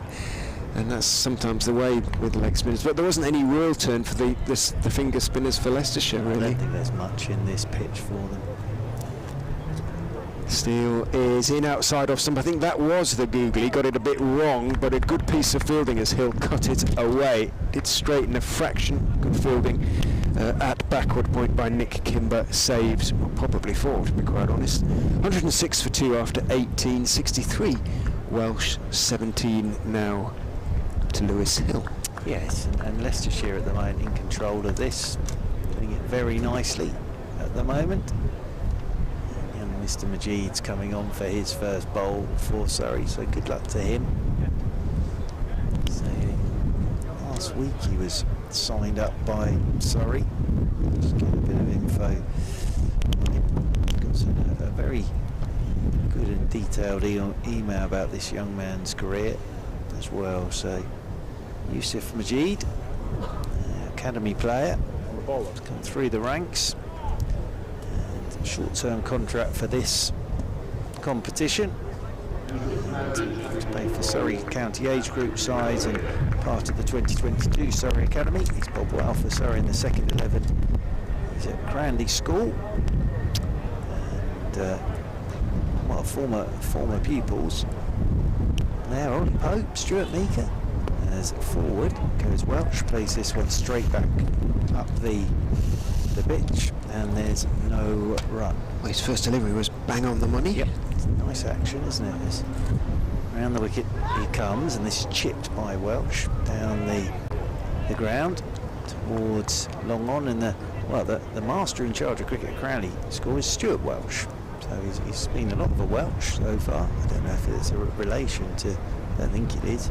But 107 for 2, but yeah, Cranley schoolboy, he's been playing Surrey 2s, come through the academy, well he's in the academy, now getting his chance in the Royal London One Day Cup as Jude is in, and forward is Hill, who turns this one in towards short mid-wicket. There is no runners. Tumbling away to his left there was Nico Reefer. A couple of steps, then round the wicket he comes again. This is driven by Hill, and there is no run. Nice start this, very confident start. Every ball on the spot, a little bit of air on it as he's in again to Hill, and Hill sweeping and is bowled, and he has a wicket in his first over, Majid. And Lewis Hill looking to sweep, slog sweep, and that's hit the top of the off stump. Nice bit of bowling that from Majid. What a good first over from the young man. And Surrey needed that wicket, and Hill has gone for 17, and it's 107 for 3. The previous deliveries got him that wicket because he tied Hill down, and Hill was getting a little bit angsty. He did done well to have a look at the scoreboard and been reminded that he had plenty of overs in hand, but it was an awful slog sweeper delivery across the line from Lewis Hill on off stump, missed it, went on to hit the top of off. So very, very well bowled Yusuf Majid, and the ideal first over really, in many respects. Good. Really good. And don't worry everybody, that was just thunder in the background. I think it's hot enough for a bit of a thunderstorm, so that was a bit of thunder to greet that wicket. A nice bit of bowling, and a lovely first over so far. Still got a ball to come as Majid, but impressive start from this young man. Vian Mulder comes to the wicket. He has a delivery to face from Majid, but as I mentioned earlier when we were talking, he's very much a man in form, but that's against the red. Well, in fact, he had a lot of runs in the white ball when he came into the side. He wasn't initially in the T20 side, Vian Mulder. Waits with the bat raise, just waiting for he's going to come off down below us. So Mulder waits for Majid. Majid starts, but then decides against it. Left arm round the wicket he comes to Mulder, and Mulder's first ball, he's gone past his edge. What a start that is from Yusuf Majid. His first over in one-day cricket. He bowls Lewis Hill and he goes past the edge. of Mulder's bat. Terrific over that. 19 gone, and Leicestershire are 107 for 3. Mulder-like shot in that his very first ball, trying to punch it away through the offside. Thought he might have a little bit of a look. Apparently not. Got away with it. Wanders down to have a chat to Nick Welsh. Well, need another partnership now, Leicestershire. 140 still needed. 3 wickets down. Another wicket now. There might be a few jitters in the Foxes camp. Cameron Steele to continue is in to Nick Welsh, who goes back to a conventional leg spinner. It stays a little bit low, and he ends up rather jabbing it back down the pitch on the onside. Looks around him. Long on, long off. Cover and deep backward square out. Tosses that one up outside off stump. Driven along the ground all the way by Welsh. Out to Tom Laws, who's the fielder on the cover boundary. He's almost sort of point, just in front of point. Ryan Patel comes running up from long off now to mid off for the new batsman Vian Mulder. That the only change there.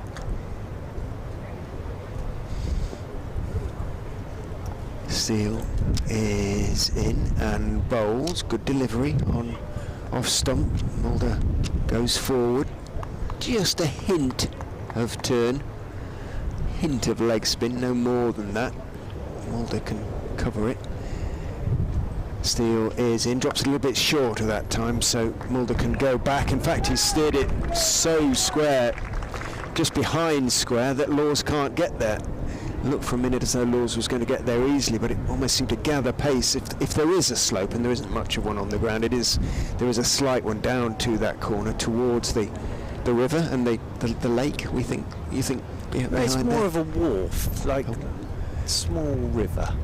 In goes Steele down the leg side, just tries to dab it, just little tickle sweep, and it doesn't get anything on it there. Mulder is half stopped behind the wicket by Blake, signalled wide by umpire Debenham. Steele is in, nice delivery, tossed up, but Mulder waiting for it until it's almost under his eyes and clips it firmly away through mid-on.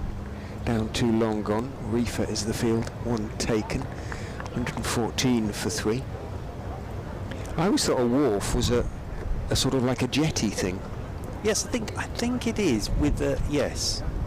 Steele is in now. That one does bounce and turn, and that is a conventional leg spinner that turns, and it goes past the outside edge of Welsh's bat. Lovely delivery from Cameron Steele. Really did find a bit of fizz there. End of the over. 114 for 3. One or two things happening though for these two spinners now, Majid and Steele. And Leicestershire have plenty of work to do. 20 overs up. 114 for 3. Right, at this stage. Well, there's not much in it at all, really. Well, there is a bit. Surrey after 19 was 76 for 2. Here we are. Daptune Wharf is a former industrial wharf and boatyard on the River Wye. As this one's turned by the right-hander in Mulder into the leg side, and there's no run. So that's what it is. A former industrial wharf and boatyard. Yeah.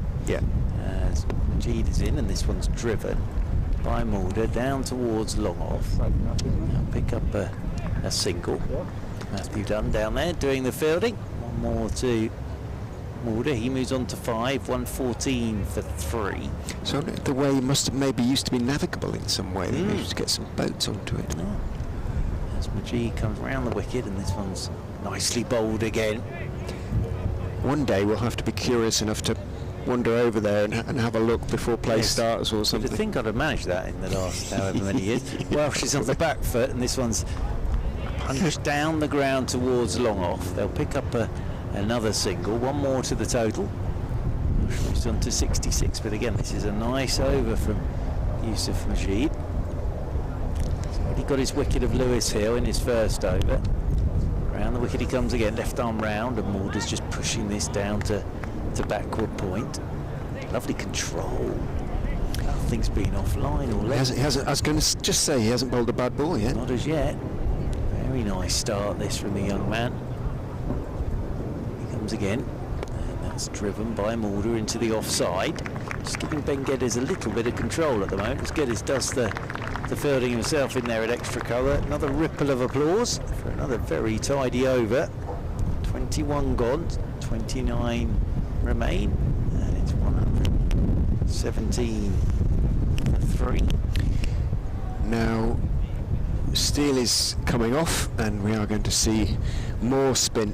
Verdi would say he's the senior spinner, basically. He is the senior spinner So, in this side. could be a crucial few overs here. Verdi can bowl well, tie the Foxes down a little bit, put them a bit of pressure, pick up a wicket.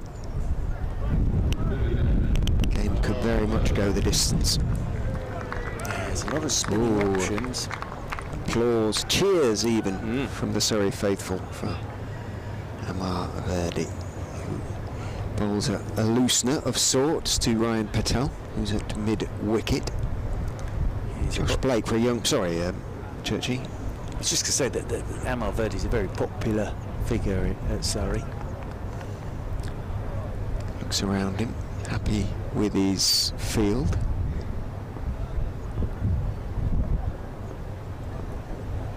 In he goes, and bowls, drops a little bit short, and he's pulled around the corner for 4. Well, we gave him the big build-up, but he bowled up not a ball he'd be particularly proud of. It was short, it was down the leg side essentially, and down on one knee went Nick Welsh and just swept it firmly round the corner with long leg up on the edge of the circle for 4.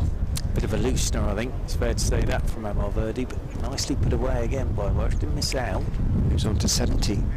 Verdi is in. That's a better delivery, line and length. Welsh just turns the face of the bat on it, pushes it wide of Patel towards square leg rather than mid-wicket. Looks inquiringly at Mulder. In those circumstances, Mulder is always up for a run and takes it comfortably enough. 2-1 for 3. So it's still sort of threatening to come through, but it's been pretty much the same as it's been all day. Down the wicket this time goes Vian Mulder, never loath to use his feet, clips the delivery away down to Reefer at long on, takes 1, so 6 off the first 3 balls of the over. 122 for 3.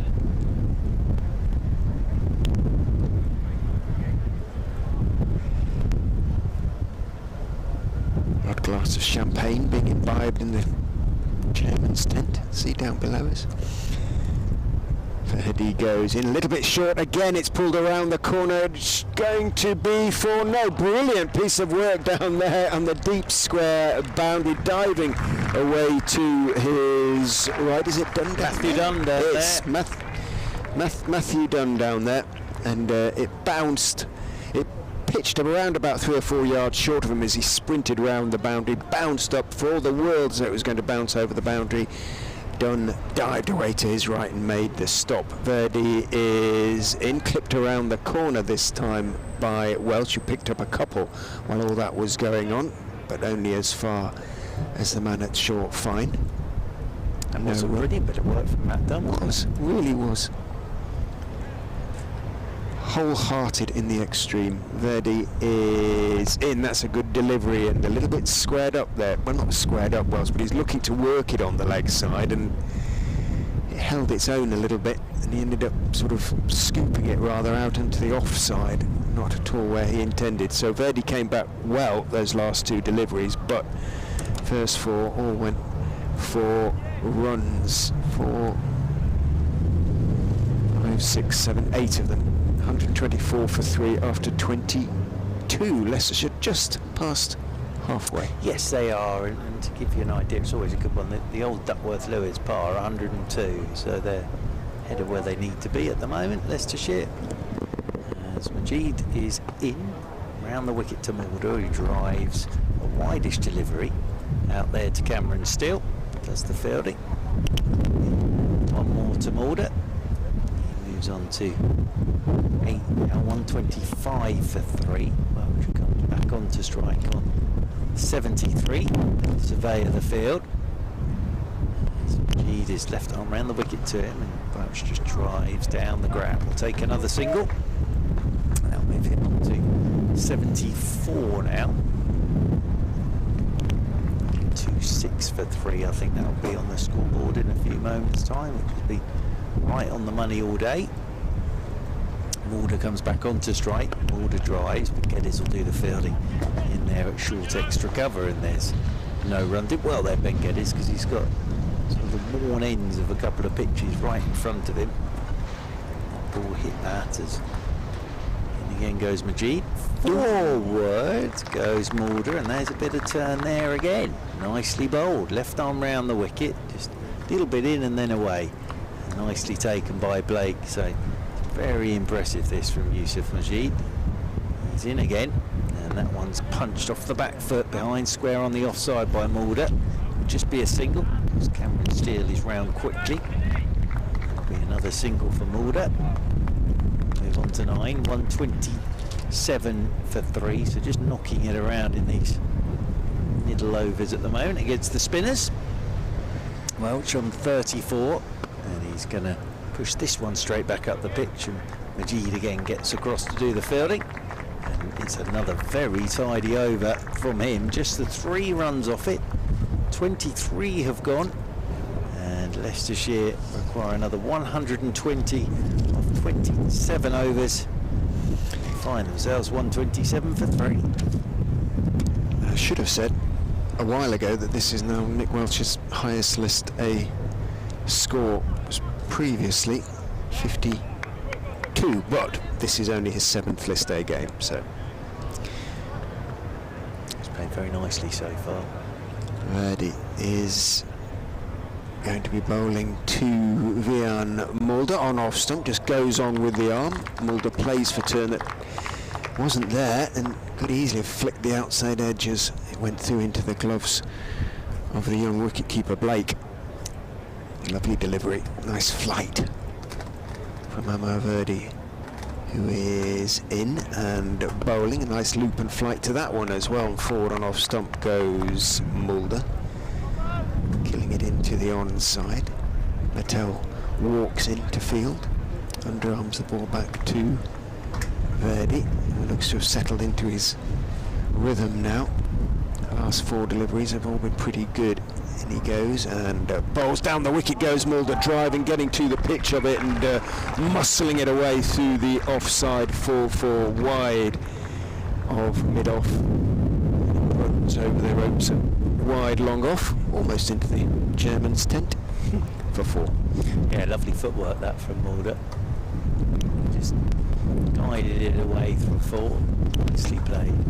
It's into double figures onto 13. Verdi is in, bowls to him. He goes back this time and waits as he watches Patel dive across at mid-wicket to see if he can get there. Might have got half a hand to it, but the ball runs on through towards long gone. So a single is comfortably taken. Welsh left his pad behind. Might need that. Struggle without it. Not unless you're Kevin Peterson, of course, when you can use, what did he? Golf flag, I think it's something like that. Yeah. Verdi in to Welsh, who was reverse sweeping, but he's reverse swept straight to the man at sort of short third man stroke backward point. So it'd have been almost better just playing the conventional sweep, because the man sort of on the 45 at short fine is much finer. Verdi is in 2. Welsh is looking to turn it around the corner. Did he get anything on it? Well, presumably, because the appeal, the leg before appeal, which didn't really come from Blake, came from Verdi, was turned down by umpire Debenham. End of the over. 131 for 3 after 24. 13 to Vian Mulder, 74 now to Nick Welch. A little bit of turn there for Amar Verdi. But it's Yusuf Majid who's impressing. His 4th over now. He's picked up a wicket in his first out of Lewis Hill. 131 for 3. Leicestershire, start of the 25th, so we're nearly at halfway as Yusuf is in, and this is just beautifully whipped away by Mulder through the leg side. First time he's just drifted onto the legs, and that was nicely put away by Mulder. He'll move on to 14. Leicestershire move on to 132 for 3. Just on that angle and just a roll of the wrist and nicely put away. Yusuf Majid is in again. This time Mulder drives down towards long off. They're tearing the first. They'll only get the 1 though. More to the total. More to Mulder. He moves on to 15. 137 for 3. 19, apologies. Just added his 4 on as well. So 137 for 3 on the scoreboard. Welsh comes back onto strike on 74. Forward he comes to Majid. Flatter that time. Which actually indicates that did turn a little bit as he pushed the ball straight back up the pitch to the bowler. Yusuf Majid's in again, and Welsh nicely bowled. Held that one back a touch, I think. Forward he goes again. 74 not out. 37 for 3 Leicestershire. A cloudy day here in Guildford as forward again goes Welsh. Nicely bowled again by Yusuf Majid. He's just settled into this as if he's played 150 one-day games. Really just looks very comfy as he's in again to Welsh. Oh, and he gets the edge as Welsh is looking to go leg side. That's turned, hit the edge, and flies down towards third man. That was nicely bowled as well. Welsh was done there in the flight, but he picks up a couple. He's on to 76. That's the halfway point. 25 overs gone. Surrey were on 111 at this point, and Leicestershire are 139 for the loss of those 3 wickets. That was gorgeously bowled by Majid. Did everything that he wanted the ball to do, just enough turn to take the outside edge, but it was just too thick for the wicketkeeper to take it. Would have been straight down first slip's throat. Amar Verdi looking to do something similar perhaps as he runs in and bowls to Vian Mulder, who is half forward, waiting for that one. Defending it down the pitch on the onside. The smell of cooking comes to mind.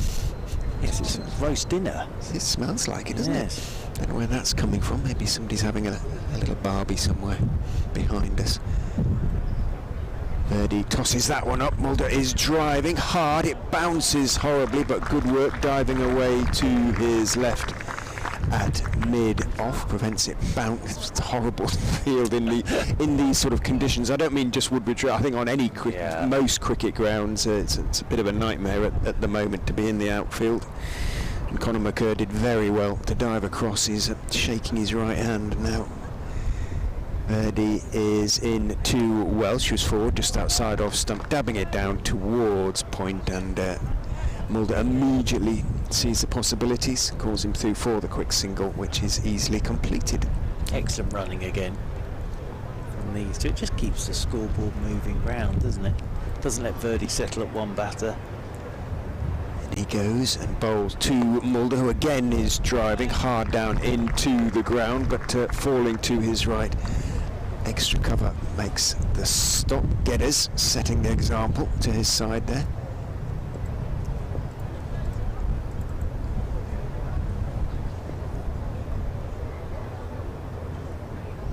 Verdi is in, drops a little bit short. Mulder goes back and hits it like a rocket down to deep backward square, and Dunn, having really surpassed himself previously down there, gets behind it, but again he seems to find it more difficult when the ball is almost sort of straight at him, getting something behind it. He does everything he possibly can, and somehow it's squeezed through him again to the boundary. Bobble again. Oh yeah, it's horrible. In goes Verdi, back goes Mulder. He hit it like a tracer, in fairness towards Dunn. It must be it's an absolute nightmare if you're out there and it's coming towards you about 90 miles an hour, bobbling as well. But you're still expected to make the stop, and he wasn't quite able to do so. Mulder picks up a single off the last ball, moves on to 25, 146 for 3. Welsh 77, and Mulder scoring at the rate he does sort of takes a bit of the pressure, in as much as there is pressure off Welsh in terms of the scoring rate. It means he can just play, really, because you've got an international test and one day international and T20 international at the other end going nicely. Absolutely. Mulder on strike, start of the 27th. Yusuf Majid is into him. He's forward here, plays this one out into the offside, and there's no run. Again, very impressed by Yusuf Majid. In again to Mulder, who's looking to cut, and it beats the edge, but a little bit wider that time. And Yusuf Majid, nicely taken again by Blake, who's looked extremely tidy behind the stumps. G's in again. Mulder punches this behind square on the offside. Now Cameron Steele's quick, gets round quickly, gets the throw away quickly and keeps it down to a single. So good bit of work that from Cameron Steele, but it means Leicestershire now need just the 100. Down to 100 required by Leicestershire in the 27th of their 50 overs. March on 77. Majid's into him, he's just dabbing this one down towards short third. There is Kimber to do the fielding. Majid, nice approach, just a couple of steps, then a skip, and then round the wicket he comes. And Welsh looks to drive but gets tucked up for room this time. There's Ryan Patel to do the fielding. The sun's going to come out, there's a bit of blue sky about the place now, so warm everybody up, even though they're probably quite warm as it is. He's looking to flick this one through the leg side as well. Shouldn't came off the toe end of his bat. Potter's out towards extra cover, but again it's a very tidy over from Yusuf Majid. Just the single off it.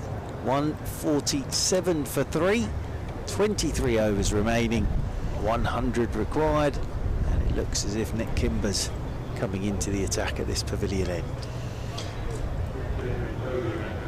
Drinks and gloves coming out for the Leicestershire batters. Hot work out there for Messrs Welsh and Mulder. It's a shame in a way that Kimber couldn't be bowling against Kimber, but Kimber did catch Kimber, so yes, the Kimbers were they're in the scorebook, aren't they now, as caught Kimber batting Kimber, caught Kimber. Give them something to talk about tonight, no doubt, at the family meal. Interesting for the Kimber family. Where do they go next? Do they go up to Durham to watch Nick, or it is Durham next? Yep. Or do they go to Radlett to watch Louis? Probably more inconvenient to go and watch Louis, I would have thought, than the drive to Possibly. Newcastle. But they may split it. They may indeed. Nick Kimber is in and bowling and played down into the ground, bounces over Kimber, but running to his right, McCurr at mid-off makes the stop. Might have to borrow some of your sun cream because I feel my arms starting to... It's in my bag. Oh no, don't worry then. You don't sure? worry. Yeah, no, absolutely, because the sun has now come out. We have lots of blue away to the west. It's been coming, and it is now pretty much with us. Kimber, big man, runs in and bowls outside off stump. Lovely timing to the firm push through the offside by Vian Mulder, fielded on the point boundary. Single taken, Mulder on to 27. Updates time.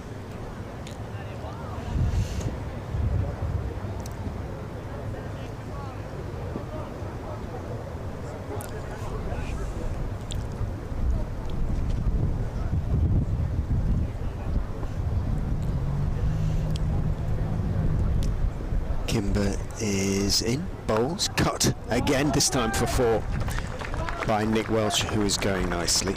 Here's the update.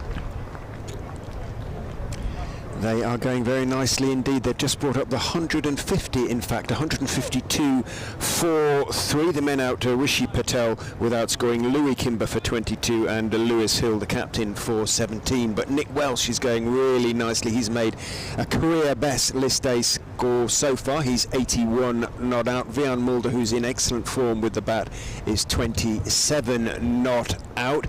They still have 23 overs left of their innings. They need another 95 runs, and if these two are together for any real length of time, then they should do it with a degree of comfort. It'll be good to start with a win if they can do that. Leicestershire, they've made a habit of losing early games in the competitions, leaving themselves on the back foot, so a couple of early wins will really boost their confidence. At the moment they're in shape to get that first win. They're 153 for 3. Welsh picked up a single there, turning Kimber down 2 long legs. Sun blazing away out there now. Kimber is in, bowls solid line and length to Ryan Mulder, who is equally solid in defence. Back down the pitch it goes on the offside. Just trying to sort of see if there's any real I haven't really seen Louis bowl. He bowls off spin, I think, basically, and I haven't seen him bowl, so. But in terms of their demeanour or their sort of carriage, is there a familial trait? Sort of, but not much of one. You wouldn't necessarily say, looking at them, they were definitely related. In goes Kimber and bowls, drops a little bit short, but it's very straight again and gets a straight back down the pitch from Ryan Mulder, who then rehearses a violent pull through the onside. End of the over, 153 for 3 after 28. 22 remain. 94 runs needed, 7 wickets in hand. Yes, and I think at the moment Leicestershire very much in control of this. Mulder's come out and played very nicely, and as you say, he's just taken a little bit of the, not that there was any pressure on him, but it just enables Welsh just to play his way, and he's 82 not out. Highest individual score of the game, his highest score in the one day stuff. Played very, very nicely so far, he really has.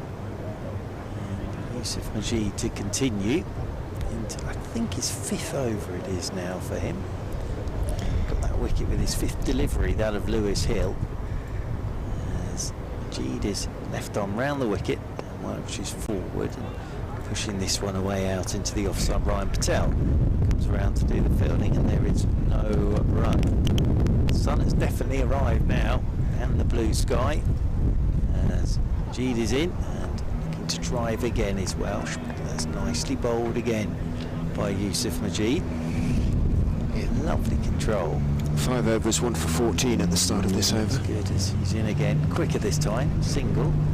As Welsh just pushes that out towards the sweeper. Cameron Steele on that cover boundary rope. They'll take the single. One more to the total.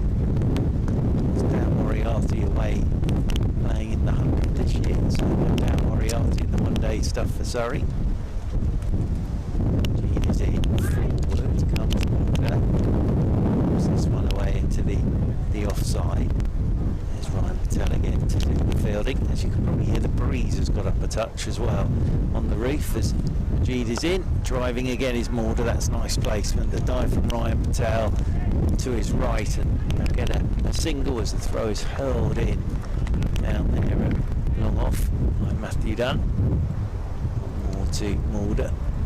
He's on 28. Welsh back onto strike again. Another 92 required by Leicestershire. Round the wicket goes Majid. And this one's just punched down the ground by Welsh for another single.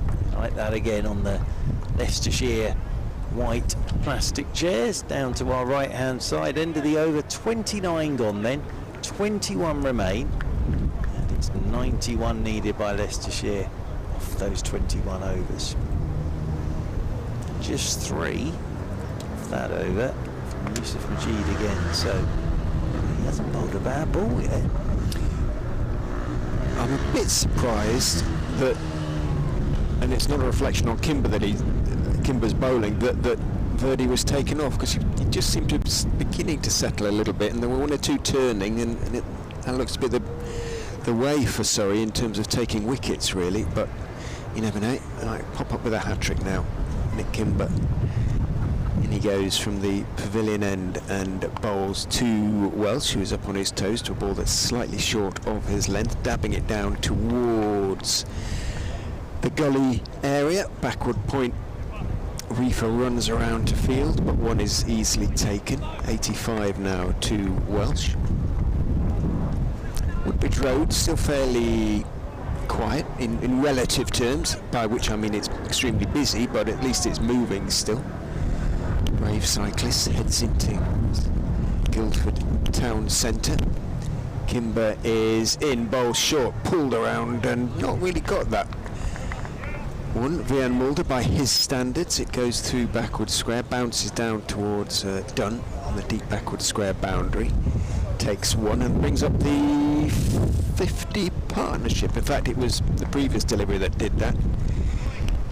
But it was dabbed down towards gully by Nick Welsh.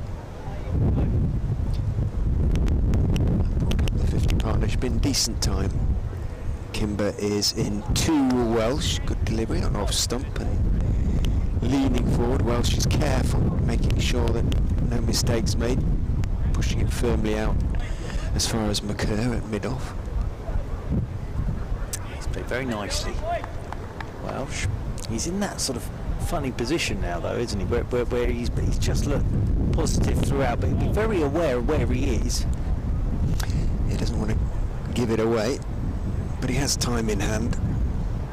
21 overs, in fact, or 20 overs after this. Short outside off stump, and he steered that one away down towards third man wide, third man for four. Kimber just giving him enough width, and he's been there long enough now, Welsh, to take full advantage. Got up on his toes, didn't try and smash it away, steered it in exactly the right place, and third man just couldn't get there. Sprinting around to his right, picks up four, moves on to 89. 162 for three. Yeah, very nicely played. Wondered whether he might try the uppercut there for a second, but he just let it come to him and then just opened the face and guided it off down to the boundary rope for four. Kimber is in, dropped short, pulled around the corner, down towards long leg, and manages to get there and get his throw away, so just a single on that occasion for Welsh. Kimber actually flung himself off his feet there in his follow through. Rolled, picked himself up. Welsh picks up one, moves into the 90s in this day cricket for the first time. Yeah, Yusuf Majid did pretty well there actually, because he hit that, middle that, and on the slightly parched outfield, he did very well to get behind that.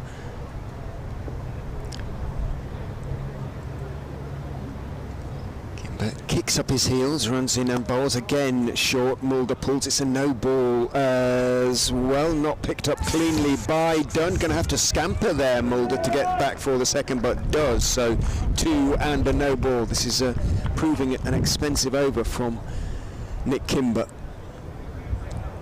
Well, you can of course be run out off a no ball. Can. And Mulder there, I thought, oh no, that'd be horrible, but safely home with the throw from Matthew Dunn. What's that?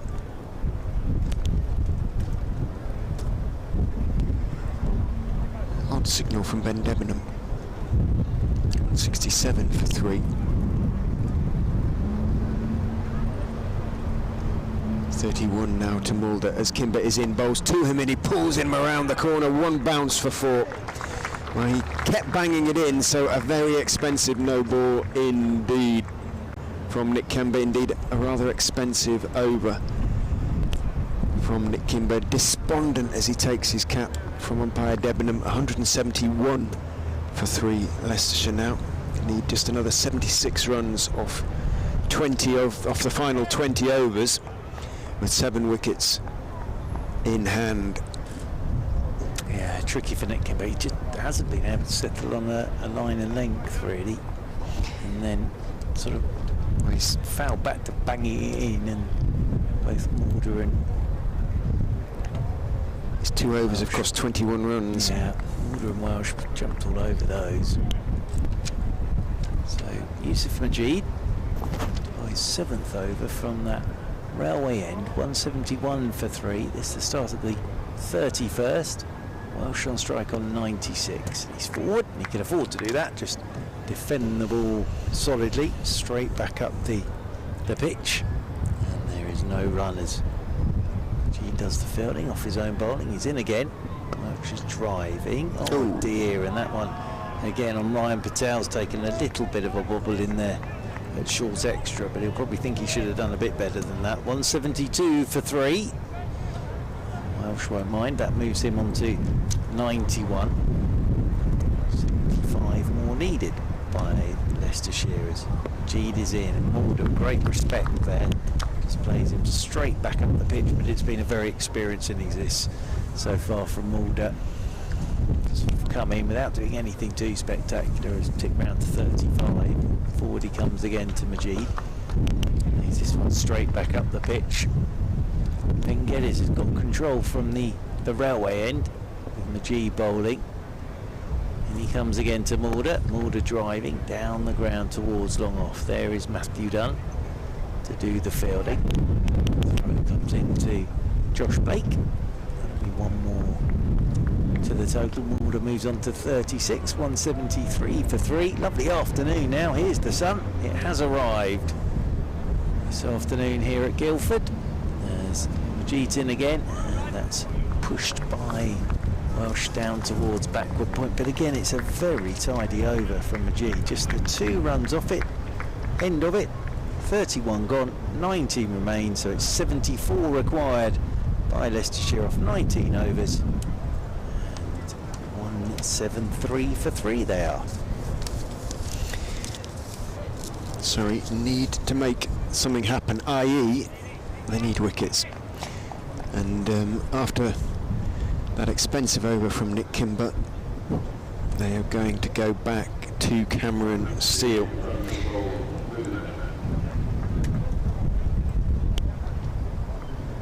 I think he had to make that. He had to make a change for sure. I just would have persisted, I think, with Verdi, to be quite honest. Steele is in and bowls outside off stump, driven hard down into the ground, and two-handed stop at extra cover. Bit of a crowd catch. Encourages some cheers from beyond the boundary. Oh, pick up over mid-wicket for a huge 6, bounces off the fence on the Woodbridge Road side of the ground. Lovely pick up from Vian Mulder, who in his last 4 innings, as I mentioned the 3 scores he got in the county championship, an unbeaten double century, 150 and 59, and batting at the moment like the international that he is. In goes Steele and bowls to him, and he drives through the covers this time, slightly inside out, slightly cross batted, but knew exactly what he was doing. Fielded out there on the boundary by Tom Laws. Just a single on that occasion for Mulder, who's moved on to 43. That was a glorious pickup. 6 over mid-wicket. He just looks like a guy in form. He's walked out there and been in complete control from ball 1, and now on 43. 180 for 3. Steele is in. Welsh can just turn that one into the onside and jog a single. Geddes runs across from mid-wicket to field. Could do it in ones now if he wanted, really. Welsh, with Mulder now playing like this. Conor McCurr signing autographs, good to see, down on the long off boundary in front of us. In goes Steele, back goes Mulder, and calmly pays it through mid-on. Big cheer for that, it would appear. Perhaps unrelated to the cricket down at in the popular the popular seats in front of the loos down there. Is there something happening in the Commonwealth Games? Could be. Single taken, 43 to Mulder, 181 for 3. Ooh, a little bit of extra bounce there perhaps for Steele, as on the back foot Welsh certainly reacts as though it had spat out of him. I'm not sure it did that much, to be quite honest, but he managed to get a bat on it on the back foot and block it down towards the gully region. No run. He stays on 92, 181 for 3. 66 needed off 18 overs. And this partnership is now worth 181 minus 100 is 81 plus 7. 88. Thank you. Yes. Felt like I was back at school there for a minute. No, minus 7. Minus 7. Minus 7. Oh, is that That's 74? more difficult. There you go. There we Yeah. are, 74, yes. So there we are. Still got there in the end. Now Conor McCurr is into the attack, so that was a very good spell of bowling from Yusuf Majid on his debut. He's down there having a well-earned drink. Very tidy first figures. 7 overs, 1 for 19. Very and you can be impressive. very proud of that. Yep. And Conor McCurr then from the railway end, coming into Mulder. Oh, he's cracked that through Nico Reef at a backward point. And they'll get a single, but he's tiny. Absolute bejeebers out of that. And Nico Reef's done pretty well to get a hand on that.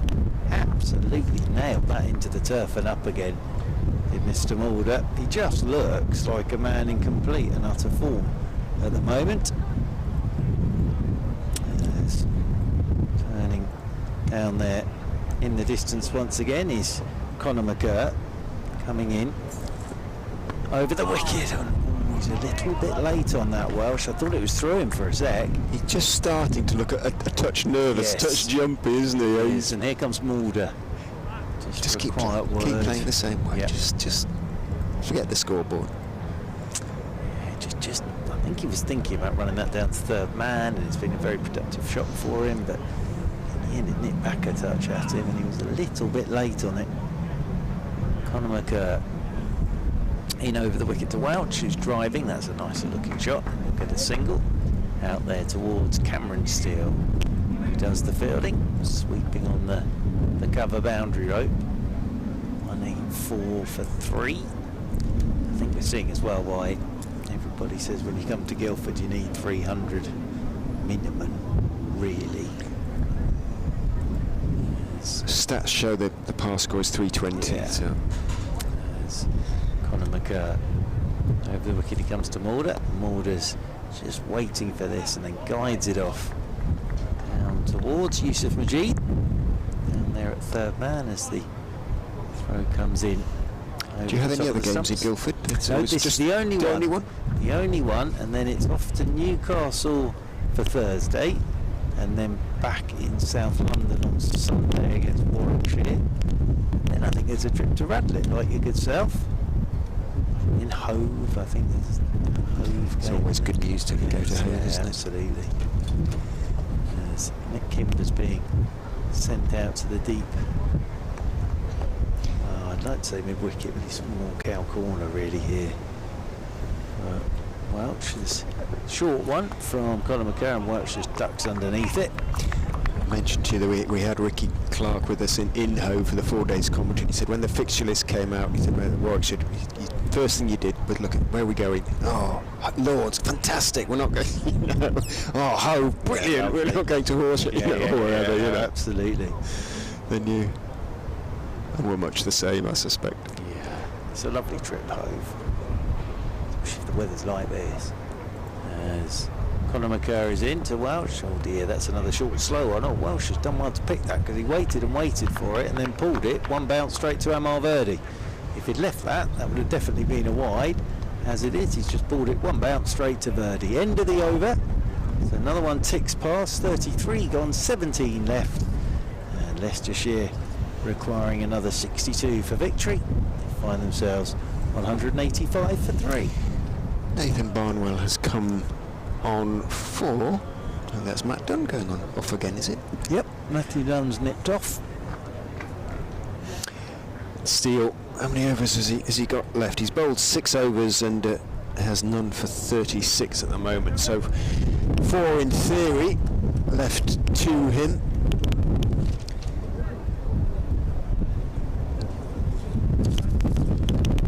Josh Blake helping set the field as the wind gets up again. Steele goes in, just turned around the corner by Mulder. Good diving stop by Majid down there at short 5. Prevents any runs being taken.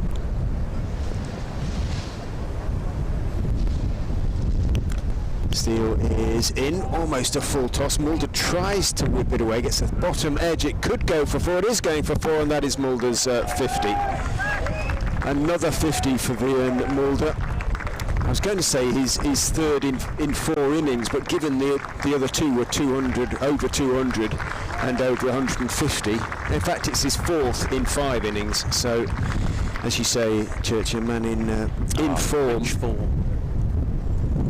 beginning to thoroughly enjoying himself in English conditions, which he took a while to get used to. Seal bowls to him and dives to his left as Mulder tries to push it back past him and pick up 1. Give you the figures for Mulder in a minute. 47 balls, 7 fours and 1 6. Drives that occasion and got it away past the diving extra cover. Got a hand to it. Good effort there by Patel, but wasn't able to make the clean stop. McCurr had to run around behind him and field. Mulder takes 1, moves on to 51, 190 for 3. 83 the partnership. I think the record for the 4th wicket is only 93 between these two sides, for Leicestershire that is, I hasten to add. Steele is in driving, in the air for a few feet is Welsh, but cleanly out as far as McCurr, so no run on that occasion. That was 1973. Grace Road. J. Steele and G. New, K-N-E-W. In goes Steele, clipped away off his toes by Nick Welsh out to deep mid wicket. 1 is taken. For the fielder down there, Barnwell the fielder, beg your pardon, down there. Just confirmation of the figures there for Vian Mulder. He's played really well, Vian Mulder. As I say, looks in complete and utter control of all of this for his 51. Welsh will be on strike here on 94. You take this, Mr. Ray, because I've been here enough times to know even a top edge might fly into Dapjune Wharf. Doesn't look at the moment as though he'd be inclined to try and go for it that way, but you never quite know, I suppose. So who's it going to be? Is it going to be McCurr to continue? Again. He's probably been just about the pick of the seamers. Got a little bit of movement. The big South African, tall man, bustles in and bowls to Welsh, who gets a wide one outside off stump. He gaps down to 3rd man for just the single. You can safely come back to the mic. Mulder's just allowed Welsh to play here. It's been brilliant, and just that experience as well of Mulder. You know, he's done it on the international stage, and as I say, just come in very calmly, really. As McCurr is over the wicket to him, he's down the shot down the pitch and then on driving for 4. That's the shot of the day. An absolute mile from Mulder. A couple of steps down the pitch and the on drive, beautifully played, and then with the back foot in the air as well, just to really finish it off. And Mulder moves on to 55, and it's 196 for 3. But that's just a lovely piece of batting from Mulder. It really was. Bit of a flourish to it at the end. Lovely. Enjoyed it himself, lovely, I think. Lovely. One of those where he wouldn't have even felt it on the bat. It just was whistled away. 51 more needed as Conor McCurr is into Mulder. Mulder always had a nibble at this one outside his off stump. Just bounced on him a touch more than he was expecting. Goes past his edge, and Blake does nice and tidy glove work. It's had a good game, Blake, because he's kept very neatly behind the stumps. You haven't really noticed him at all, and he batted nicely as well. So he had a very good debut, Josh Blake. Conor McCurr ready to come in once again to Mulder on 55. McCurr is in, and Mulder's forward and pushes this one down towards Nico Reefer. He's in there at backward point, and there's no run.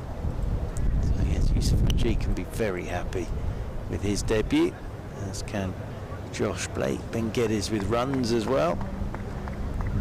From a Leicestershire point of view, Mr. Hendricks with his 4 wickets, and then this is a good partnership from these two. It really is, as Mulder waits again for Conor McCurr. McCurr is in, and Mulder again just hops it in a touch, and he'll just guide this one down to the left of Rika at backward point, and picks up a single. Mulder on to 56, and Mr. Ray, you take over because Mr. Welsh is back on strike on 95.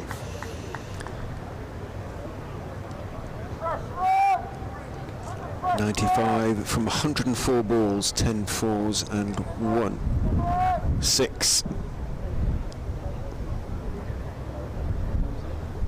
Okay, those troubled both batsmen. In he comes, shortish run, bowls, a bouncer, good one. Got in position, took it away, a bit high really. So didn't bother, and no ball in fact. That was a late-ish signal from umpire Treadwell. That one was banged in. Whether we might be tempted with that one, just talking about the top edge hook. If he'd heard the no ball call in time, he might have thrown the bat at it. One for the over, signals umpire Treadwell as well. Is in and bowls, good delivery on off stump, dropped out towards point by Welsh, who's interested in the possibility of a single. Mulder is not remotely, and indicates as such to Nick Welsh. End of the over, 199 for 3, 92 then the partnership. Need a couple more to set a record of sorts. 95 Nick Welsh, 56 to Vian Mulder. Might have to do 2 interviews if Leicestershire keep going this way. Bjorn Hendricks wouldn't forgive me if I didn't. I don't think, having had such a miserable time of it since he came here. Or came to Leicestershire. But if Nick Welsh can go on to 3 figures, then it certainly would be a landmark for him as well. Definitely. In a way for Welsh as well, if he were to do it here in Guildford, as we've been saying, he's been through Surrey and it's against Surrey. He might have some relatives here as well, possibly. In goes Steele, cut away by Mulder down towards point, jogs a single. Applause for the 200. It's come up in the 36th over, the first ball of the 36th over, 47 needed therefore to win. Patel comes up to mid-off from long off for Welsh, who, as we've said, it just looked as he's closing in on 3 figures, just a fraction nervous, and why wouldn't he be? In goes Steele and bowls to him. He goes back, almost chops it onto his stump's thick bottom edge that bounces not so very far away. There's no great reaction, in fairness, from Steele or from behind the stumps from Blake, so perhaps it wasn't quite as close as it looked from up here, but it looked horribly close. It did. To us. Steele is in outside off stump. Googly, I think, came back in a bit, and Welsh, looking to play it out into the offside, played it down onto his foot, and it hurt. Oh dear. He's hopped off towards square leg. His right toe is now hurting a little bit, and he reaches down to it and bent maybe onto the instep a little bit. He's just flexing that a little bit. Ow, it hurt. He's in a bit of trouble. If you were Cameron Steele here, Mr. Ray, you'd be tempted to toss one up to him, wouldn't you? At this point, and hit it over. Go on, here you go. Because he's just looking a little bit nervous at the moment. Against the wind as well. Yeah. How brave are you? Go on. Steele is in down the leg side, and it's full, and it's swept down to fine leg for 4, so that was a little bit of a gift as far as Welsh was concerned, and he accepted it gratefully. It was an absolutely safe shot as opposed to trying to loft it for 6, and a nice way to go on to 99. So will the field come in? Yeah, I was just thinking, he's not going to get a runner here, is he? On 99, hobbling. He fully deserves the 100 though. He's played really well. Well, long leg is coming up to short fine, and there's a sort of Geddes is telling long gone to come up to mid on as well. Oh, not an update right now. Well, let's see what happens. See if they can get the Welsh 100. In goes Steele and bowls to Welsh, who's pushing it out towards mid on. Takes an exploratory step down, but because mid on is in now, not a single to be had.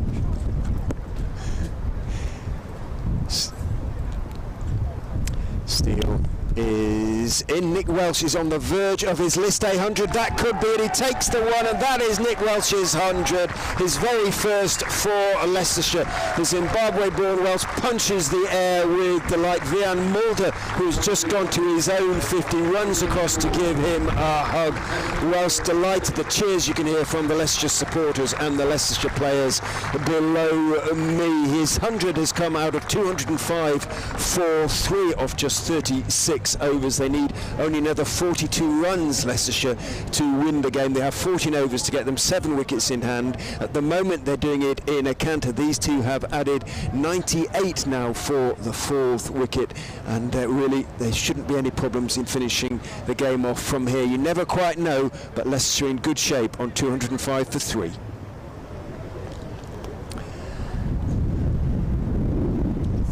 Well batted, Nick Welsh. Great 100 as Conor McCurr is into him, and he's forward and just guiding this one down towards backward point, and they'll pick up another single.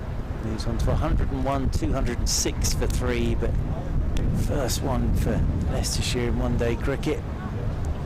And as I say, having come through sort of Surrey, doing it against Surrey, there's quite a nice little sort of symmetry to all of that, and you can see what it meant to. He just dinked it up towards mid-on and sprinted the single. McCurr is into Mulder. Mulder drives handsomely, but straight into extra cover, and Ryan Patel is in there. And as I say, it's a very simple technique, and good defence. Knows where his scoring areas are, and has looked, apart from that little couple of deliveries there in the 90s, has looked very, very assured. There's Nick Welsh. I think that'll be the last of them for him.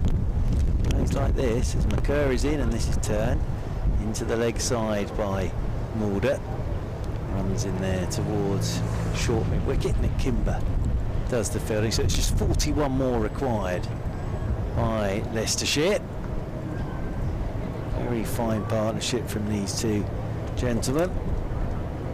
Came together with the score on 107, so it's worth 99 runs. 206 for 3. Mulder waits for McCurr, and there's the 100 partnership as he just turns this Mulder nicely into the leg side. So fine partnership this. Mulder 58 and Welsh 101, but really Mulder there, all that experience. He has just come in and taken it by the absolute scruff of the neck since he arrived, because when McGee got Hill LBW there, bowled him actually, didn't he, for 17, looking to sweep. That was 107 for 3, so Surrey would have thought, oh, hang on, and then Mulder sort of just taking that all away from Surrey. There's Conor McCurr. It's into Welsh, and he's pulling in the air. He's got it in front of square. He's done pretty well here, and that's gonna, brilliant from Tom Laws. Thought that was going to bounce away for 4, but Tom Laws has done wonderfully well there. Didn't have very far to work with, and he's dived round, knocked it back inside the rope, and it's a couple more. So just a single. 208 for 3. So that was terrific work from Tom Laws. Brings Mulder back onto strike on 58. The motorbike heads off down the Woodbridge Road. That will very fast pizza as this one's pulled out towards deep mid wicket, and that's away for 4 by Mulder, and banged in by Conor McCurr, but Mulder just waiting for that, pulls it away for 4. Another over ticks by. 13 remain, just 35 needed. This is very good for Leicestershire, and they are 212 for 3. Nick Welsh's 100 came off 111 balls. He hit 11 fours and 1 6. And he's getting a deserved drink from Leicestershire's acting 12th man. Can't have the champagne just yet. In the bottle brought out to him. Might have a glass of something. Might have a celebration tonight. Yes, good lad. They are staying down, I think, Leicestershire. Well, I suppose it makes sense. It sort of makes sense, doesn't it? Yeah. Surrey are on their way up tomorrow. Could have just done with it the other way round in a way. Radlett, then here, then then Hove. Yeah, that would have been a sort of. But that would be a bit greedy, perhaps. Cameron Steele will be bowling to Nick Welsh.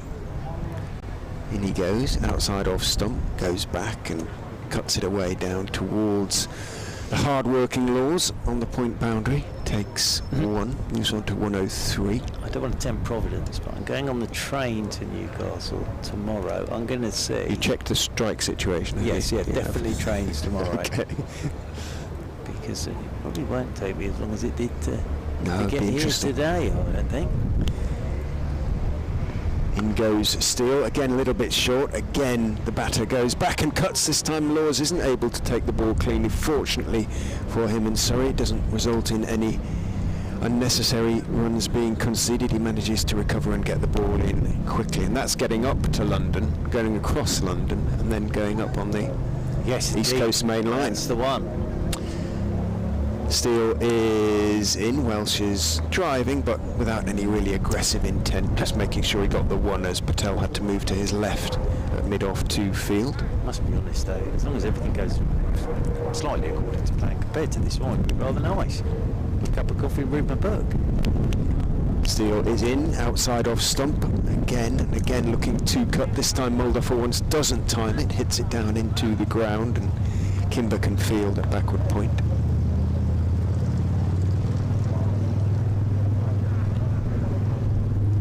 Steele is in. Mulder goes down on one knee, smashes it over mid-wicket for another 6. Oh my word, that went a long, long way. Don't think it quite cleared the fence. Did it?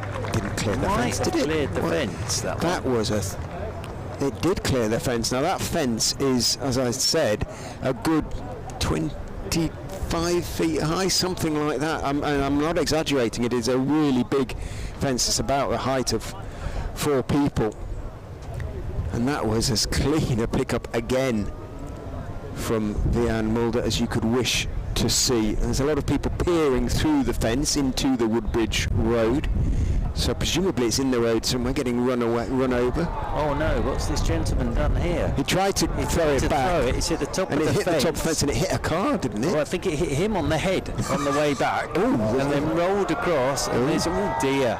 The man in the car's Yeah, very he's cross. very cross, the man in the car. But the gentleman got the ball and he's trying to lob this over the fence. Go for it, sir. It's like the Commonwealth Games. Over This is it goes, and over it goes. yes, Well done, very sensibly But his done. first throw hit the top of the fence, going straight back on his head. So that didn't go according to plan. And then it rolled in front of a car, and then the car zoomed off. He was very cross, the He car, was for some very reason, angry. wasn't he? That will be on one of those programmes later in the year, won't it? Cricket road rage. Yes, indeed. Cricket-related road rage. Oh, they need a presenter for that. I'm game. In goes Steele and bowls, and Mulder cracks it back past him out towards long off, where Ryan Patel forms the long barrier, throws on the double bounce to Cameron Steele, who picks it up and hands it ruefully to the umpire, because that's the end of his over. 2-2-2 for 3, just 25 more needed from 13 overs. Mulder has moved on to 70, and goodness me, we've seen some clean hitting from the South African in this innings, and that was as clean as a whistle. Yeah, very good. Well, the last person I saw hit the top of that fence was Ailish Cranston here for the South East Stars. She absolutely smashed it, and it hit the top of the fence as Conor McCurr is in and driving. Oh, back down the pitch is Mulder. I think McCurr may have got a fingertip to that, but there is no run. But that gentleman, I think he was walking home, and very kindly lobbed the ball back, but unfortunately lobbed it straight on the top of his head. So there we are. You see why they put the fence in, can't you? Otherwise, imagine what it was like when the fence wasn't here. It would appear Guildford drivers get angry very quickly as well. Yes, as in over the wicket comes McCurr. That's good running. Mulder just plays it out into the offside. 3 for 1 more, 223 for 3. It's probably one of the players late for training for the 100. Ironically driving past. Well, he had his sunroof open, so probably thought he was in danger there. Yes. Yeah, there you are. I think he's all right. As waiting again is Welsh. Played really well for this 104. McCurr's into it. Ooh, and he's got past his edge here. Nicely bowled that by Conor McCurr. To be honest with you though, had that been me just arriving after my morning this morning after 6 hours, I probably would have done the same thing. See an open stretch, cricket ball flying down. That gentleman's all right. He seemed fine. As over the wicket again comes McCurr. Oh, where are you off to? Oh, that's a good bit of bowling and good bit of batting from Welch, because he's jumped across his stumps, and well, Conor McCurr thought he was through him, and he's actually swept it down on one knee, down below us for 4. That was a good bit of cricket all round actually, because Conor McCurr thought he was through him, and Welch did very, very well there to get bat on it. And it's down to the boundary rope for 4, so it's just 20 more needed by Leicestershire now. 227 for 3. It's been an excellent 100. He's 108 not out now. Katie sent us some information about Dapdune Wharf. Oh, lovely. She took a boat trip, or they took a boat trip from there on Sunday. Learnt loads about the origin of the way navigation and Guildford's history, and it's highly recommended if we have the time. And of course, then came back and baked our brilliant biscuits with Matilda. So very good. There's a single here, low full toss. Welsh just plays that one down towards long on. Moves on to 109, 228 for 3 Leicestershire. So next time, Churchy, we play in Guildford. That's a date. Yes. You and I down the way Lovely. navigation. Do you think? Very romantic. Down by the wharf. Yes, lovely. No, I'm definitely on for that. As Conor McCurr over the wicket, he comes to Mulder. Mulder pushes this one down towards Nico Reefer again at backward point, and there's no run. End of the over, 228 for 3. Have you seen the video of our good friend Mr. Fletcher? Yes, I have. Doing Yes, his judo. yeah. Listen, if Fletch falls on you, you're going to stay fallen on. Yes, that was up there when I saw him in the velodrome. His lycra. That was a sight I'm never going to forget. However hard you try. Yes, however hard I've tried. Right. Seeing Fletch in his lycra at the velodrome. I'm amazed they found some lycra. Yes, they did. Well, Did they? It was a whole TV piece, and him walking out the dressing room in his lycra was a sight to behold, I have to say. Goodness me. Yes. I think they're finding awkward things for him to do on purpose. Yes, but I think so. He's enjoying himself, the old boy. Cameron Seal then from the pavilion end is in to Welsh, who's driving him for 4. It's full outside off stump. Welsh drove it away to the extra cover boundary.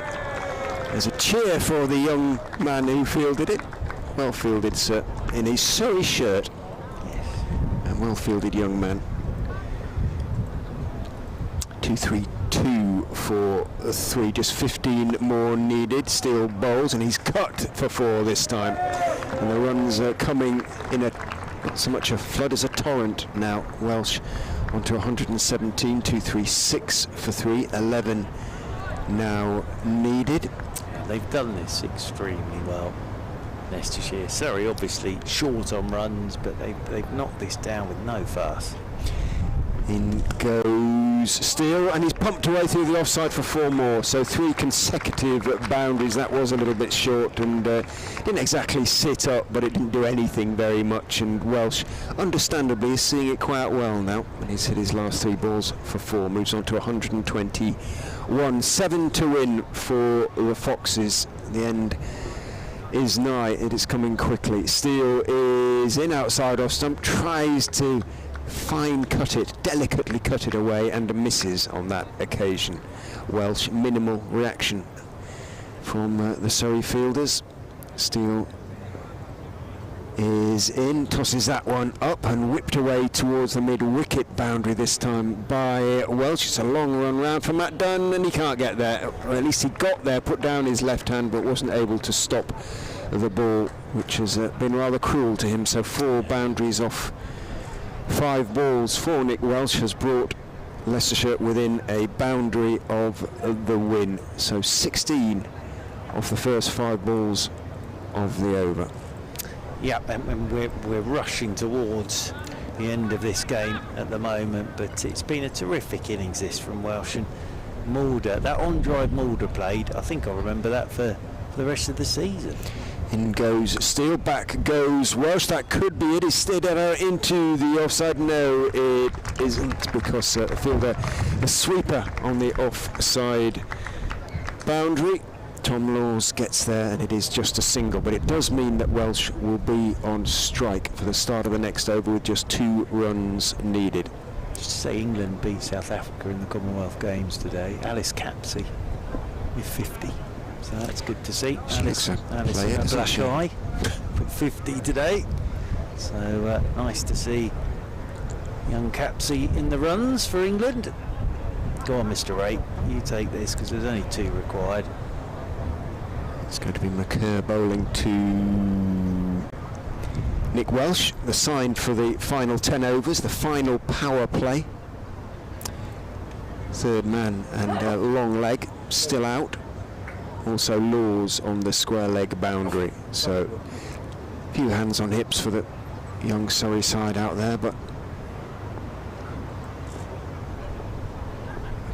is in, bowls 2 Welsh. A horrible full toss that is pulled around the corner. It's fielded down there at long leg. It could be a no ball, in which case that's game over. It is game over. The signal for no ball on height, basically. It was above waist high, full toss, no ball on height. End of game. 127 not out. Nick Welsh finishes on 248 for 3.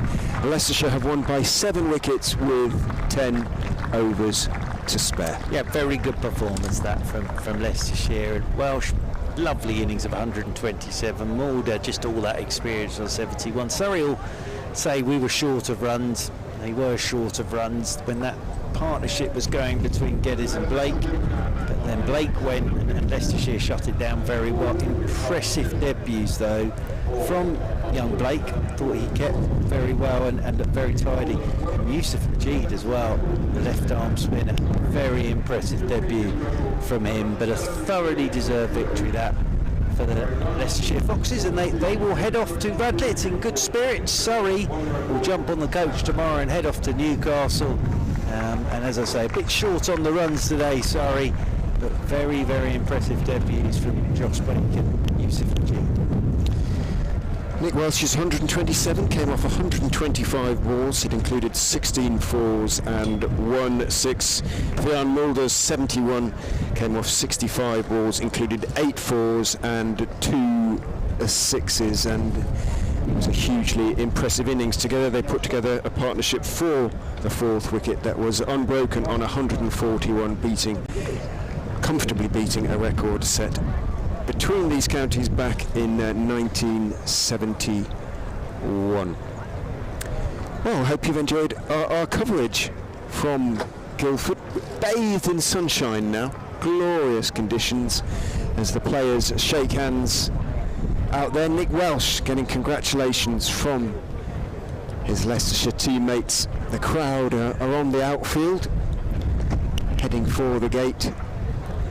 Ground staff are sweeping up the pitch, which has probably got a few more runs in it. It is traditionally it is a high-scoring ground, this, and you could see why out there today. But I think that's us done, Churchy. It is, and thank you very much indeed for getting everything set up this morning. Apologies again, I was late. But fingers crossed it won't take me 6 hours to get home. let us hope. If you're still listening, you might hear me do an update at 5:30 into the BBC Radio Leicester sports desk. But otherwise, thank you for your company here at Woodbridge Road. Look forward to you joining us again, either up in Durham or at Radlett in a couple of days' time. But for now, from Churchy and myself, it's a very good afternoon.